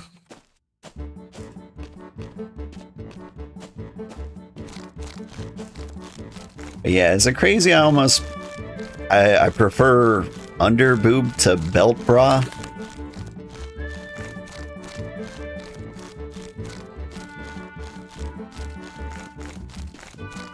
Like, there's just something a little sexier about wearing a revealing shirt and, like, flat out going something like pasties or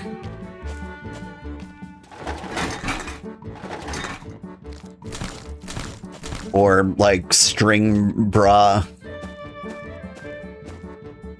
I mean, don't get me wrong.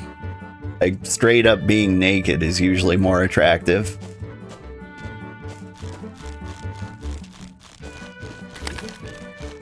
Those two songs are quite a few years old.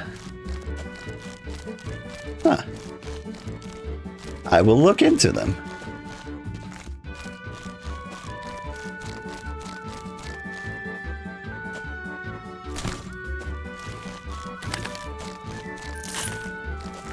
Oh, I can feel my eyes starting to go.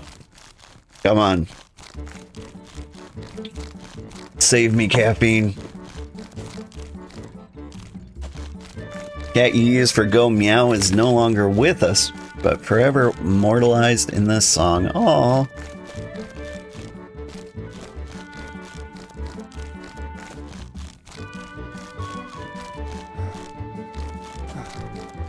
I'm trying to... Like, I mean, we all know Old Long Johnson.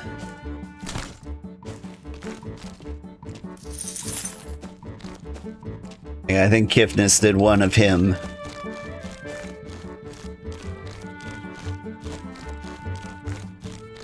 Now I remember the one I'm thinking of. Hold on to my fur, I like it.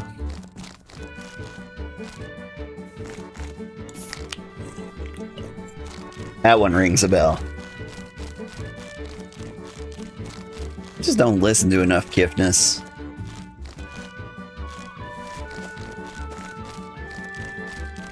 I like listening to music on YouTube more than I like listening to music just about anywhere else. You really feel like you're discovering music on YouTube, you know? Like, it feels like it's curated for your personality and not, like, thrust upon you by record companies. I mean, like, those are still there, too. But, like, they can't keep up with the rate of actual music getting published by amateurs out there. So, like, yeah, I'm gonna see Taylor Swift's newest, hottest video, whatever. But I'm also going to see, like, a Filipina VTuber doing a cover of some death metal song. And absolutely killing it.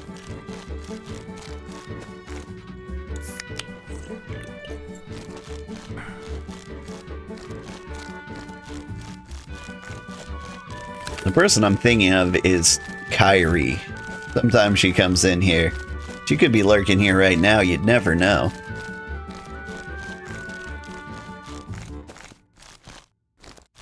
But she does a lot of karaoke. I don't know how much she streams anymore, or if she just once a week does like a quick karaoke stream and then disappears. She may have stopped playing games. Because I remember we were playing like Dragon's Dogma 2 kind of in parallel. And it was fun because we could raid her and we could use her pawn as our pawn. And I think she's doing all right. I think she's been doing a lot of collabs. I see a lot of VTubers who I feel think they have to sing. Like, it is a key element of being a successful VTuber. Like, obviously, you've got to, like, record yourself singing music videos and stuff, and that's fine. Especially if you're good at it. But if you don't think you're particularly good at it, or even worse, you're not actually having fun doing it, I'd hope they wouldn't do it, you know? Like, take care of yourselves. Do the things you enjoy doing.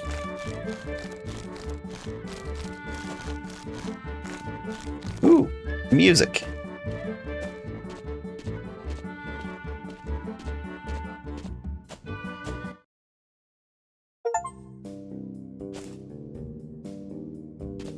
Got a long trip.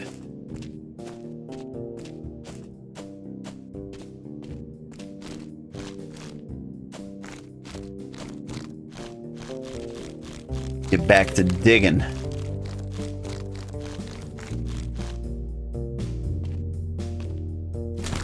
Really satisfying digging through this trash in like a suboptimal way.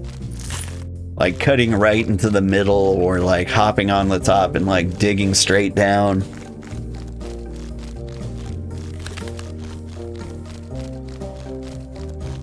Like in ways that would create like a painful and dangerous avalanche on you in real life. It's like the most satisfying way to do this.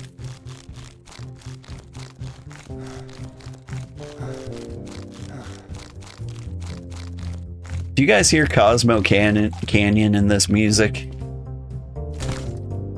Like just a little bit? You know the one I'm talking about, right? Final Fantasy VII Cosmo Canyon? Red 13? Anybody?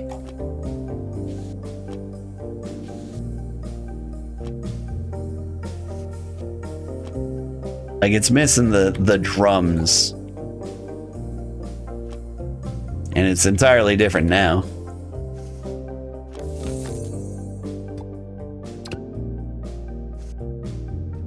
You again.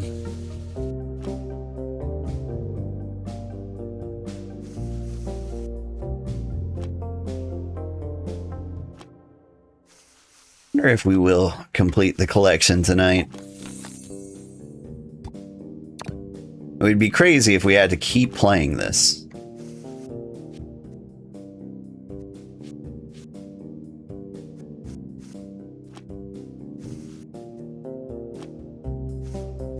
Like, I'm already mildly concerned about, like, content warnings and such. This is probably, like, the goonerest game I've played.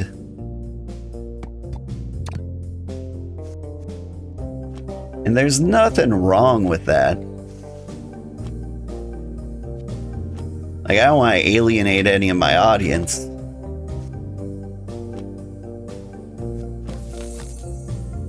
But I don't want to alienate my boss YouTuber or Google or Amazon either, you know? Not because I like or have respect for them or anything, but because I want to get paid.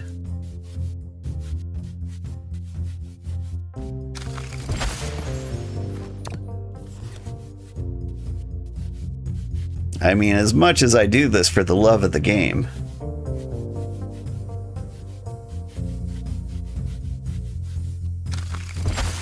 It is still the dream to make this a career. I keep hearing like terrifying things about VTubers or content creators just losing their channel overnight. I never know how real that is.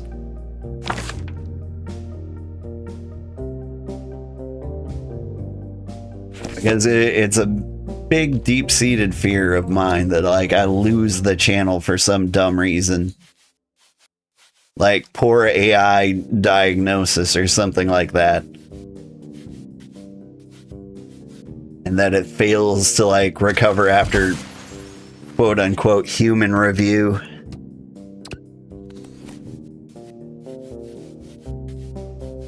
But at the same time, a lot of these people might actively be breaking the rules and just not aware of like where the lines are. Like I'll hear things like, oh no, I lost my channel because it violates the guidelines. And they're like, it's just a simple ASMR channel. All I do is moan sensually. And, you know, etc. YouTube title, goon to this. Rated R thumbnail. Like, if that's happening, then I'm like, well, yeah, you got banned. Turns out that is content for adults. I mean, debatable, but... Alright. We don't need to max out energy, because the amount of energy we can ingest with beer is 120. Like right now our max is 125. Like we could get like a little more in case we accidentally overdrink. But I'm mostly pretty happy with what we got.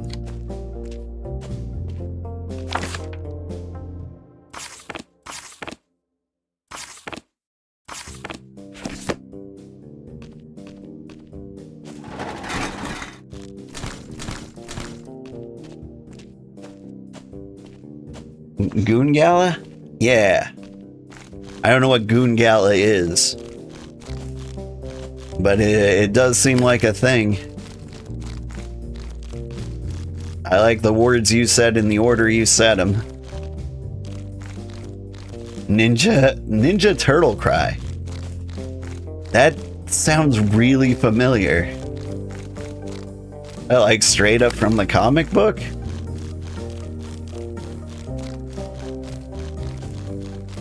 Like I had like the old graphic novels when I was a kid. I remember like the first Ninja Turtle movie actually being a really good, like faithful adaptation of like the first graphic novel. Like it's a little more violent. But it was more or less exactly like as the book went. Which was crazy. Like for a kid who was like used to like the 1980s cartoon show. And then to see like the more mature themed movie out of nowhere. It's from the early 2000s. Early 2000s. Goon Gala.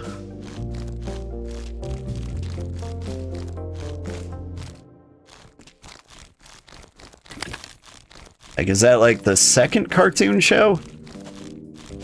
They did do like this weird live action show, didn't they? Nick Show. You're in the dungeon, so hard to type. That's fair. That's fair. Was it the one with like the female Ninja Turtle? Like all of a sudden they just had a sister? I'm trying to remember her name. No? Darn.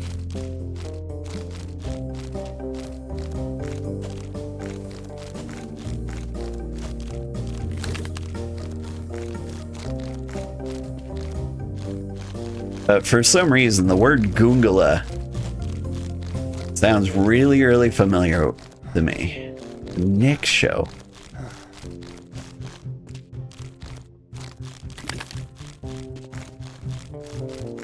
I don't know why, I just can't place it.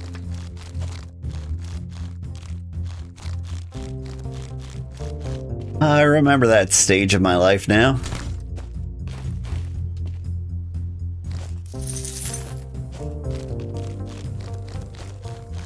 So like at the time, I was playing lots and lots of video games, like 24/7. I may have not watched any television whatsoever.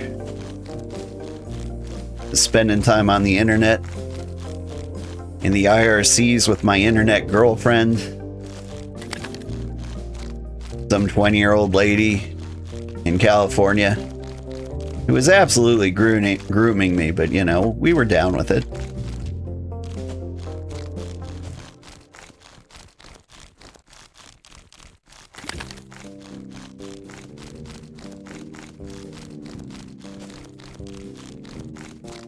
We were also playing lots of Dance Dance Revolution, I think. I don't know if it was like right then, maybe a year or two after that.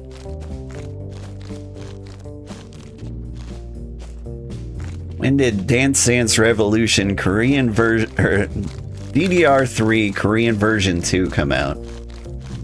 That's the one I started with. And honestly, it was the banger. It was the best. remember Young Go being really, really good.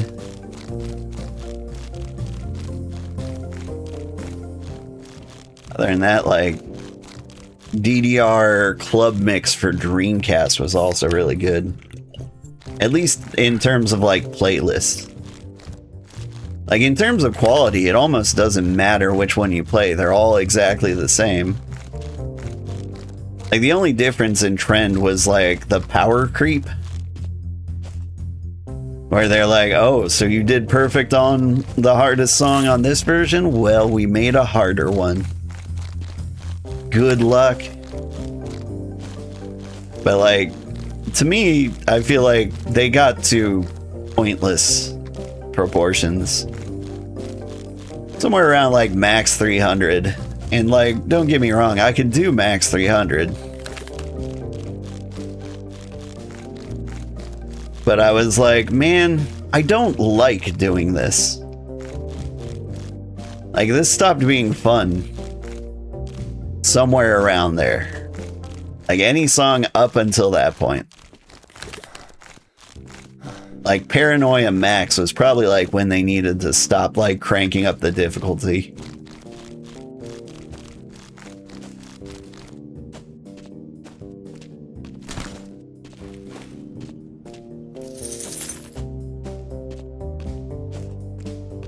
Alright, what do we got here? And, you know, there's always an aspect of get good that can be used to attack my personal character after saying such heresy. At the same time, like, what if I don't want to be good? What if I don't want to be better? It was pretty good. But, like, what if I wanted to play for fun? Like, I did play competitively. Like, I did a few DDR tournaments, and I did pretty well.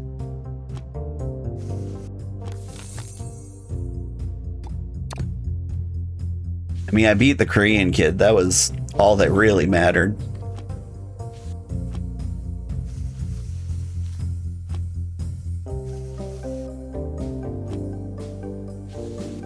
But then, like, I went to a tournament where there was actual competition. I mean, winning a tournament in Montana doesn't really mean anything. Which is sad but true. And then you go to, like, a tournament in, like, Chicago. And then you're like, oh! There's a lot of people here. And it turns out people per square mile matters a lot in tournaments.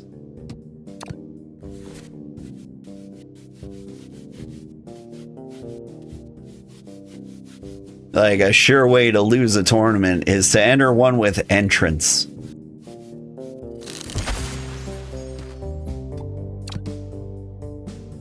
It's so much easier when only 5 people sign up.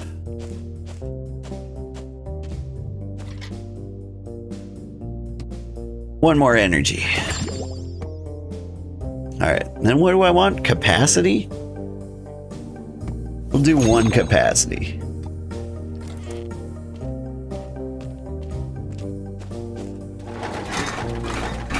Don't want to have too many beers. Because the more beers I have, the longer it takes me to go check out the cool cards I picked up.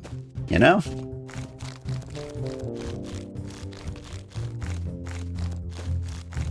Like, the highlight of the game isn't sitting in the trash pile. It's like checking out your cool loot box pulls.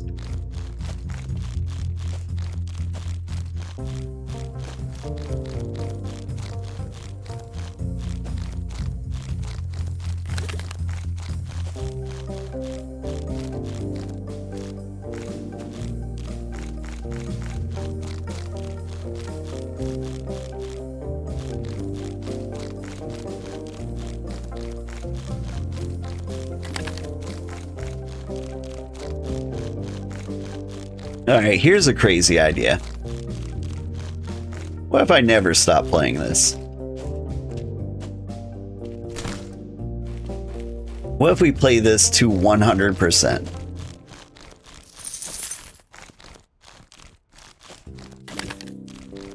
I mean, currently, we have never, ever seen like a quality card above like 3 stars.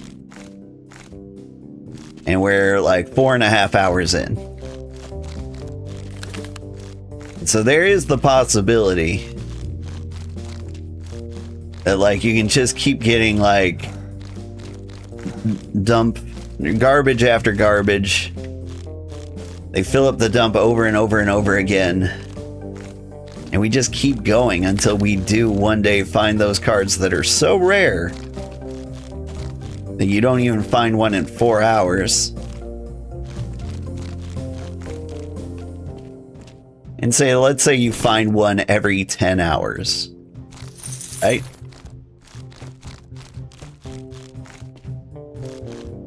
And so there's a collection, I want to say there's like 12 cards of every type. So even if you were incredibly lucky and you got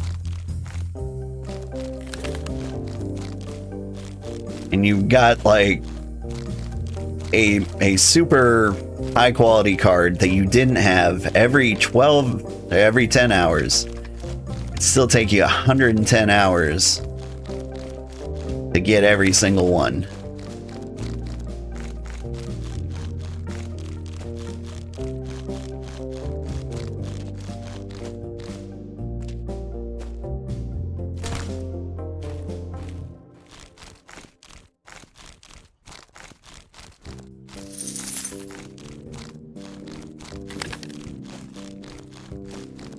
I'm trying to think of like what the combinatorial math problem would be, or the math formula to figure out like what are the odds if everything was equal and every 10 hours you pulled a card, how long would it take? And I'm thinking like thousands of hours.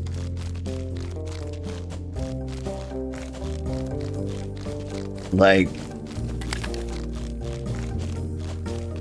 6,000, something like that.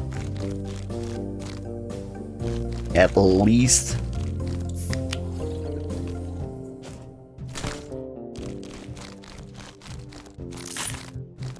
What am I looking at? EpiPens? Or have people just been sniffing markers? Markers. All these markers without caps. Relatable. I don't know what it is with my kids and marker caps, but like they just don't believe markers should have caps. Like they will just condemn it to a fate of dying immediately. I don't think I was ever like that. I don't think there was ever a point in my life where I was like, I'm done with this marker. I'm just gonna leave the cap off.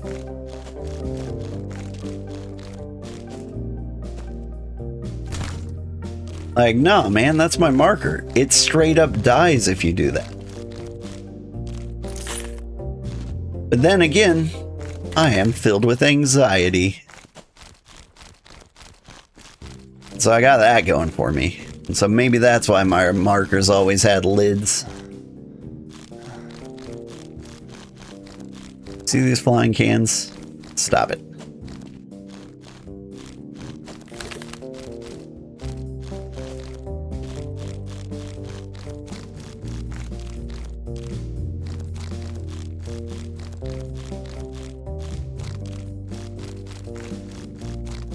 Part of me is trying to understand the physics at play here.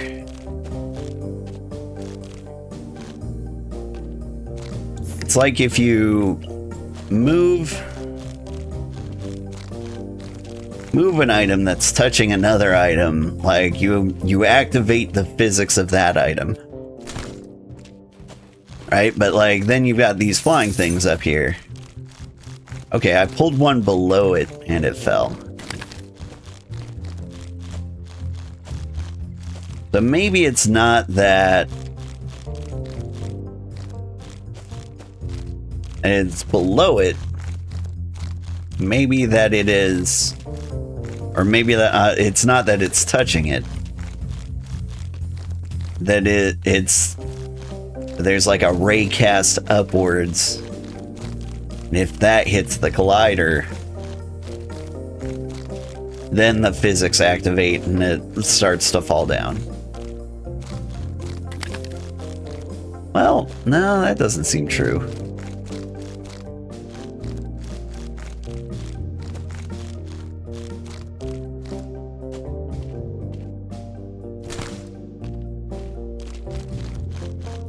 But yeah, one of the easiest ways to make a game like this horrible is to do the physics wrong.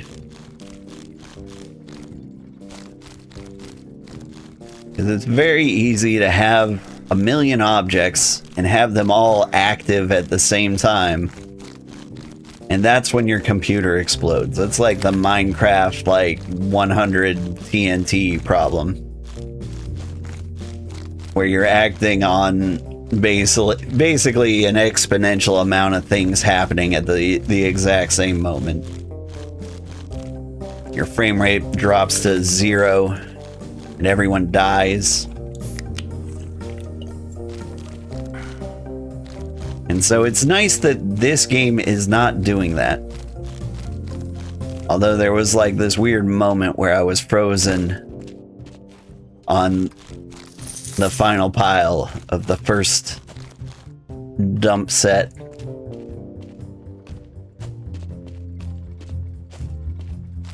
Somebody left a can over here.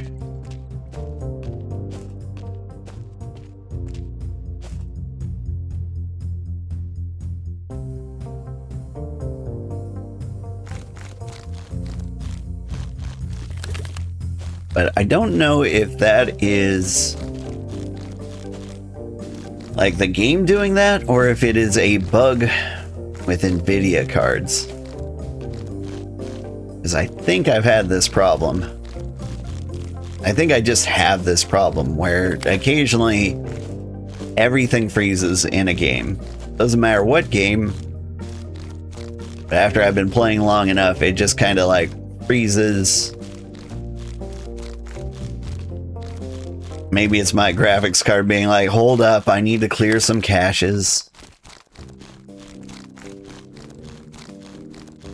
But I've heard AMD cards don't seem to do this. And I wonder, are AMD cards just like 100% better now?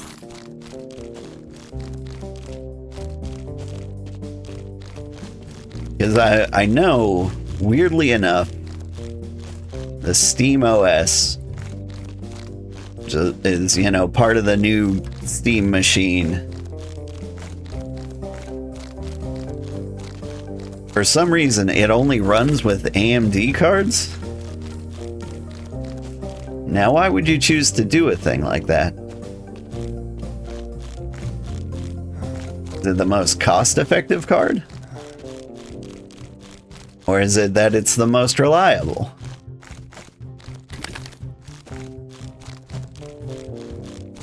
I watched a video of somebody turning or downloading the Steam OS and making it their like real daily computer. And I've been thinking about that. Like, it is nice to have like an alternative to Windows. And Steam is a company I trust more than I trust Microsoft, that's for sure.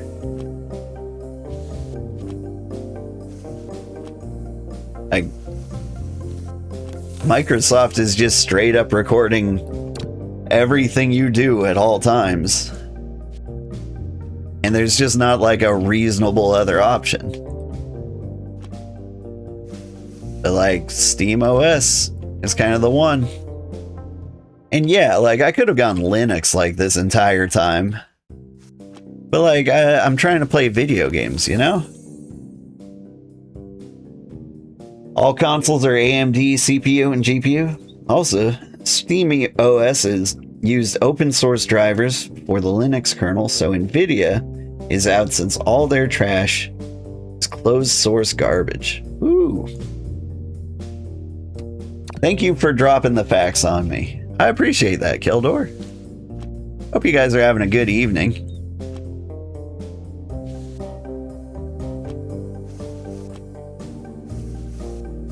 I gotta say, it feels good being part of your routine.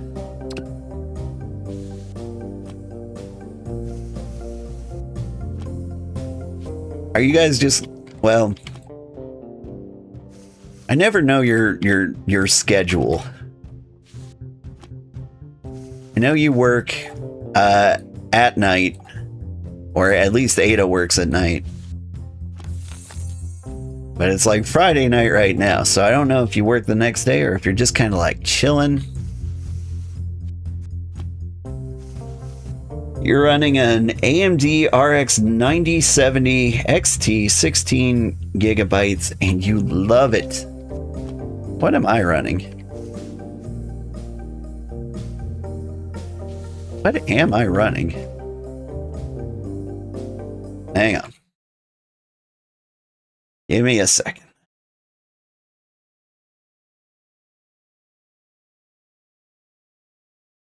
Tell me about my computer. What am I running? Where's my graphics card?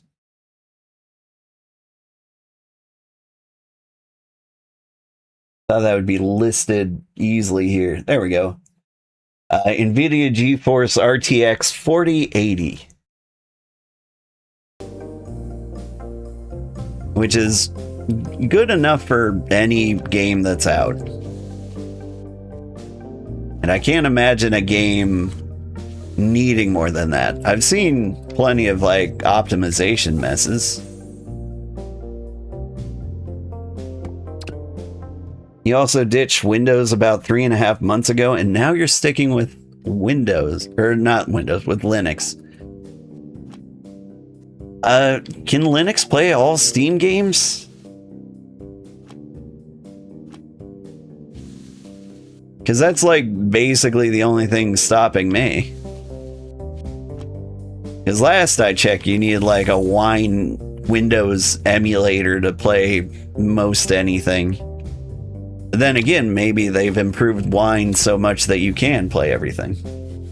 Pretty much, anti-cheat is the problem for most the ones that need it. Ooh. This actually kind of makes me happy. I feel like a lot of people are switching to Linux. I know a lot of people are opposed to anti-cheat. And so it makes me a little happy that like maybe game developers will have to like stop having such horrible anti-cheats to make things work. That was that Jellycat, wasn't it? Yeah, there we go.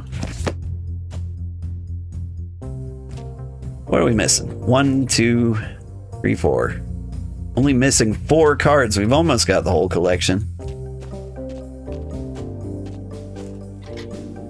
Alright, what are we doing? I don't need capacity. I think it's time to start doing speed.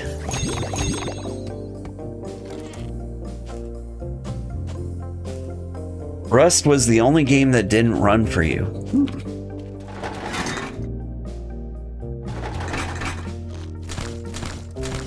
Alright. Well, it might be to the point where I realistically consider switching to Linux. Oh man, getting the whole stream set up again.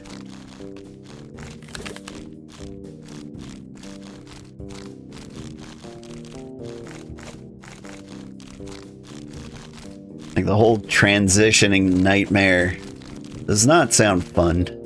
I know you can import OBS settings. How well is that going to translate from one thing to another? I just don't have the time to do things that make sense. Life is hard. Ooh, I am going faster. This is actually kind of fun.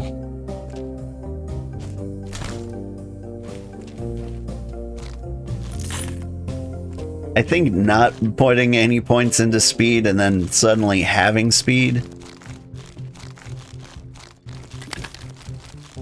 is kind of, it's feeling a bit fantastic, not gonna lie. Look at it go. I see that card. Like, I'm really appreciating the speed now. I should have been investing in this early. Or maybe not. I mean, for like a speed run, feels mandatory.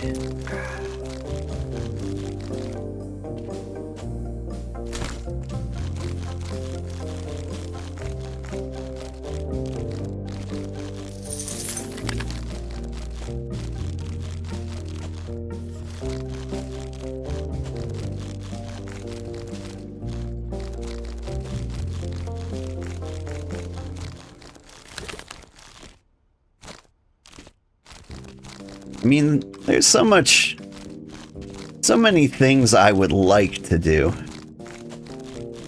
Work really gets in the way of everything. But like, it feels like my only option to do more stuff, you know, like switch to Linux or I don't know, read books, improve the stream, learn a new skill, cook a decent meal. It feels like to do any of that stuff, I would need to stream less. And honestly, I'm terrified of that as a concept. Like, streaming is like the funnest part of my day. And so the idea that, like, to fit something productive in, I need to get rid of streaming seems very mentally detrimental.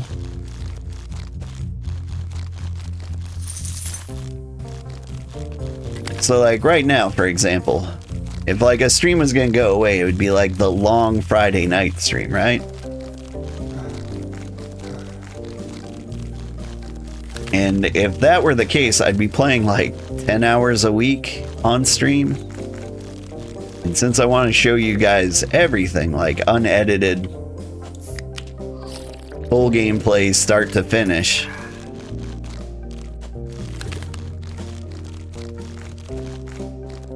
that would mean I could get through like a game a day or a game a month. That's not enough.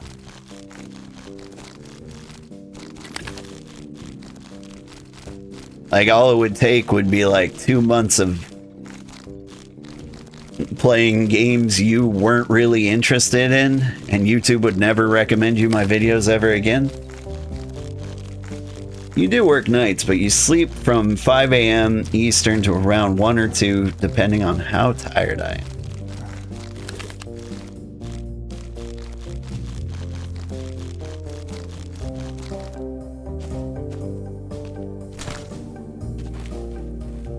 Go, go, go. Didn't think it was gonna make it for a second there. Sometimes you stay up late so you can catch me before you head to bed. I appreciate that.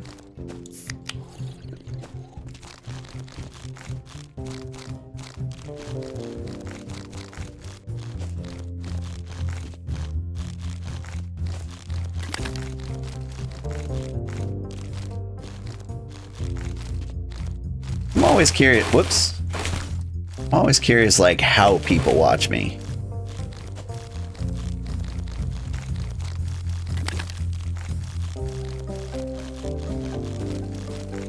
Like, am I on a TV right now? Am I on a phone?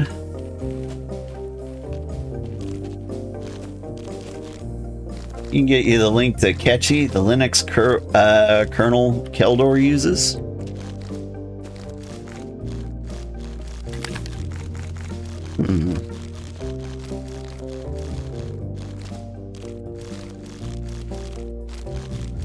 don't know if that really solves my problem of needing to set up OBS again.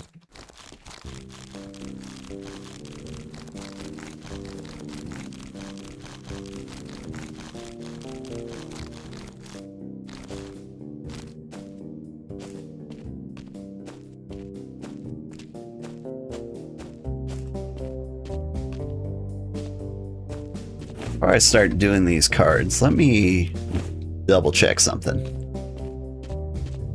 And crawl back up on the roof. Double checking that when I went through the loop, the time loop of the dump getting full again, new shiny things didn't appear. And what we got here? Full trash bag. Please? Thank you.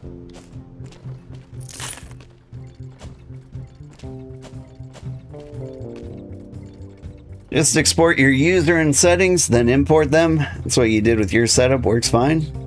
Might have to tweak where the files are located. Yeah, it makes sense.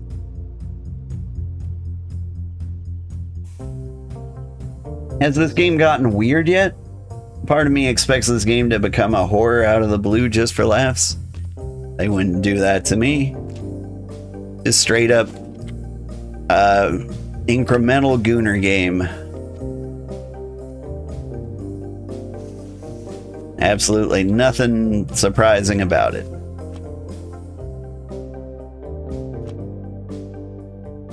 Honestly, just exactly the content I expect on Twitch and the internet in general.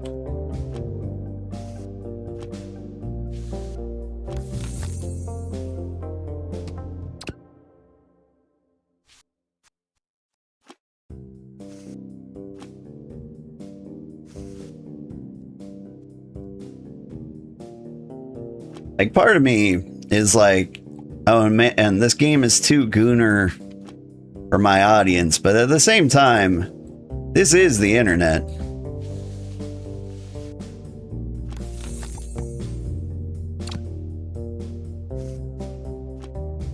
Like, if any of this seems surprising or shocking, like, maybe you haven't been on the internet enough. Or maybe if all of this seems normal to you, maybe you've been on the internet far too much. If all this is acceptable to me, well, or to you, maybe this is a problem. Iron Codus. So, yeah, an Iron Mouse parody. I appreciate that. Okay. Wait a sec. We got Shy Lily over here. We got Aang. Got Iron Mouse. We got Dio.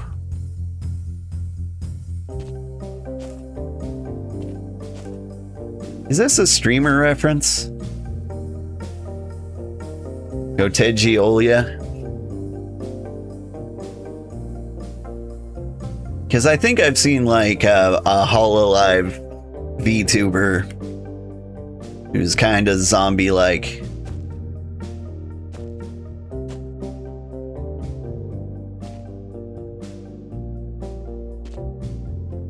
And some of these references, I don't feel like I get. Like Coda Bird. Is this Doki Bird?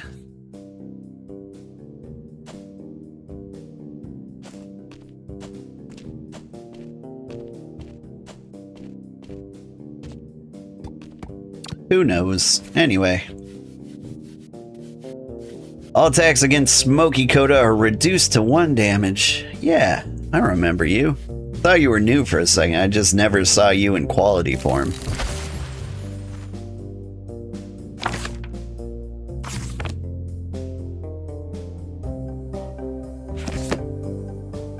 Collection's getting better. Non-monster girl cafe. Spend all the players' money to an open loss-making eatery. Ryu Coda. I'm not familiar with this one. Collect the full red card set. Yay. Well, shoot. I don't recall getting an achievement for the purple set. But now we're only missing 2. Maybe we're gonna beat the game before... Well, before you know it.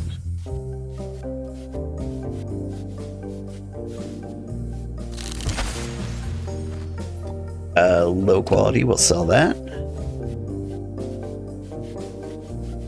Yeah, does this look like a famous VTuber to you?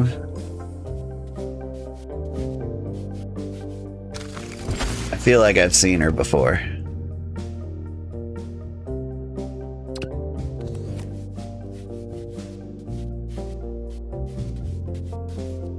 And then we got Blood Rain. I appreciate that people have been trying to make like vampire video games lately, but what we really need is like an entirely new vampire IP. Like, we can't just leave Twilight being the best available modern vampire original IP. Like, we can do better. Reggie Oli. Yeah. That's who I'm thinking of. That's the zombified VTuber? Alright, I'll double check the name here in a second.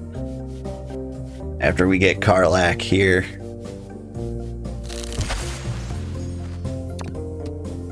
Alright. Edgy. Oh, yeah. Yeah. That's her, alright.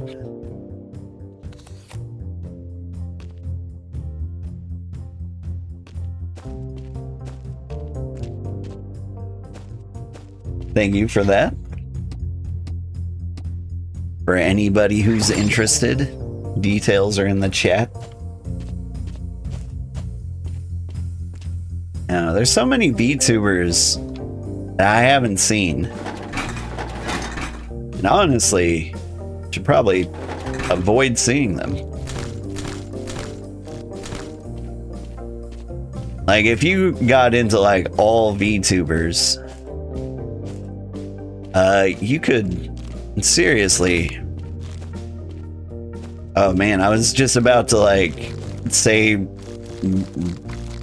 the parentiest thing I've ever said, which is that like you'll rot your brain if you watch that many VTubers, but like I kind of believe it. Maybe you won't rot your brain, but you will waste a lot of its energy on pointless stuff.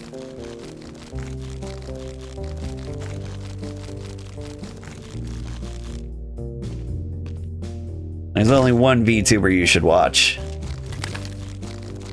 That's Giga. She's way better than I am.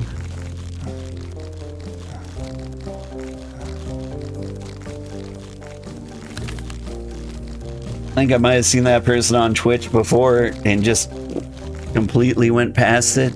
Yeah. I think I saw them doing some kind of collab with somebody. Or maybe, like, I have noticed a lot more Hololive, like, video games. That would make sense. That's where I'm most likely to see a person. Like, you put them in a video game, that's where I'll identify them.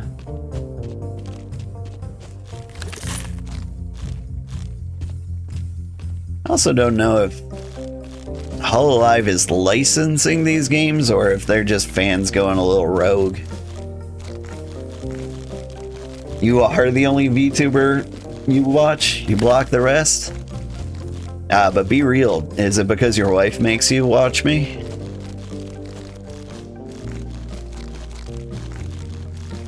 I am kind of like one of the more normal human beings. Normal, rational, not thirst trappy. I mean, I am incredibly attractive, but that's just a coincidence. You don't make him do anything? Keldor, if you're under duress,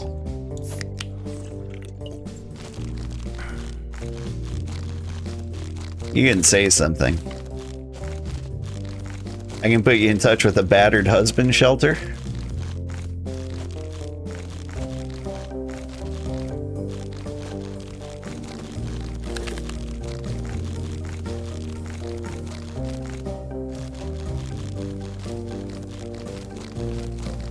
Nah. I kid. I believe you.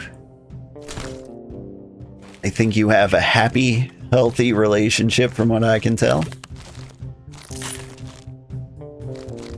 Promise you don't kick him in your sleep anymore. I'm a pretty active sleeper. I've definitely hit my wife in my sleep.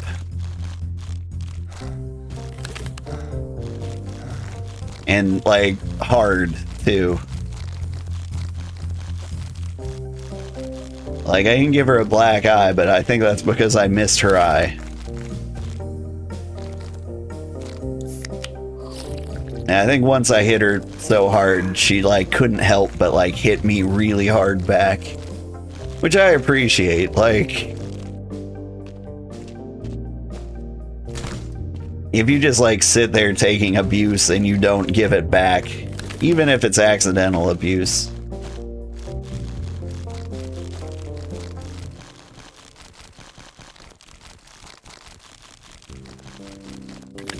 But yeah, I think my flailing is largely tied to like anxiety.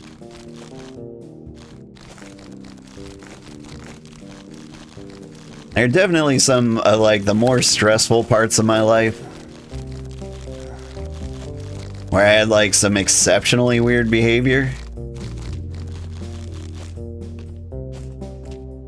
Like if I have nightmares, for example, I might like straight up fling myself out of bed.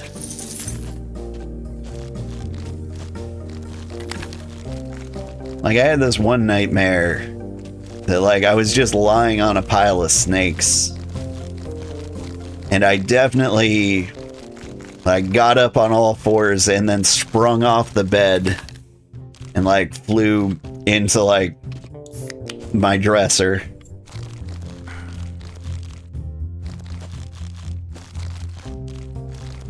Which is pretty crazy. That's probably the craziest thing I've ever done. Like this doesn't happen all the time. It's not the point where like I need to tie oven mitts on my hands and like tuck myself into a sleeping bag.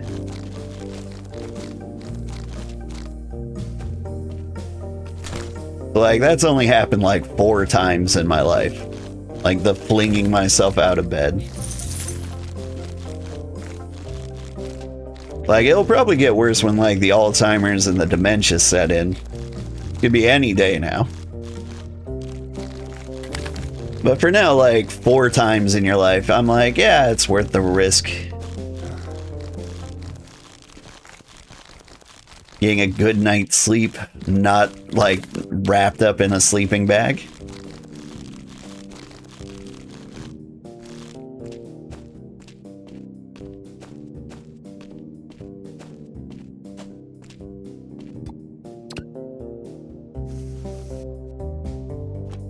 Speaking of Kotamon, when I talk in my sleep, one of the things I've said, I recall this, my wife told me about it later. She said, I said 6 rooms isn't enough for all my Pokemon. I think this was like after we were house shopping.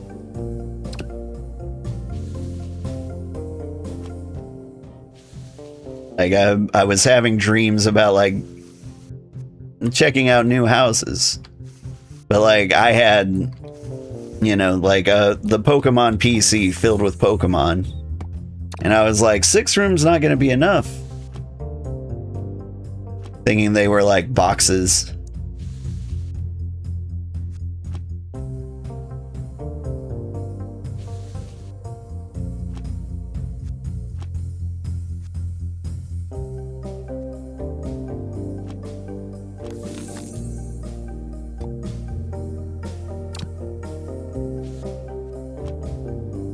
man, we have all these. I mean, like, there's only 2 we don't have. The thing that's getting me is that they're all these low quality versions. Okay, check this out. We own this one. What if we just leave it in the collection? Do you think maybe that's what it takes to like boost the rarity? Maybe we keep finding the low quality ones because we already have them? Or maybe like quality is related to the number of cards you have total?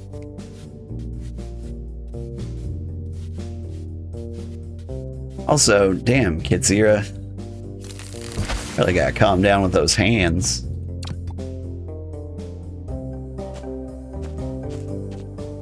The part of me worries that there are secret mechanics to this game, and I'm playing suboptimally. And we just can't have that, you know?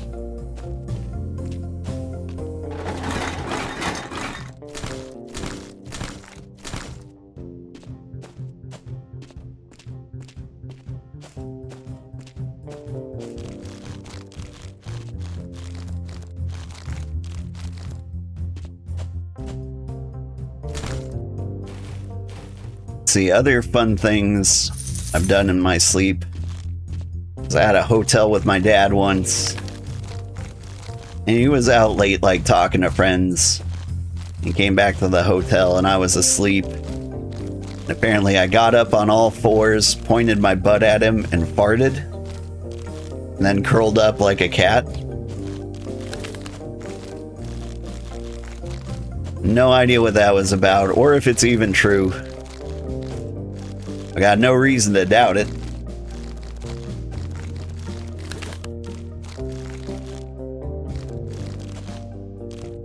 Seems like the sort of thing I would do.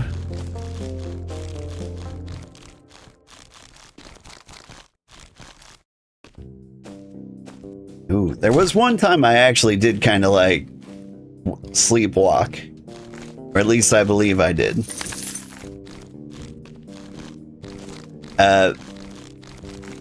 I went to bed in my bed, and this was like the first hint that like I did things in my sleep, because like I had no idea.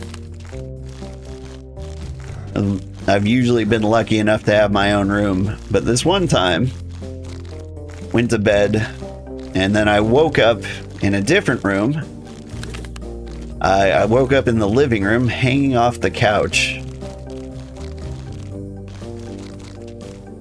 Like my legs were kind of over the arm and I was upside down laying on the ground.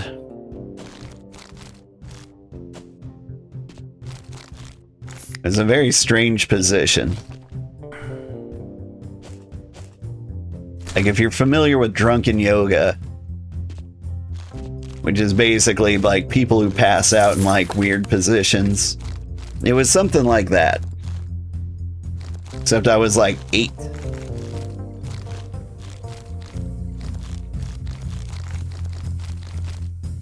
Like, if I woke up in that position, like, today, I'd be in so much pain. It would have taken, like, 5 seconds to be in intense back pain.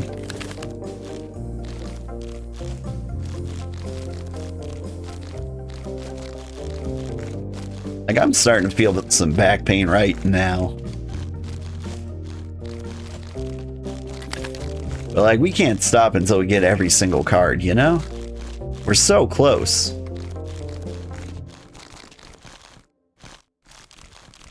Now here's the question. Do we stop after we get every single card?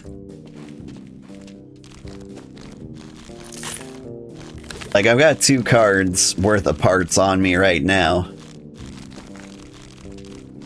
If these happen to be, like, the last 2 that we needed, I might keep playing for, like, another 2 hours. See what else we can do.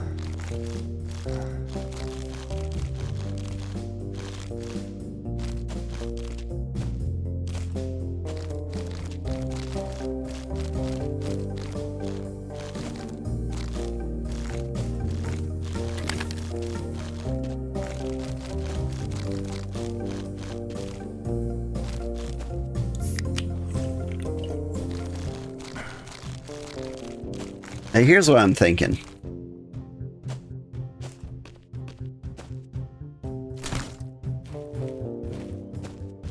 Part of me wants to believe that, like, the fact that you have the ability to sell cards you find kind of implies that you're meant to. You know what I mean?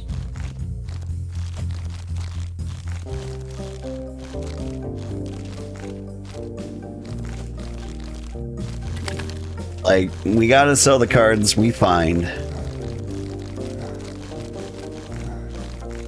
Because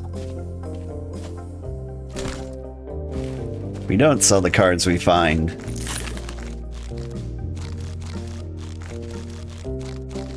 Well, hang on. Yeah, the sleep's hitting me. It's in the brain right now. The point I'm trying to get across is, like, surely you're meant to sell, like, your low quality cards.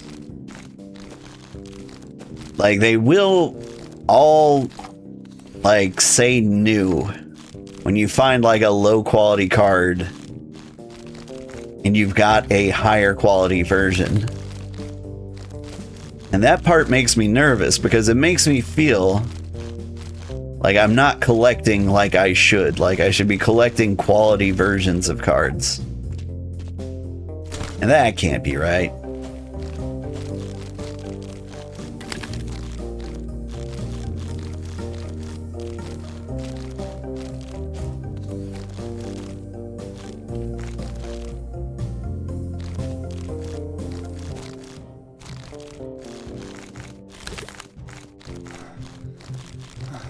Like, they wouldn't do that to me.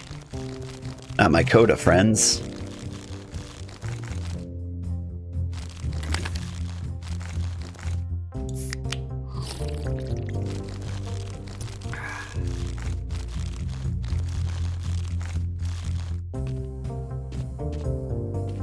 Whoop. Oh, apparently I missed one.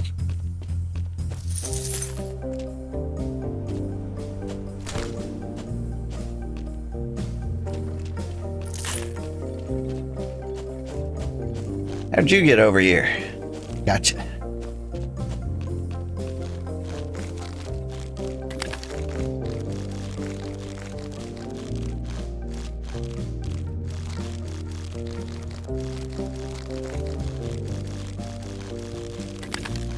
Like, I want this game to be a game that I don't think about, you know? But it's being that for me.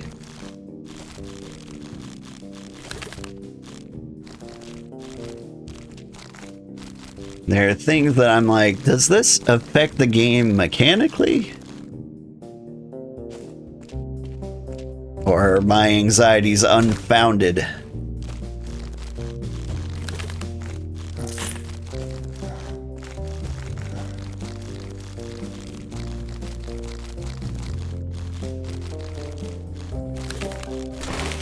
Oops.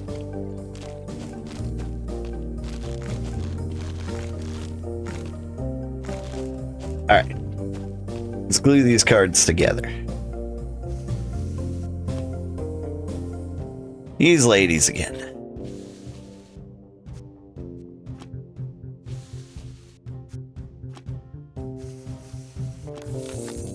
This might be the thirstiest card just because they're definitely groping each other. Like, everyone else is mostly just sexy. Like, aside from that one card, and then, like, the tentacle card. Like, they're about this degree of tame. Like, an absurd amount of cleavage.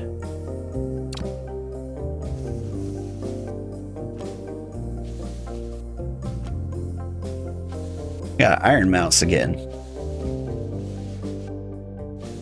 Which part of the mouse is this? She's doing a selfie.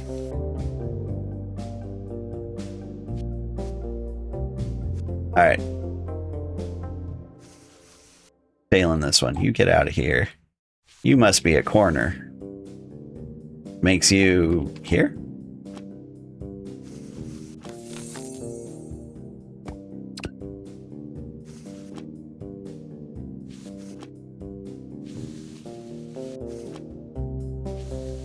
Alright, I've learned a trick. You keep rotating, it'll snap into place automatically. You don't have to be perfect.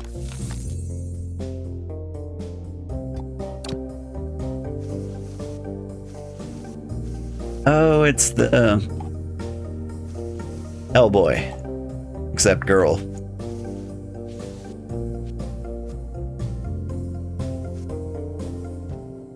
I don't know where you go. We'll come back to you.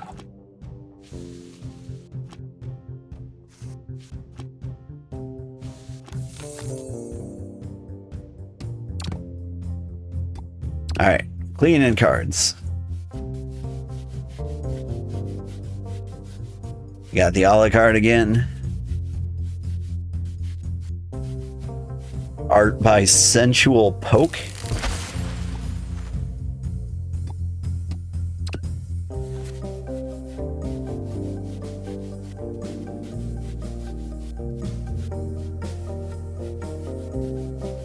I'm sure you can find her on Twitter.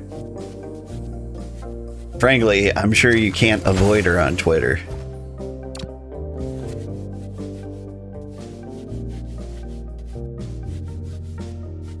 And here's Coda Bird. Yeah, I'm thinking you're Doki Bird. I'm not familiar with like Doki Bird's outfits, but this might be one of them.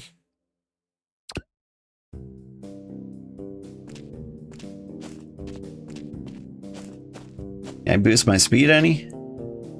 Nah, we need 9,000. Hey, give me that.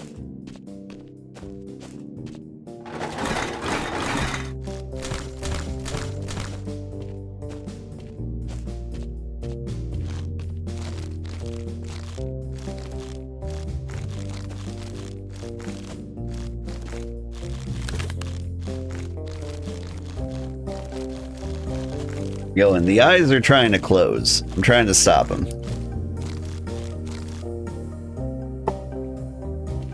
I'm trying to hang in there. We're so close.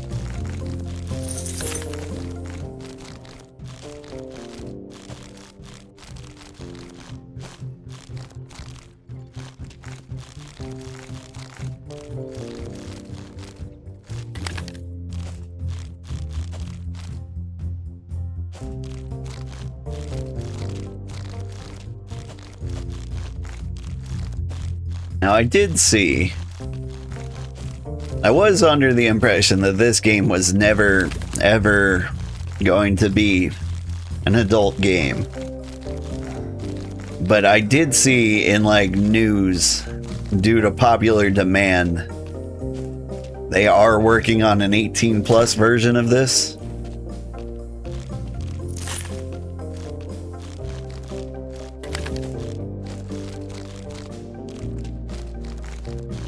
Which, you know, I'm only naming or mentioning for your benefit.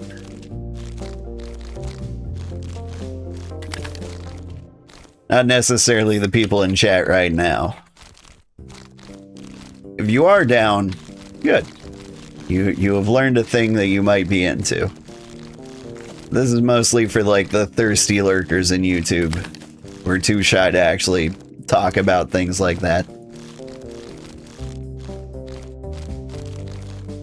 Because I imagine it's quite a lot of people. In general, I don't think sexy things are talked about enough. It's just a dangerous topic to approach in almost all social circumstances. And yeah, you can find online communities of other gooners. But frankly, I wouldn't recommend it.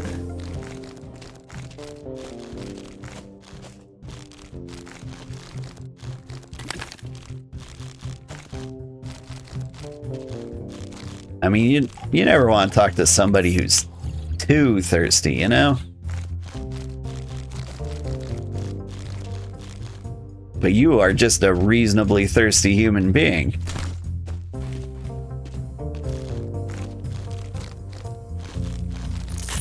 Like, you appreciate fan service.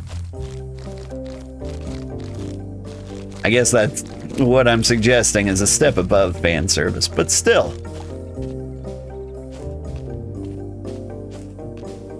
It can be tasteful. Man, this one's huge.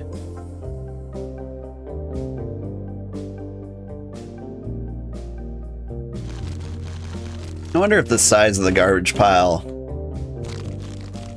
affects like the quality of things you find. Jackpot. A sealed Nyanchi crunchy box. The flakes are long past their expiration date. There's a card inside. Collect the whole full white set. What did we get? Chibi Coda. What is her name? Chibi Doki? I'm familiar with that. Tuber too. Yeah, you get in the collection. Okay, it's you again. Ooh. Gothic Kitty.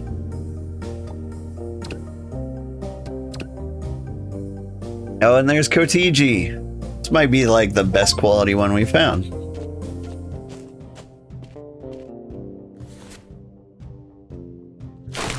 Whoops. Garbage jump scare. Alright. So the old one.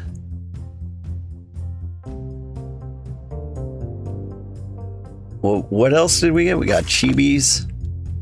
Chibi Doki? There she is, riding the rainbow hippo. Little baby hippo, it's cute.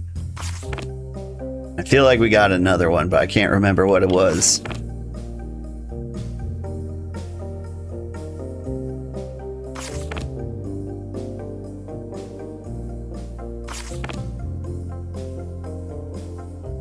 Where's the... Yeah, you.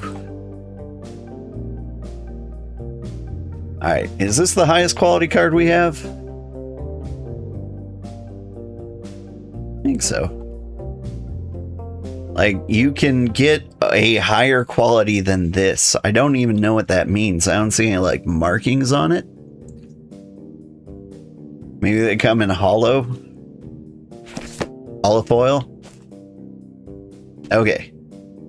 So with Chibi Doki joining the party, we're only missing this one.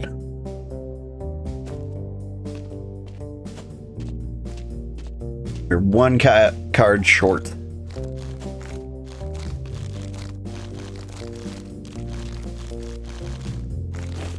I'm back up on the pile.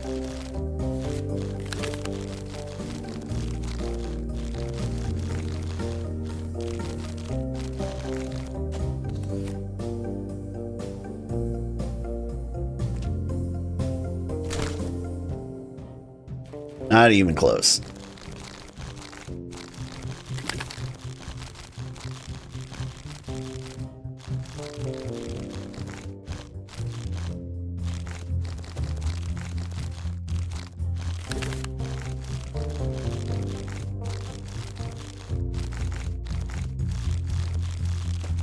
Cruising now. But Nyanchi flakes?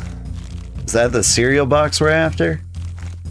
It seems like those are like the loot boxes that have the higher quality things that we're looking for.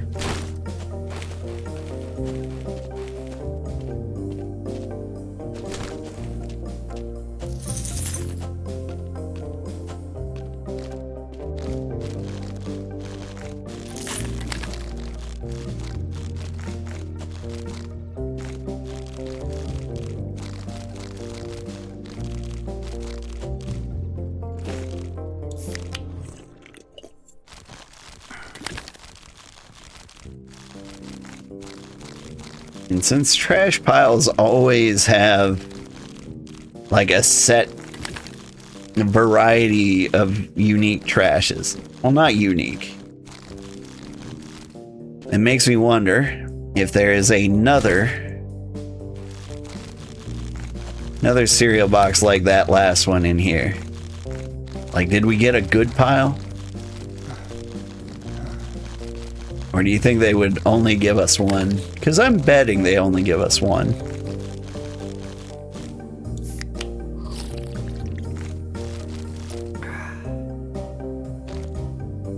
Kota's home video, huh?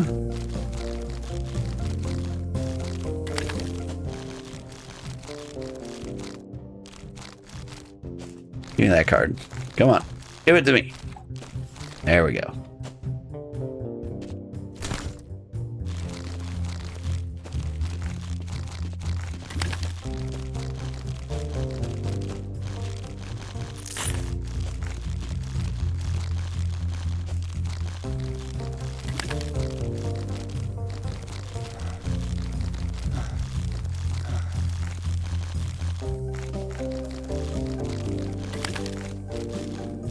We're cruising. We're trying.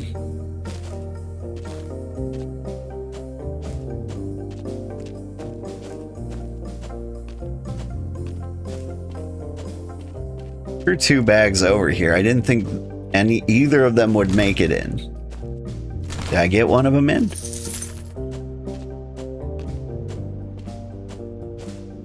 It would seem so. All right.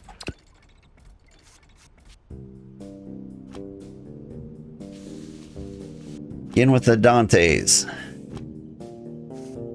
Or Kota May Cry.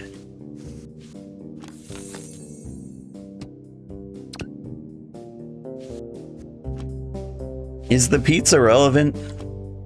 I never played Devil May Cry. It actually looked sorry. That's not entirely true. I did play Devil May Cry, and I thought it was bad. I did not like it. Thought it was, I don't know, too easy. Like, I didn't get a sense of accomplishment out of it, you know? It's kind of the same as, like, God of War. It was pretty. And it was fun. I actually played God of War all the way through. But, like, I just felt like I was mashing buttons the entire time. There was no, like, thought or strategy involved. Just fine. But, I like my games to have a little more meaning than that. Not much, but a little.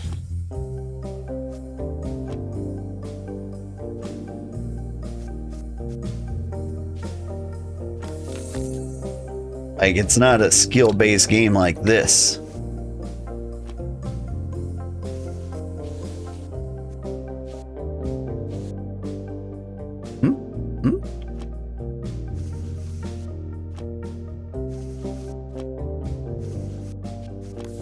There we go.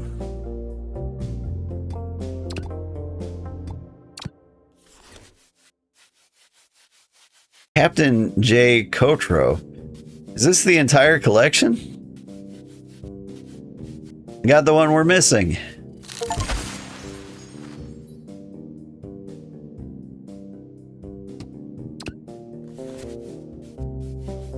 Ah. And then this is it. This is the super rare one. It's Angelwomon. Italian. We did it. We got them all. Woo!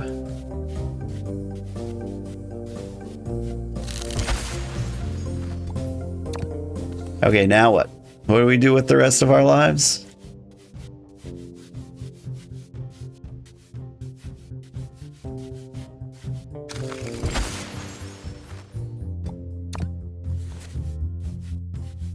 I mean, like, I still got cards to clean.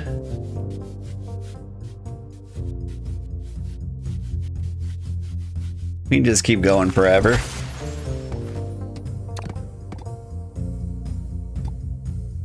Congratulations! Got 8 out of 12 figures, 1 out of 3 cosplays. We've got 1 out of 41 foil cards. Congratulations, you collect all the Kotamon, you can finish the game, or you can continue looking for treasures in the trash. What happens if I click end the game? If I click end the game, can I return to the game? And if I continue playing, can I end the game at any time?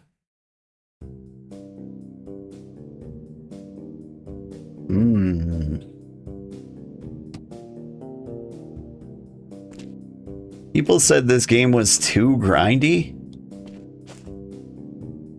It only took us 5.5 hours to find every card. That's nothing.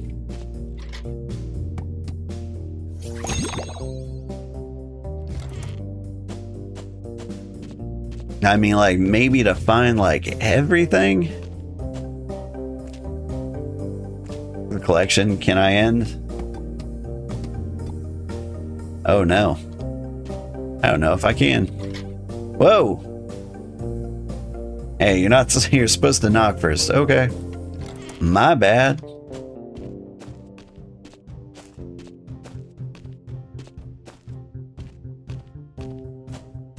Do I not understand how this works?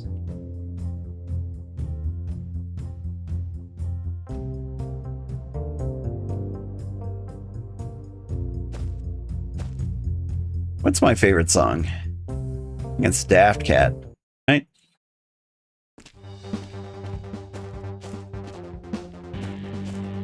Alright, there's a door back here. Can we go in here? No?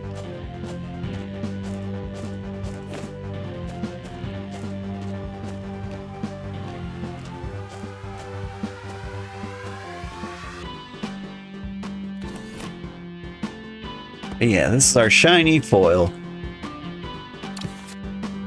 So, like, I did the thing. Where's my $1 million? I can't end the game if I chose to continue. Is that what I'm seeing?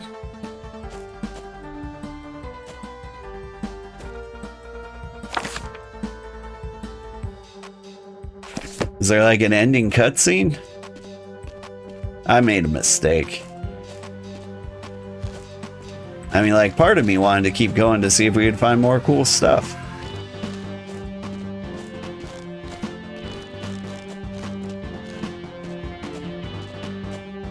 And so let's see if this isn't a mistake.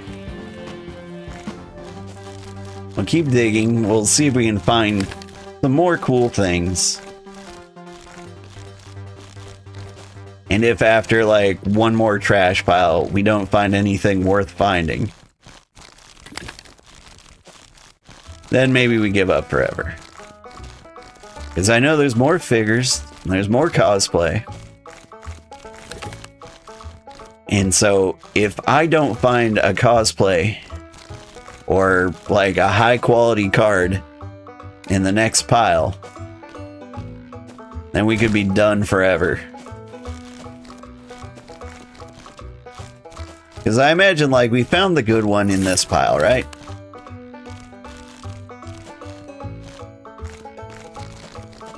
But what that means is, like, we hit kind of a set event. We hit a canon event. And so if there's any more game left, gotta be like...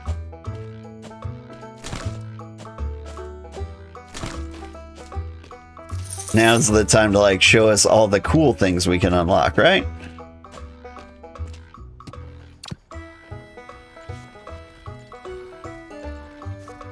I mean, you're pretty meh. He's got the Shermie haircut. From King of Fighters. Anyone know what I'm talking about?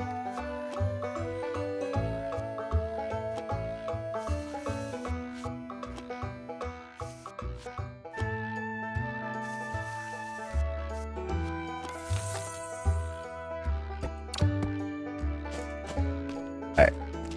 We get beer. Pray to RNGesus to get what you want. I do feel like I'm pretty lucky when it comes to RNG. Alright, we need $15,000 to get our speed to max. I think it's all capacity is probably like the next best thing.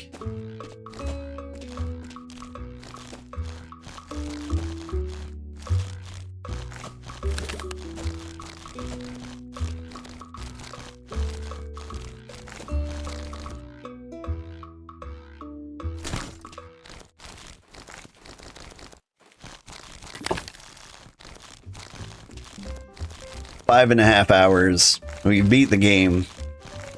I'm trying something new. Instead of like walking to where I got a good shot, the trash can, I'll just kind of like throw all the bags in that general area.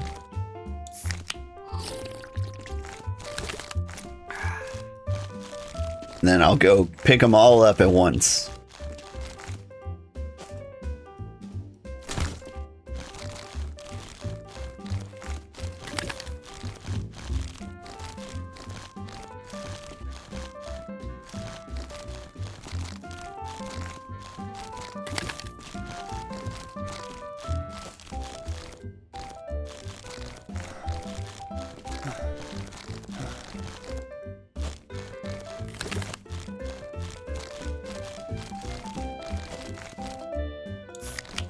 You can do it.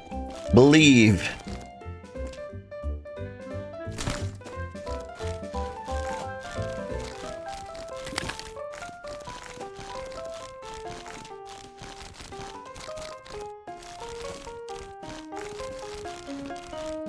Look at me go.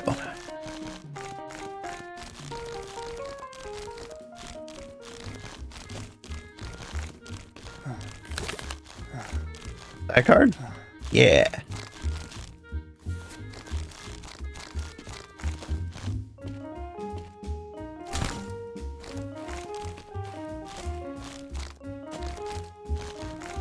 Oh, we gotta get through this one so we can get to the cannon reset pile.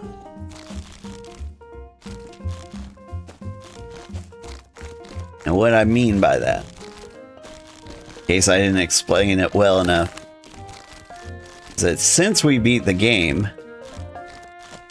and this trash pile was already loaded,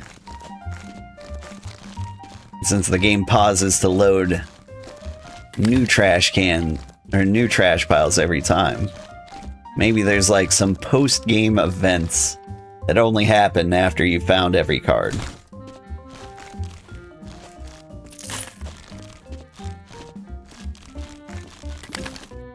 In general, I'm hoping pristine cereal boxes become a lot more common.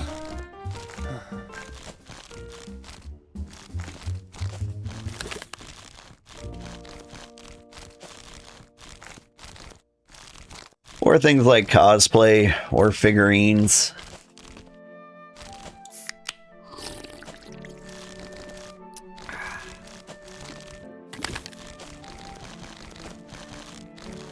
I am happy to report I am enjoying this more than I enjoyed Leafy Corner.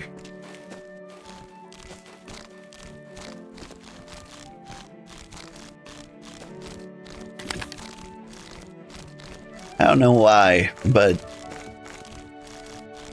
like there's no art or creativity here. And I think that's just something I don't value as highly. Is like actually doing or accomplishing a thing.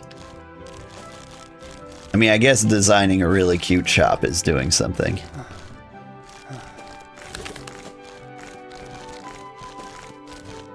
And accomplishing something, as a matter of fact.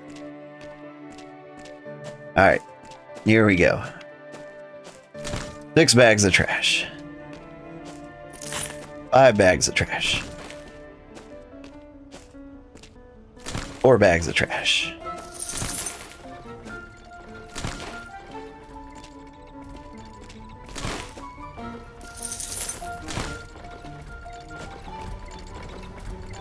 All right there.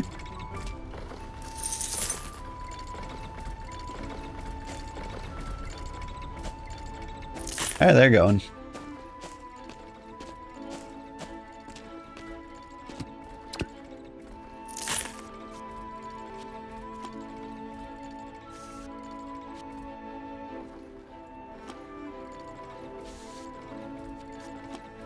It's me, Dio.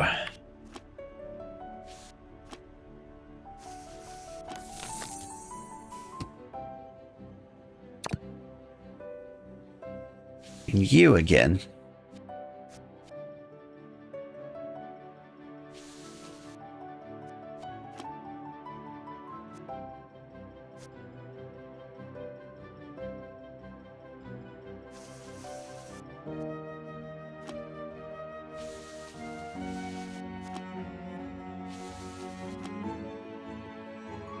This character looks familiar. Just can't think where I've seen her before.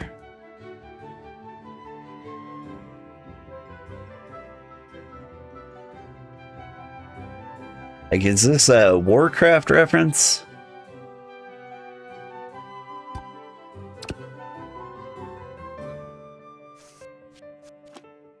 Chibi Dakota. Chibi Coda?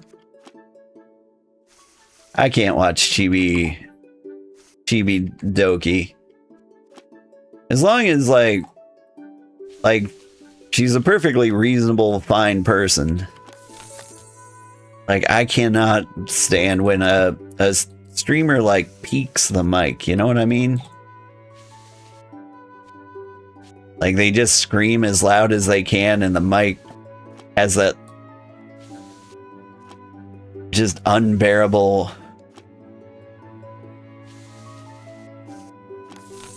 like screechy noise. I can't stand that.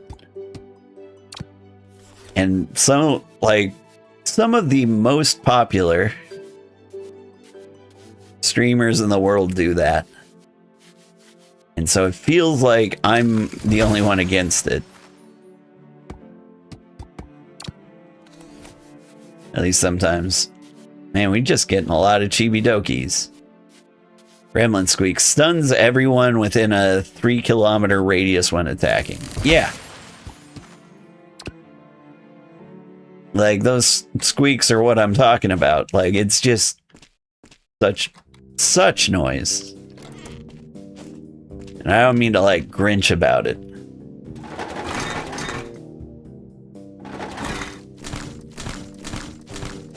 Alright. We still doing Daft Cat? No, it's moved on to Long Trip. Okay, so if you turn random tracks off, it plays random tracks?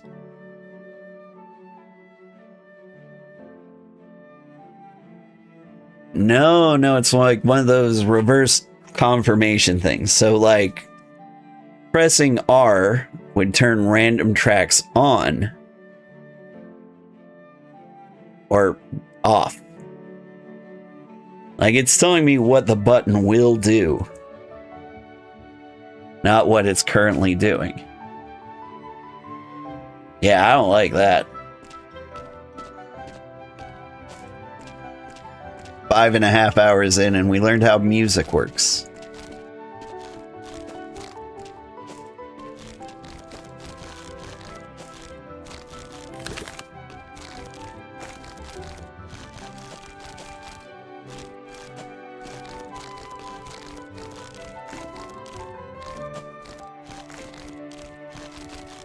But this is a lovely game.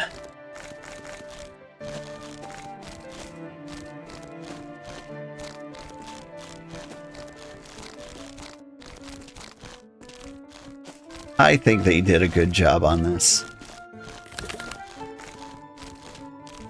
I do wonder if, like, things like that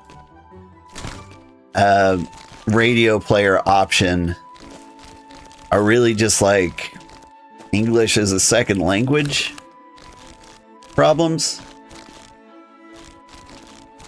Because I heard about like crazy bugs in this game where like the game didn't save. Like somebody would like quit the game and then they'd see a bunch of save files created in Russian but couldn't find theirs.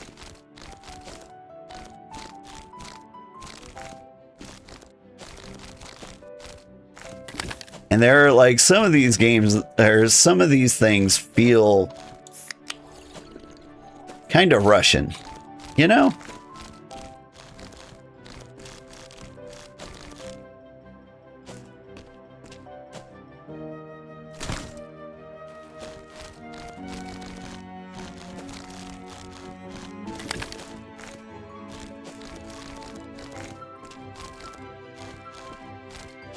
I don't know how to explain it. I'm trying to think of something specifically I could talk about, but I've got nothing.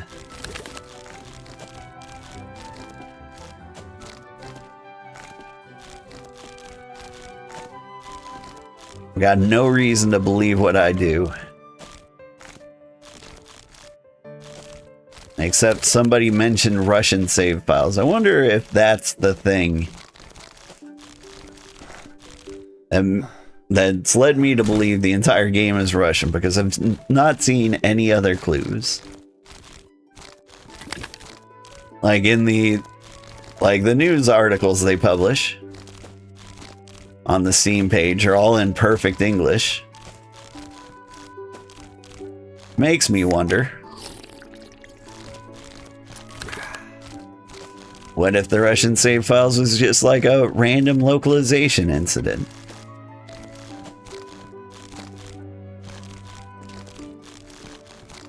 Like, maybe they are Americans. I don't know. The beers look too good for them to be Americans.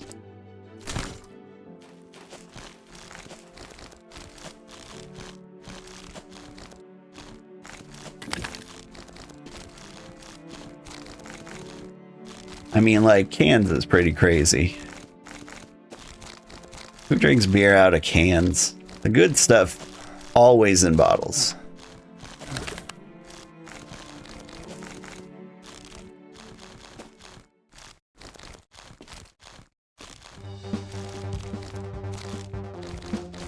Like, cans affect the flavor of the beer.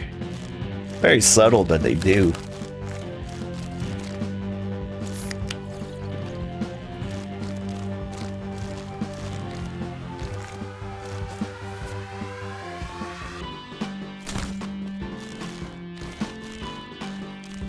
Alright, we're almost there.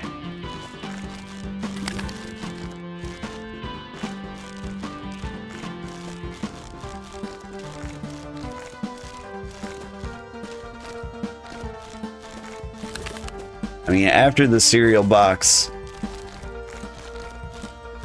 there doesn't seem to be like anything else here.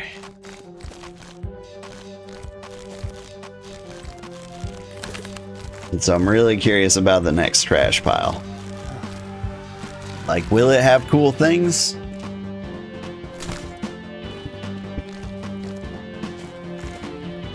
Like, if we go through the next trash pile and it's just normal,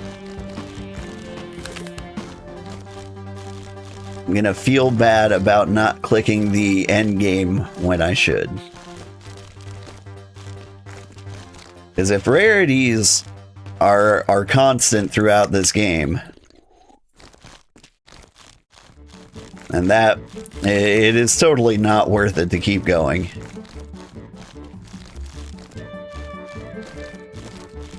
Like, this game is not the type of game you should be playing forever.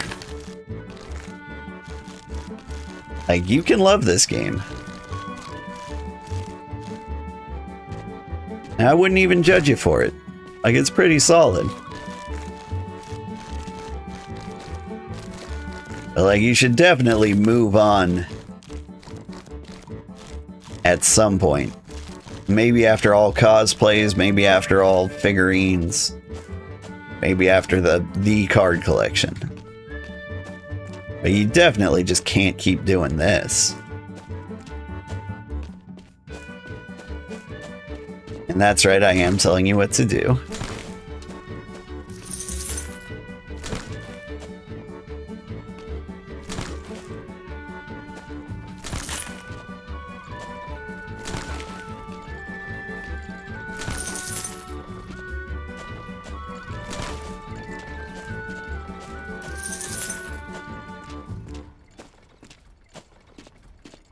All right. Smoky Kitty.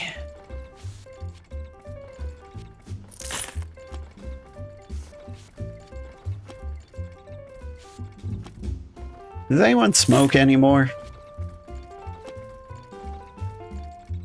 Like, we're all pretty much done with cigarettes, right? It's only 70-year-olds smoking now.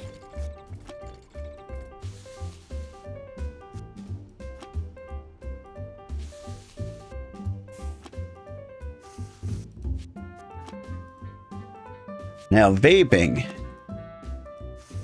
That's a thing that feels like it's still around.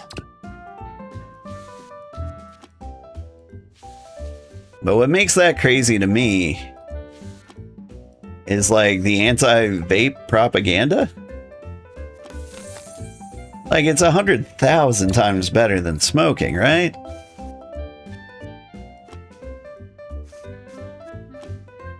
Like, I could be wrong, but I basically don't believe it's as bad for you as they say.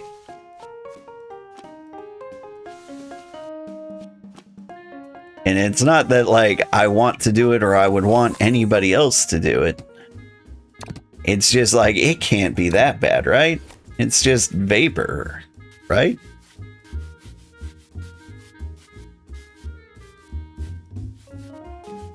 Like, it can't be worse for your lungs than, like, living in Alabama. There's over 1,200 chemicals in a cigarette and less than 5 in vape juice. Vaping right now, juice you made. Interesting. Yeah. So it's...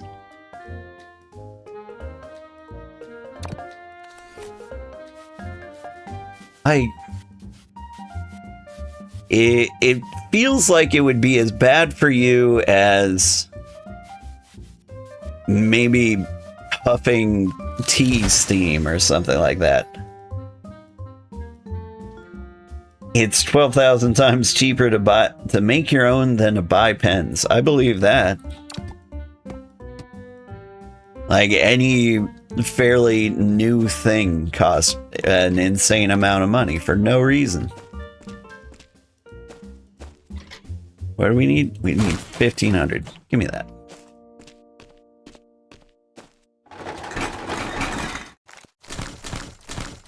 All right. Time for the big reveal. There's gotta be something good in this trash pile, right?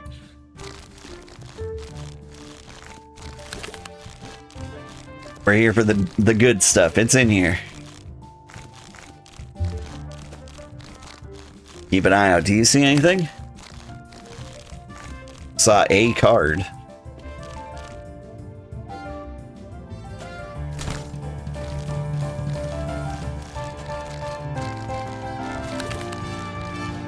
Use the dramatic music. Really convey the deep emotional torment I feel right now.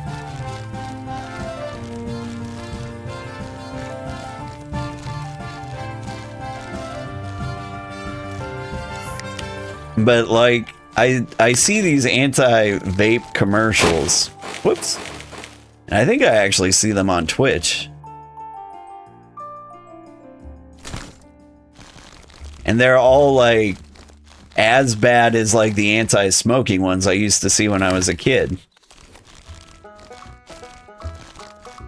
You know, like, if you vape, you will straight up die. And I'm just like, really? That can't be true. Like, honestly, it makes me feel like smoking's probably safer. Because if I can't believe the anti-vape things, why would I believe the anti-cigarette things? I mean, aside from the obvious... smoke inhalation doesn't seem like a good thing for you. Like, breathing anything other than oxygen seems less than ideal.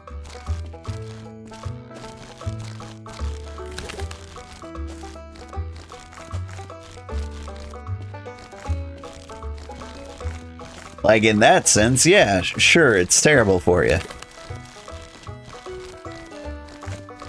Let's all just drink distilled water.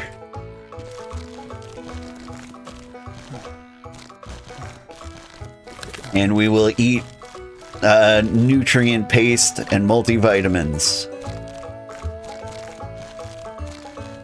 And then we will become perfect.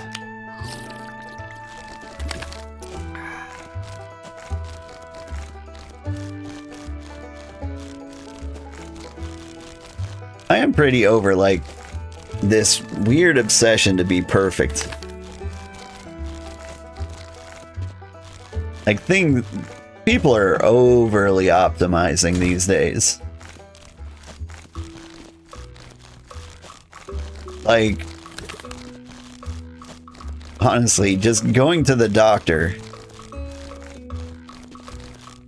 My wife discovered, like, her blood was less than perfect.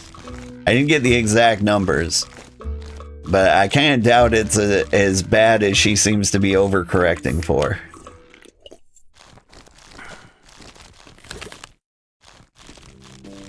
Like, she seems to be under the impression that she is going to die. And I love my wife, so we're going to eat fish and rice for every meal, along with a bucket of fresh green veggies. Hang in there, game. There we go. It's the second time that happened. But this was a much smaller trash pile, which makes me think it's not, like, object related. You smoked for 20 years, doctors never said a word, switched to vaping, and got berated for it all the time. I just tell them, oops, now you just don't tell them.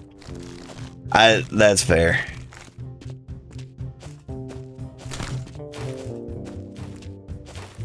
And there was this guy at work who was kind of insufferable with his vaping. He was constantly feeling persecuted, but, like, we were in a small office.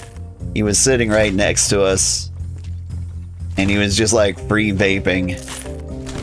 And we asked him kindly not to. Like, mostly just take it outside. And he kind of reacted like he was the most depressed human that has ever lived. That guy was a bit much.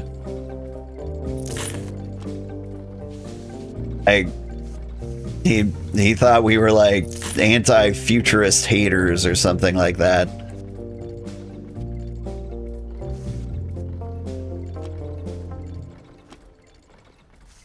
And, like, he does have a point. Like, being able to see, like, your breath vapors is not really any different than, you know, sitting in the breath vapors that you can't see currently. It just still feels, like, courteous to, like, to keep it to yourself a little bit.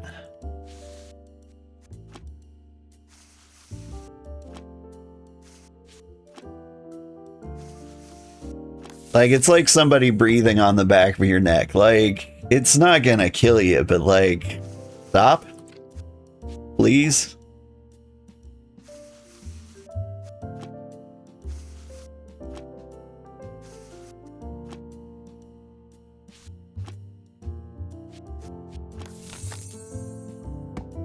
Because I've got this feeling like I'm on the inside of your mouth, and I don't like it.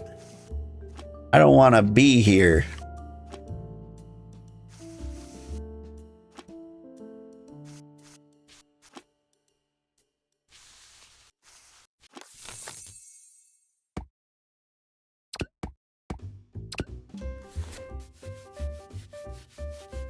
That's a decent quality iron mouse.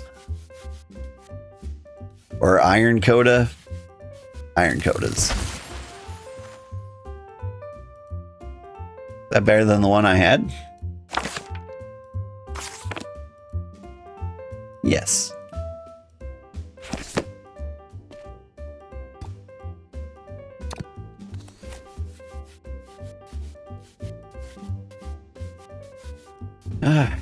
More weak Cerberus.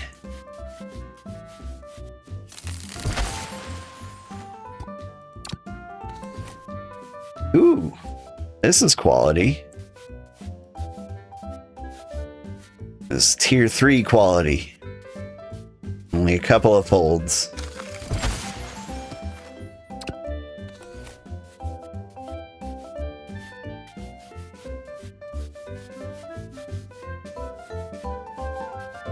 Now, was that the fire one or the genie one? I think it was the fire one.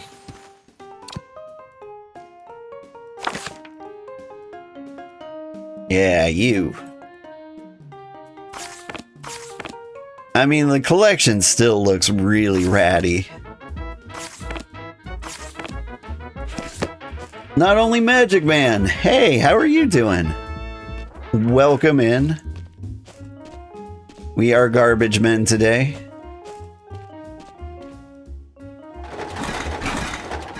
We need lots of beer. Keep this up. We beat the game. It only took like 4 hours.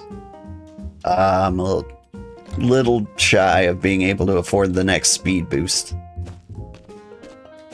But we have cleared the entire dump once, and then it got filled with garbage again.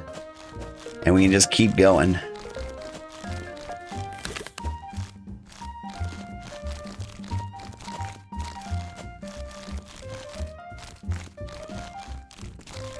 This man is too sweet to be garbage. Aw, well thank you. How are you doing, by the way? What were you playing today?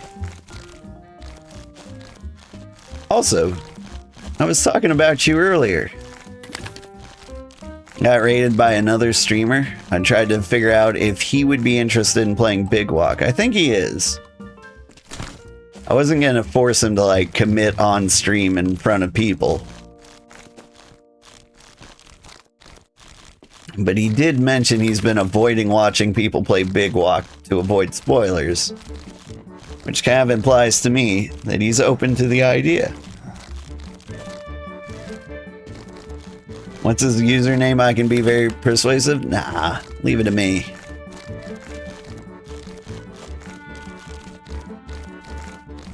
Like, we call him Cold. He's a cool guy. But I don't want like 6 strangers on him. We've known him for years. Gonna make an offer he can't refuse? Is it money? 'Cause that would work on me.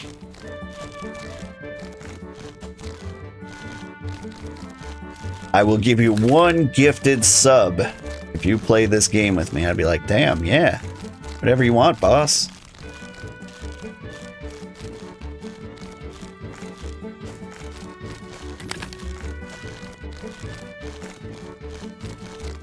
Do you feel like Pokopia is the same? Pokopia is the same way as you're playing Fallout. You spend 5 hours doing something, only to make small movement towards the actual goal. Yeah. This is an interesting game in that, like, you beat the game, but, like, you've scratched the surface of, like, the hard goals. And I'm not sure how I feel about that.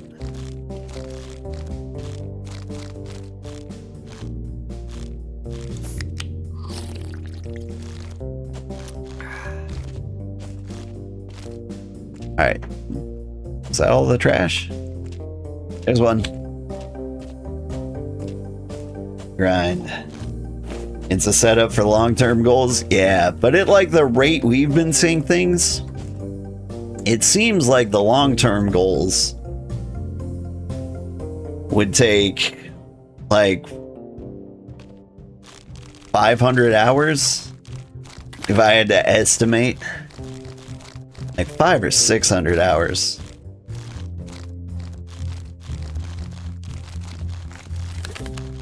Into the trash.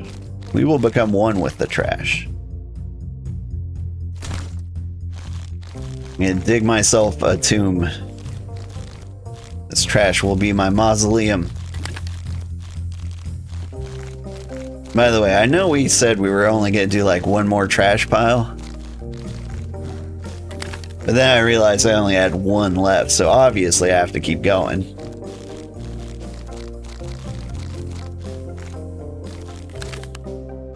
And remember, Sugar Boy, we could also play Peak or World War Z. Yeah.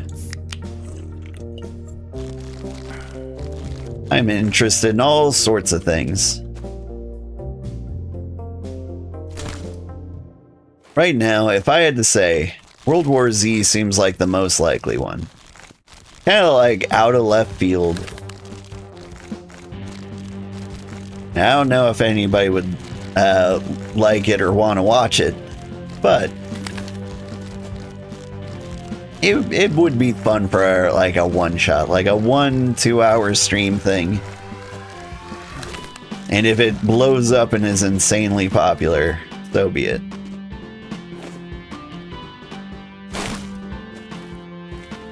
Bummer.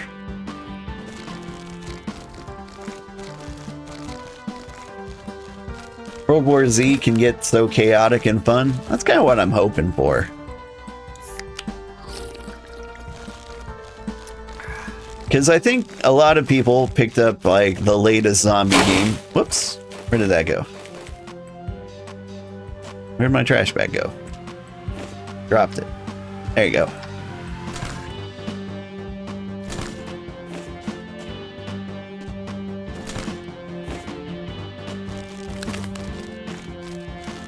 I'm having difficulties on the inside of the trash heap.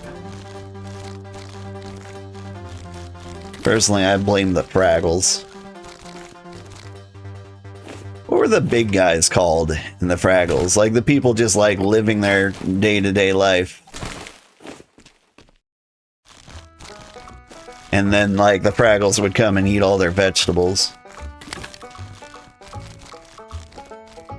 Was there a particular vegetable that the Fraggles like? They about radishes? There's so much to experience with it. Okay. I'm interested in World War Z. But yeah, as I was saying, I think a lot of people didn't like No More Room in Hell, which is like the latest zombie game. Because it had some pretty bad reviews, and so I'm thinking maybe it didn't land tight with some people. They'll be thirsty for zombie games. So maybe it'll do well on YouTube. Plus, like one of my favorite games of all time was probably like Left 4 Dead 2. Memories of playing that with friends. I might have put like 1,000 hours into that.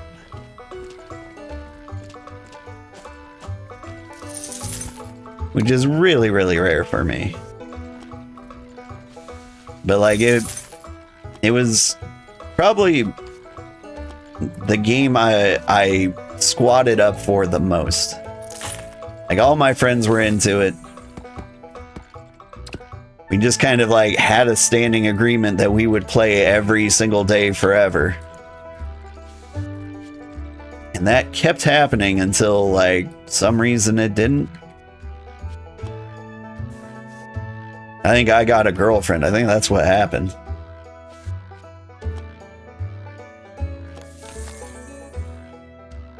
Thank you, online dating. My girlfriend became my wife.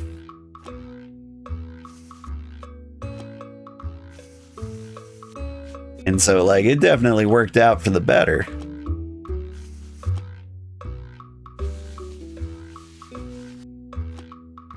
Ooh. Plus, I think a guy I played with might have gotten shot in the head.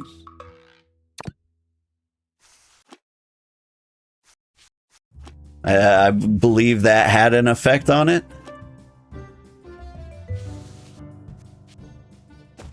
It's a pretty rare thing to have happened. He's okay, by the way. As far as I know, alive and healthy.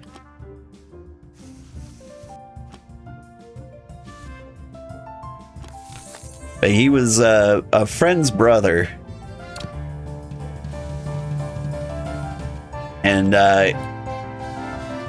that friend was in the squad, and so that guy often filled in the gaps of the squad, and like the regulars weren't around. And getting shot in the head will slow down your ability to attend game nights. Oh hey, I was kind of hoping for a higher quality one of this. Go to the diver. Because in like the wrinkly, like torn apart one, it looks like she's farting. But here you can really see like the blowfish going after the swimsuit.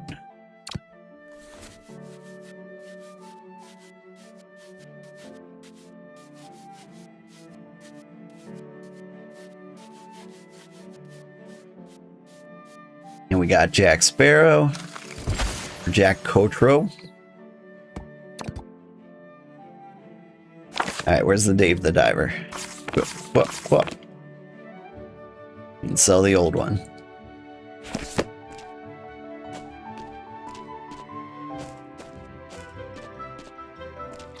All right. More speed. Now that we have speed, we want capacity. That might be it. I think we're going to beat the... Well, not beat the game. But at least run out of stuff to do.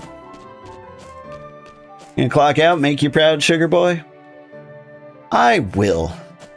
I will collect this cat girl related garbage. We'll find all the bathwater. That's probably not a thing. I can't imagine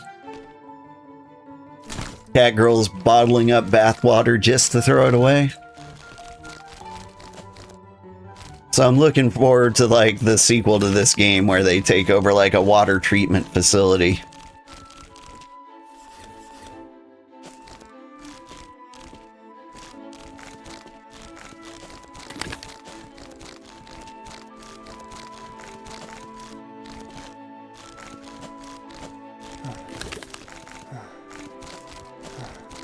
Now here's the thing that makes me curious. So like, the original dev of this game gave these cat girls or cat twins the source code to make this game. And these cat twins have some artistic ability, clearly. Because they did most of the artwork for all these cards. And so I'm wondering, if this game was a huge success, would they be able to, like, recreate it again? Would they just team up with the original developer and say, like, hey, you make the game, we'll do the art for it. And together, we will have accomplished something.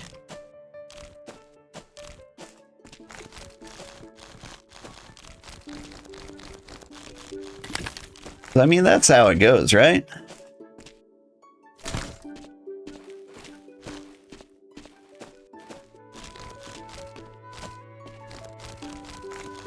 I tried doing that with somebody once. They were like, I have an idea for a visual novel. And I'm like, I can make that. I could do that super easy. And so, like, I just whipped up a quick mock-up of what it would look like. And then they never got back to me.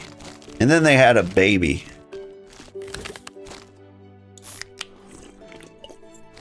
And so I'm like, well, I guess this plan's out.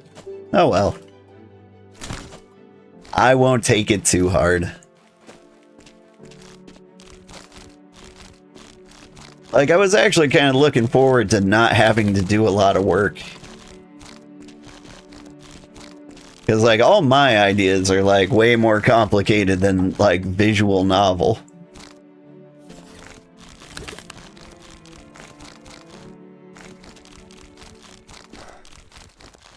So every attempt I ever made to like make an actual game, you know, was destroyed by its own ambition. Like, I get bored too easily to actually create any video game worth playing. That was what I discovered about myself. But then again, that was like before AI was invented. And I know that sounds probably horrible to anyone who's afraid of the AI apocalypse, but it's basically mandatory for coding now.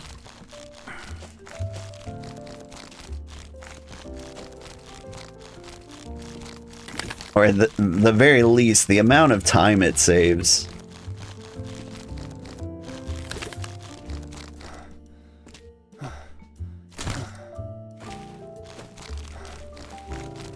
Like, it's just too valuable.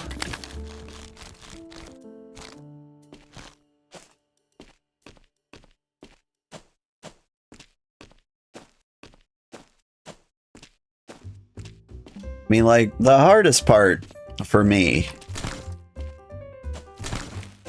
is basically like knowing the syntax. Know enough about programming to like know what I'm trying to accomplish and what kind of commands I need to run. But then you open up Unity and you're like, I don't know Unity's personal libraries or things it does well enough. And that's where AI really shines. Because you can be like, this is my idea, make it happen. Then AI comes in, writes the code for you. And then you can look at the code and be like, that makes logical sense. And like every now and then you can push back on it. You can say like, that looks like it would cause a gigantic memory leak. Don't you need to clean up after you do that? And then AI says, yes, absolutely. So like, non-developers can't really use AI to just make a game out of nowhere. Doesn't mean they shouldn't try.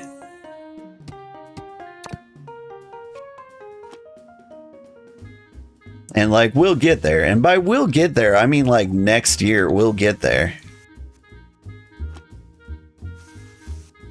Like, I think most predictions have like better or like high quality code. Like, even if you were the best developer in the world, like, it would be difficult to compete with AI. Now, granted, I can't see that costing less than like 50 times a developer's salary to actually use, and therefore will fail horribly.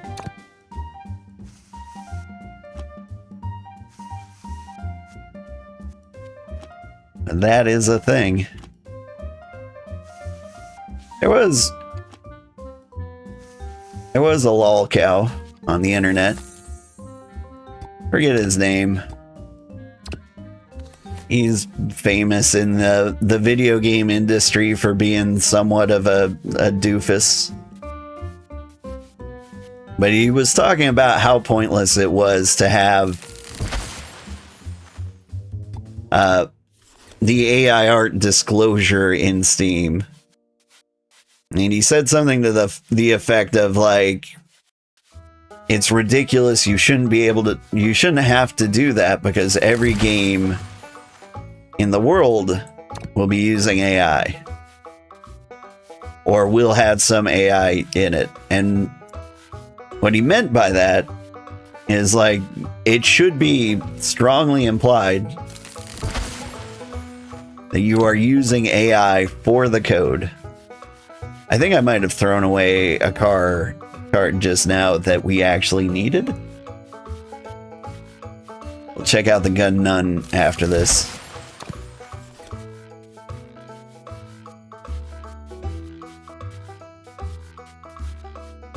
Like, this stoner might be higher quality too. But, yeah, where's the nun?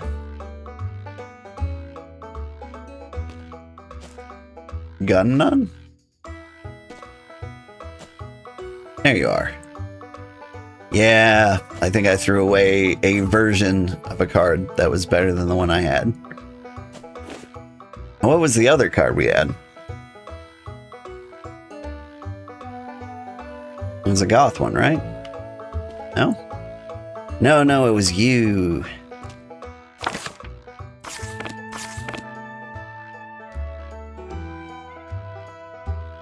Yeah, we're getting very tired. We're gonna clear up this last pile of garbage, see if anything new happens.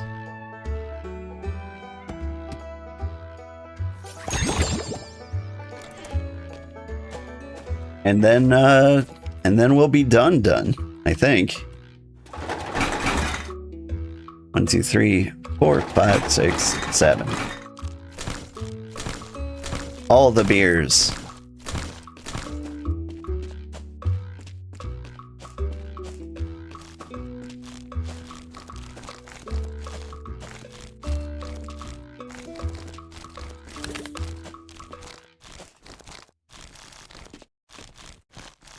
So yeah, it feels like we went through an entire dump, found one foil card as a scripted event, and there are 40 more to collect.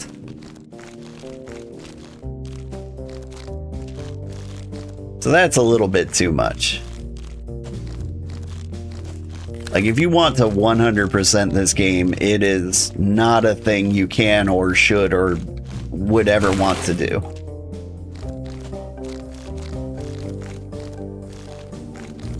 At least that's my interpretation so far. But like, if you just want to chill out and vibe with this game, and you want this to be your game, and you just want to stick with it forever, like, yeah, it might be worth it.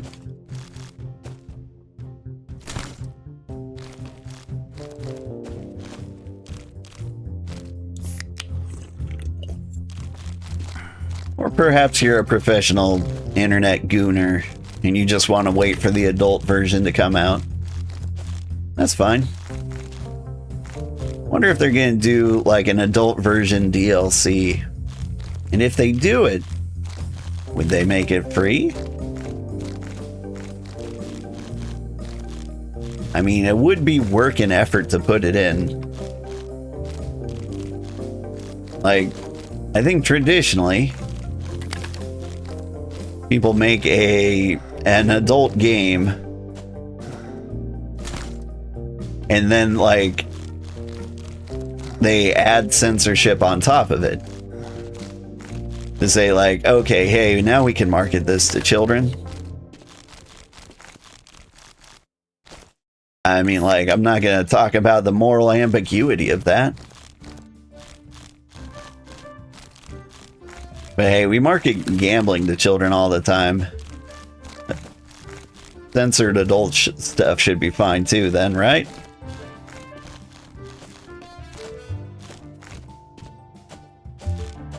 But like, typically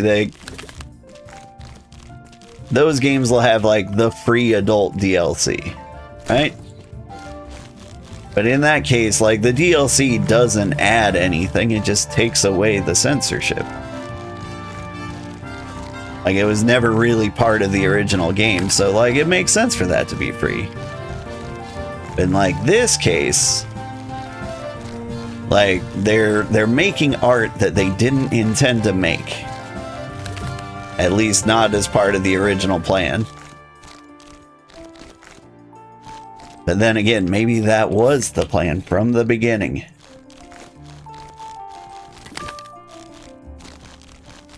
You never know with these internet users. Found a dirty card. They're all dirty.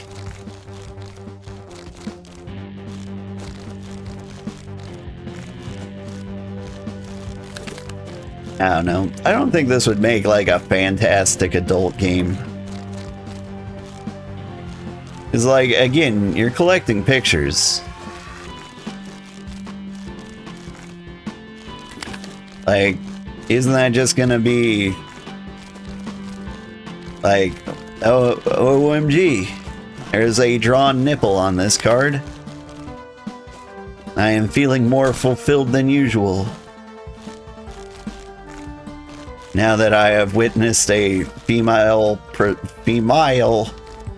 presenting nipple, my life is complete. As if, you know, those weren't present elsewhere on the internet in greater abundance. Think I've cleared the whole dump? Let's tell Jenny. I clearly haven't cleared the whole dump.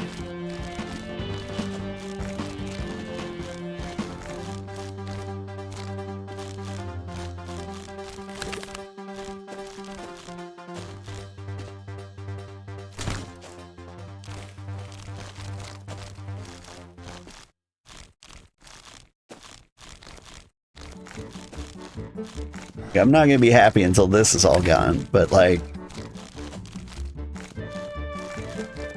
is there really no more like cards or anything to like get out of this? I gotta find partial cards. But did we collect every like card? All the dirty cards?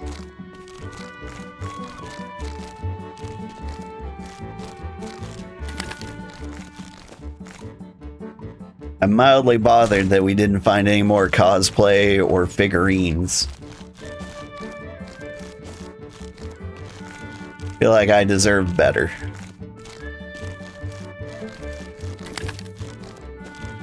You know how it always looks like we're about to stop? I'm cleaning up this last trash pile. Scanning. I think we got it all. But now I'm thinking like, well, since we cleared this, we might as well like check out what the new trash piles look like. What if they're different? So this will be like the fourth or fifth time I've committed to stopping.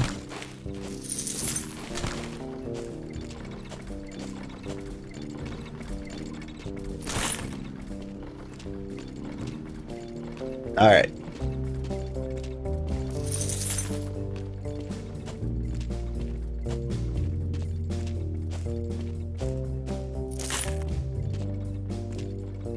You just realized you have no white cheddar Cheetos. Those sound good. I don't know if I've had white cheddar Cheetos. Had lots of white cheddar popcorn. Like white cheddar Cheetos? Are they crunchy or puffy?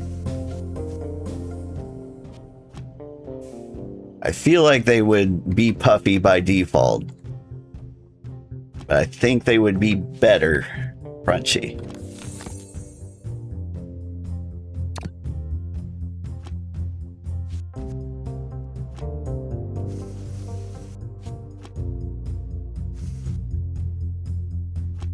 You know what this game needs? Automation. Or like some kind of like card restoring ability.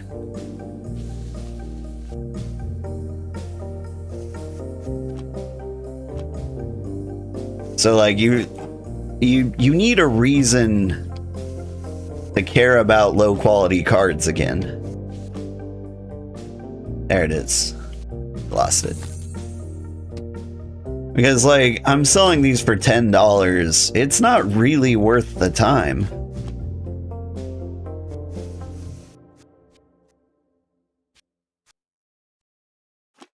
And, like, if they're torn apart, like, they'll never be better than, like, the worst possible quality. I think in terms of like value of time spent, it would be better off if I didn't start repairing these and I just went ahead and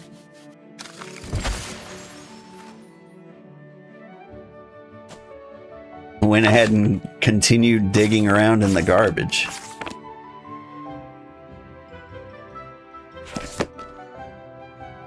Alright.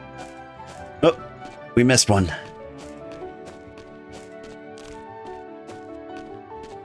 Alright. We beat the game for the 100th time. Can I go in through, like, the top door?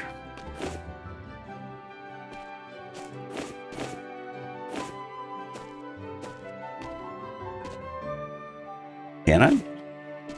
No? Forbidden? Alright, good to know. Dang, the garbage is gone. I cleaned up all the piles. But, the dumb kid. I make money off this. You think I'd plant a garden here? But you did well last time. I'm sure these piles will be a breeze. Gasp. Ooh.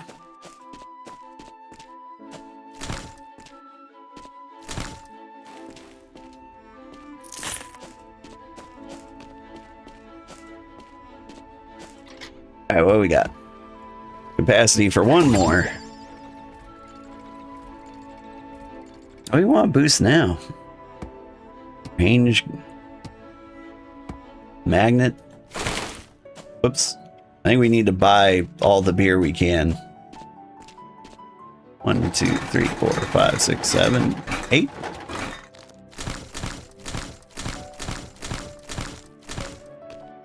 And now I've got some spare money I can spend on range. Alright. Let's do one more trash bag. This one's gonna be the one, the good one.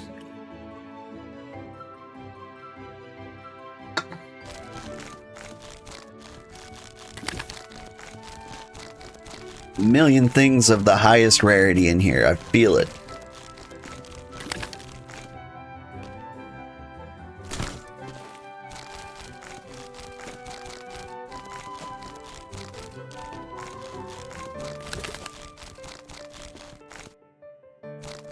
I could have swore that was directly on target.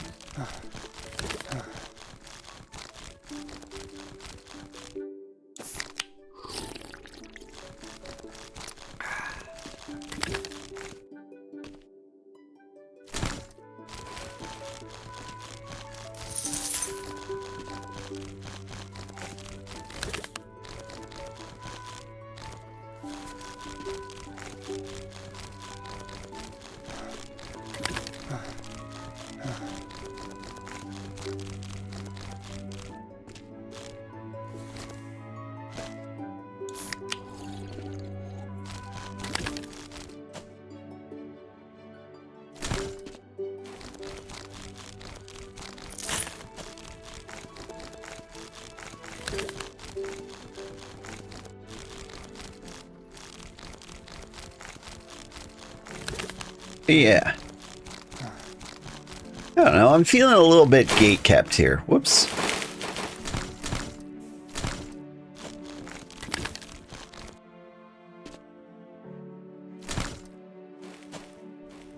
Yeah, I feel like I'm working hard. And the game just does not want to reward me with, like, quality items.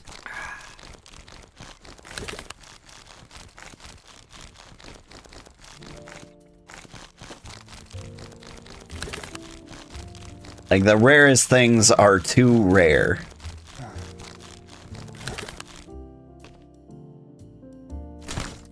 Like, this game is not good enough to, like, deserve hundreds of hours.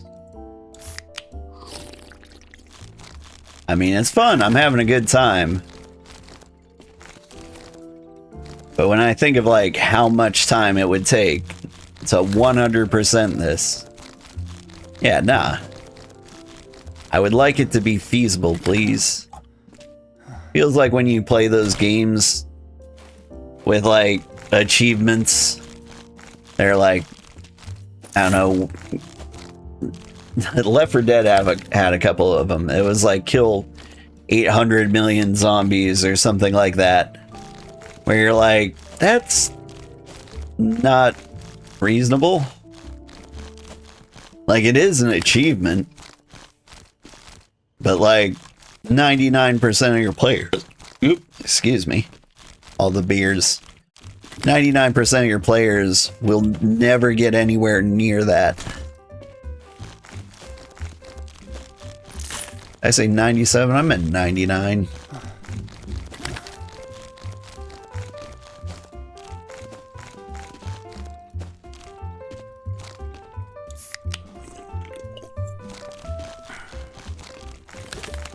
Because that's like my least favorite number. Or my least favorite achievement is when the achievement is like reach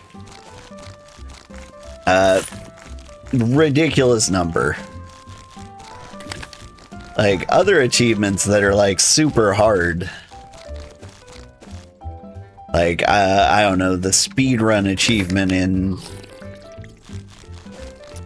Fights in Tight Spaces. It was like beat the game in under an hour. Hey, that's actually kind of hard to do. And is somewhat of an accomplishment, but like you can set out to do that specific thing. But in like Left 4 Dead, when it's like kill 900 million zombies, and you're just like, but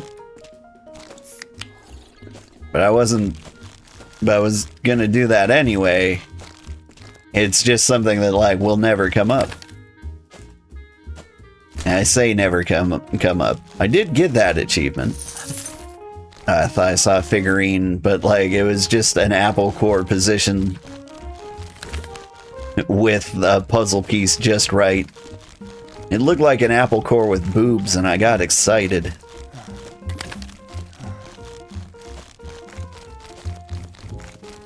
See what this Gooner game has done to me?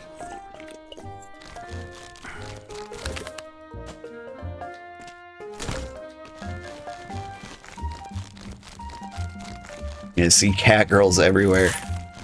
You know when you like play a game like Tetris for like too long straight, and then like when you close your eyes you see Tetris?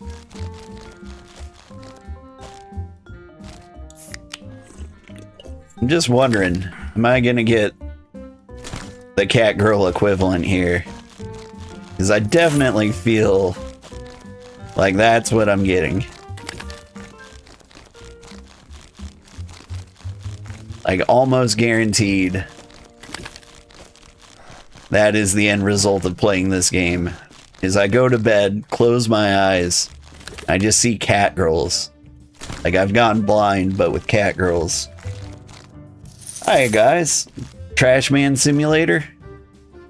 Ah, in more ways than one.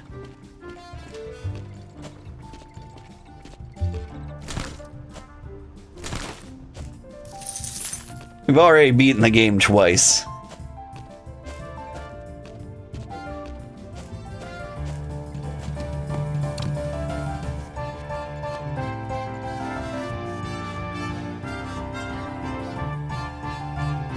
There we go.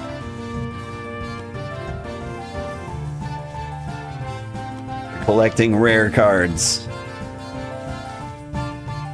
Sorry, you haven't been to the stream in a while? Forget cat girls, get cat men. I can do that for you. At least one of these is definitely a boy. Or at least a boy half the time.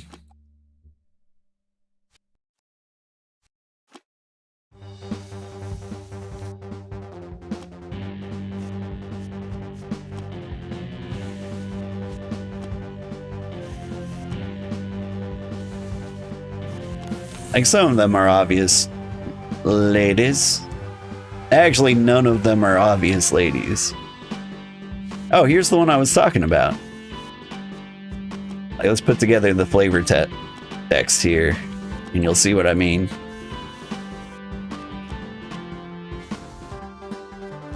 Jackpot. Coatvale's owner determines its gender when it's summoned. So there you go, Catboys.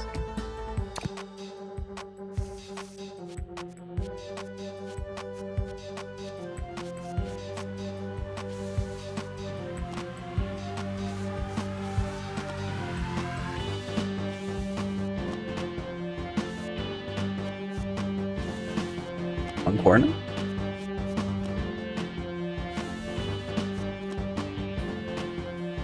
Catboys. Nice. It's nice to see some Catboy appreciation in this Gooner game.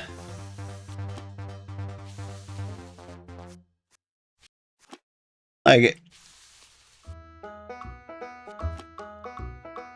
Catboys is kind of like an underrepresented market, I feel like. Like, you got like Final Fantasy XIV and like what else?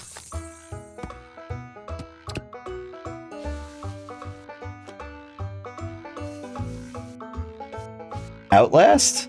Outlast? Outlast? That's something.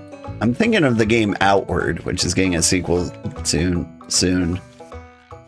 Outlast. I didn't think had Catboys.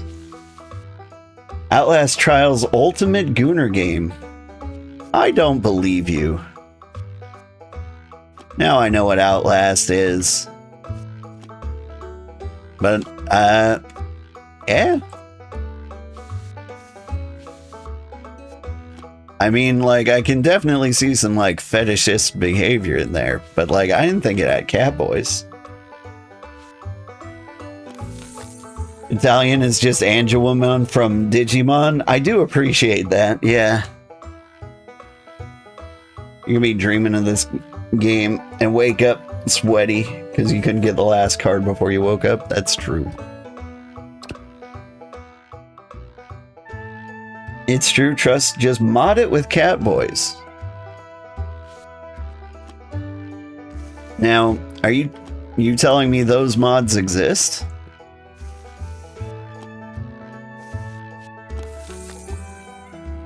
Like, I haven't really checked it out. Outlast Trials modding community because I don't own Outlast.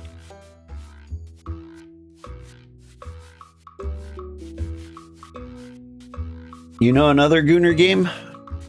I know lots of Gooner games. Which one do you know?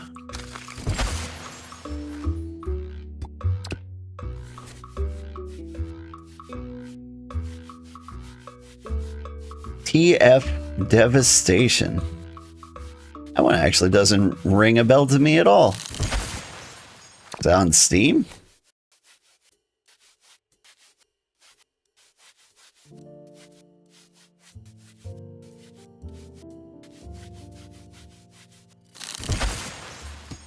The Team Fortress Devastation? Special modded server?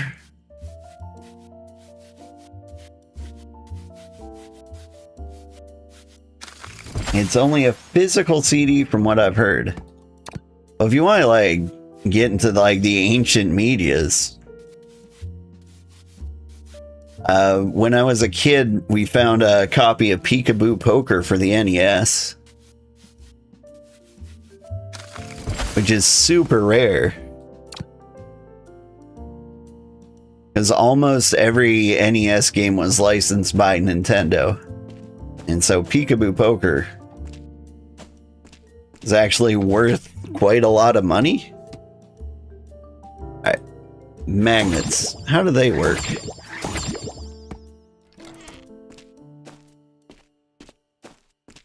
One, two, three, four, 5, 6, 7, 8, 9, 10.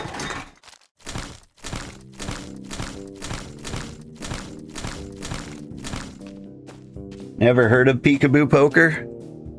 Yeah, it wouldn't make sense for you to have heard of it.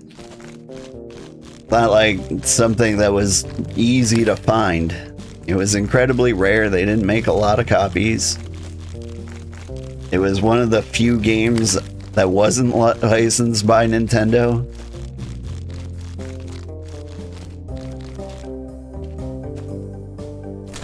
Another fun game not licensed by Nintendo that springs to mind is Baby Boomer, which was a really fun game where a baby would be like crawling along, and America style, you would just shoot obstacles out of their way.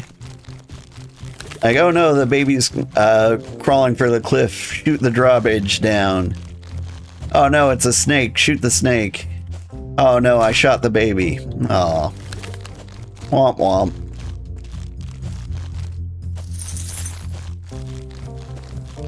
But let's see. Transformers Devastation. Really? Not gonna lie, this art style kind of makes you think horror stuff would happen. Have we all been oversaturated with horror things? Like, I don't really get Poppy's Playtime vibes off of this. Like, it's daylight. Like, if anything, it's close to, like, Doki Doki Literature Club. More psychological horror than scary. Traumatic for, like, all sorts of different reasons.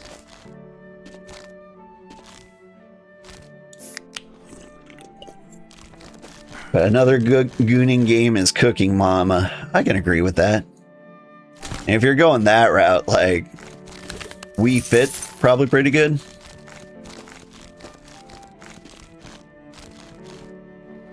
Hey, we got an action figure.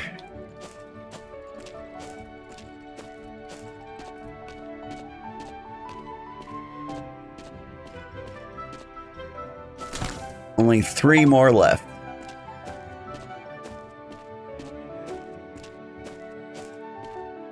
OMG Knight, isn't he cool?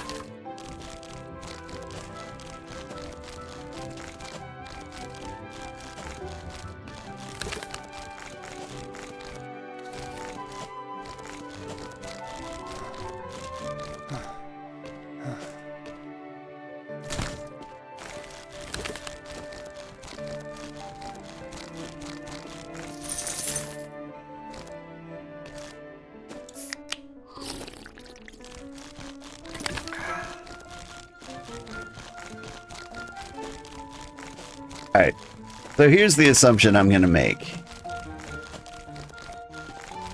Like, you don't find your first cereal box until you've found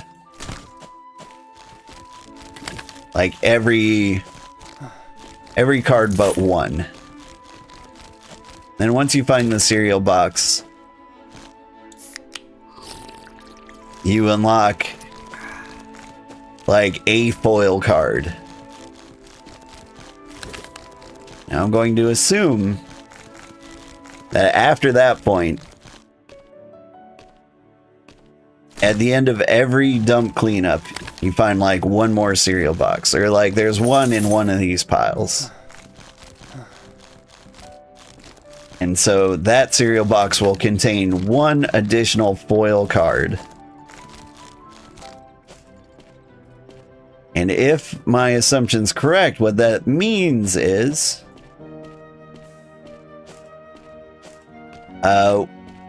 in order to find every single foil card, take you 42 times 5.5 hours to find every single foil card in the game. That is my assumption. Now, what would 42 times 5 be?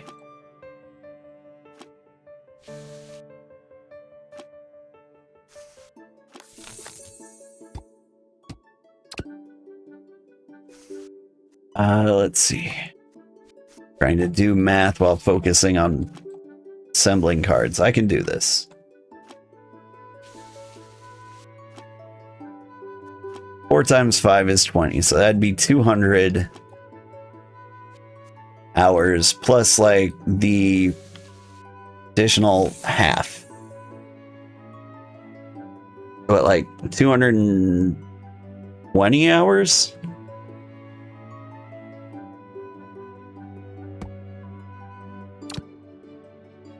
So 220 hours to 100% this game. That's what I'm thinking. And there's still the possibility that I could be wrong and it's RNG based. In which case, I think you're looking at like thousands and thousands of hours to 100% this game. In which case, don't. Go spend time with your family. They miss you. Gotta go bye. Take it easy, Joseph. Have a good day at class.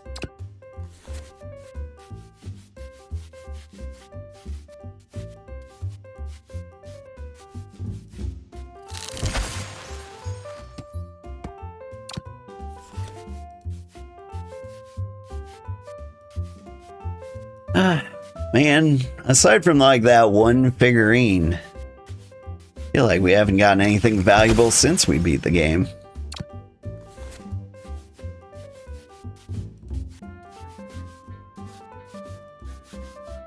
Even here, I think this is a duplicate of our current rarity.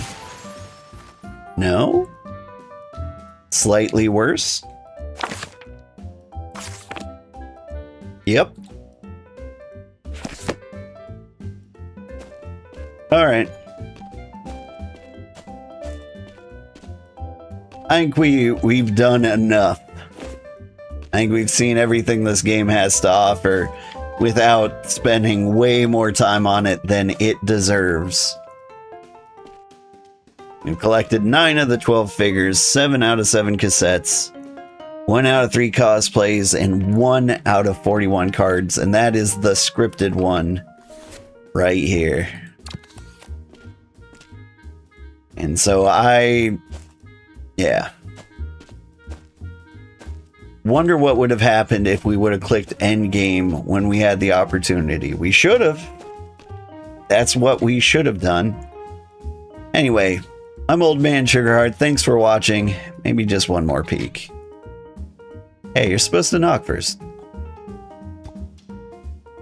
Xena Warrior Princess, huh? Alright. Anyway, good times.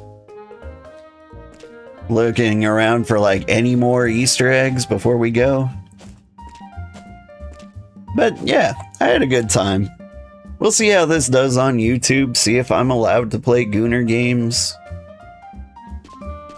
Or if this is too creepy and weird, and I should never ever do something like this again. Alright, have a great day, everybody. Let's see if we can find somebody to raid. I mean, for the record, I can do whatever I want, but I do actually care about you guys. And I don't want you to watch something you would not like to see. Kenshin's playing games. We'll raid him. He's playing some water park simulator. Oh, his water park looks way better than mine. Dang. Alright, have a good day, everybody. Bye-bye.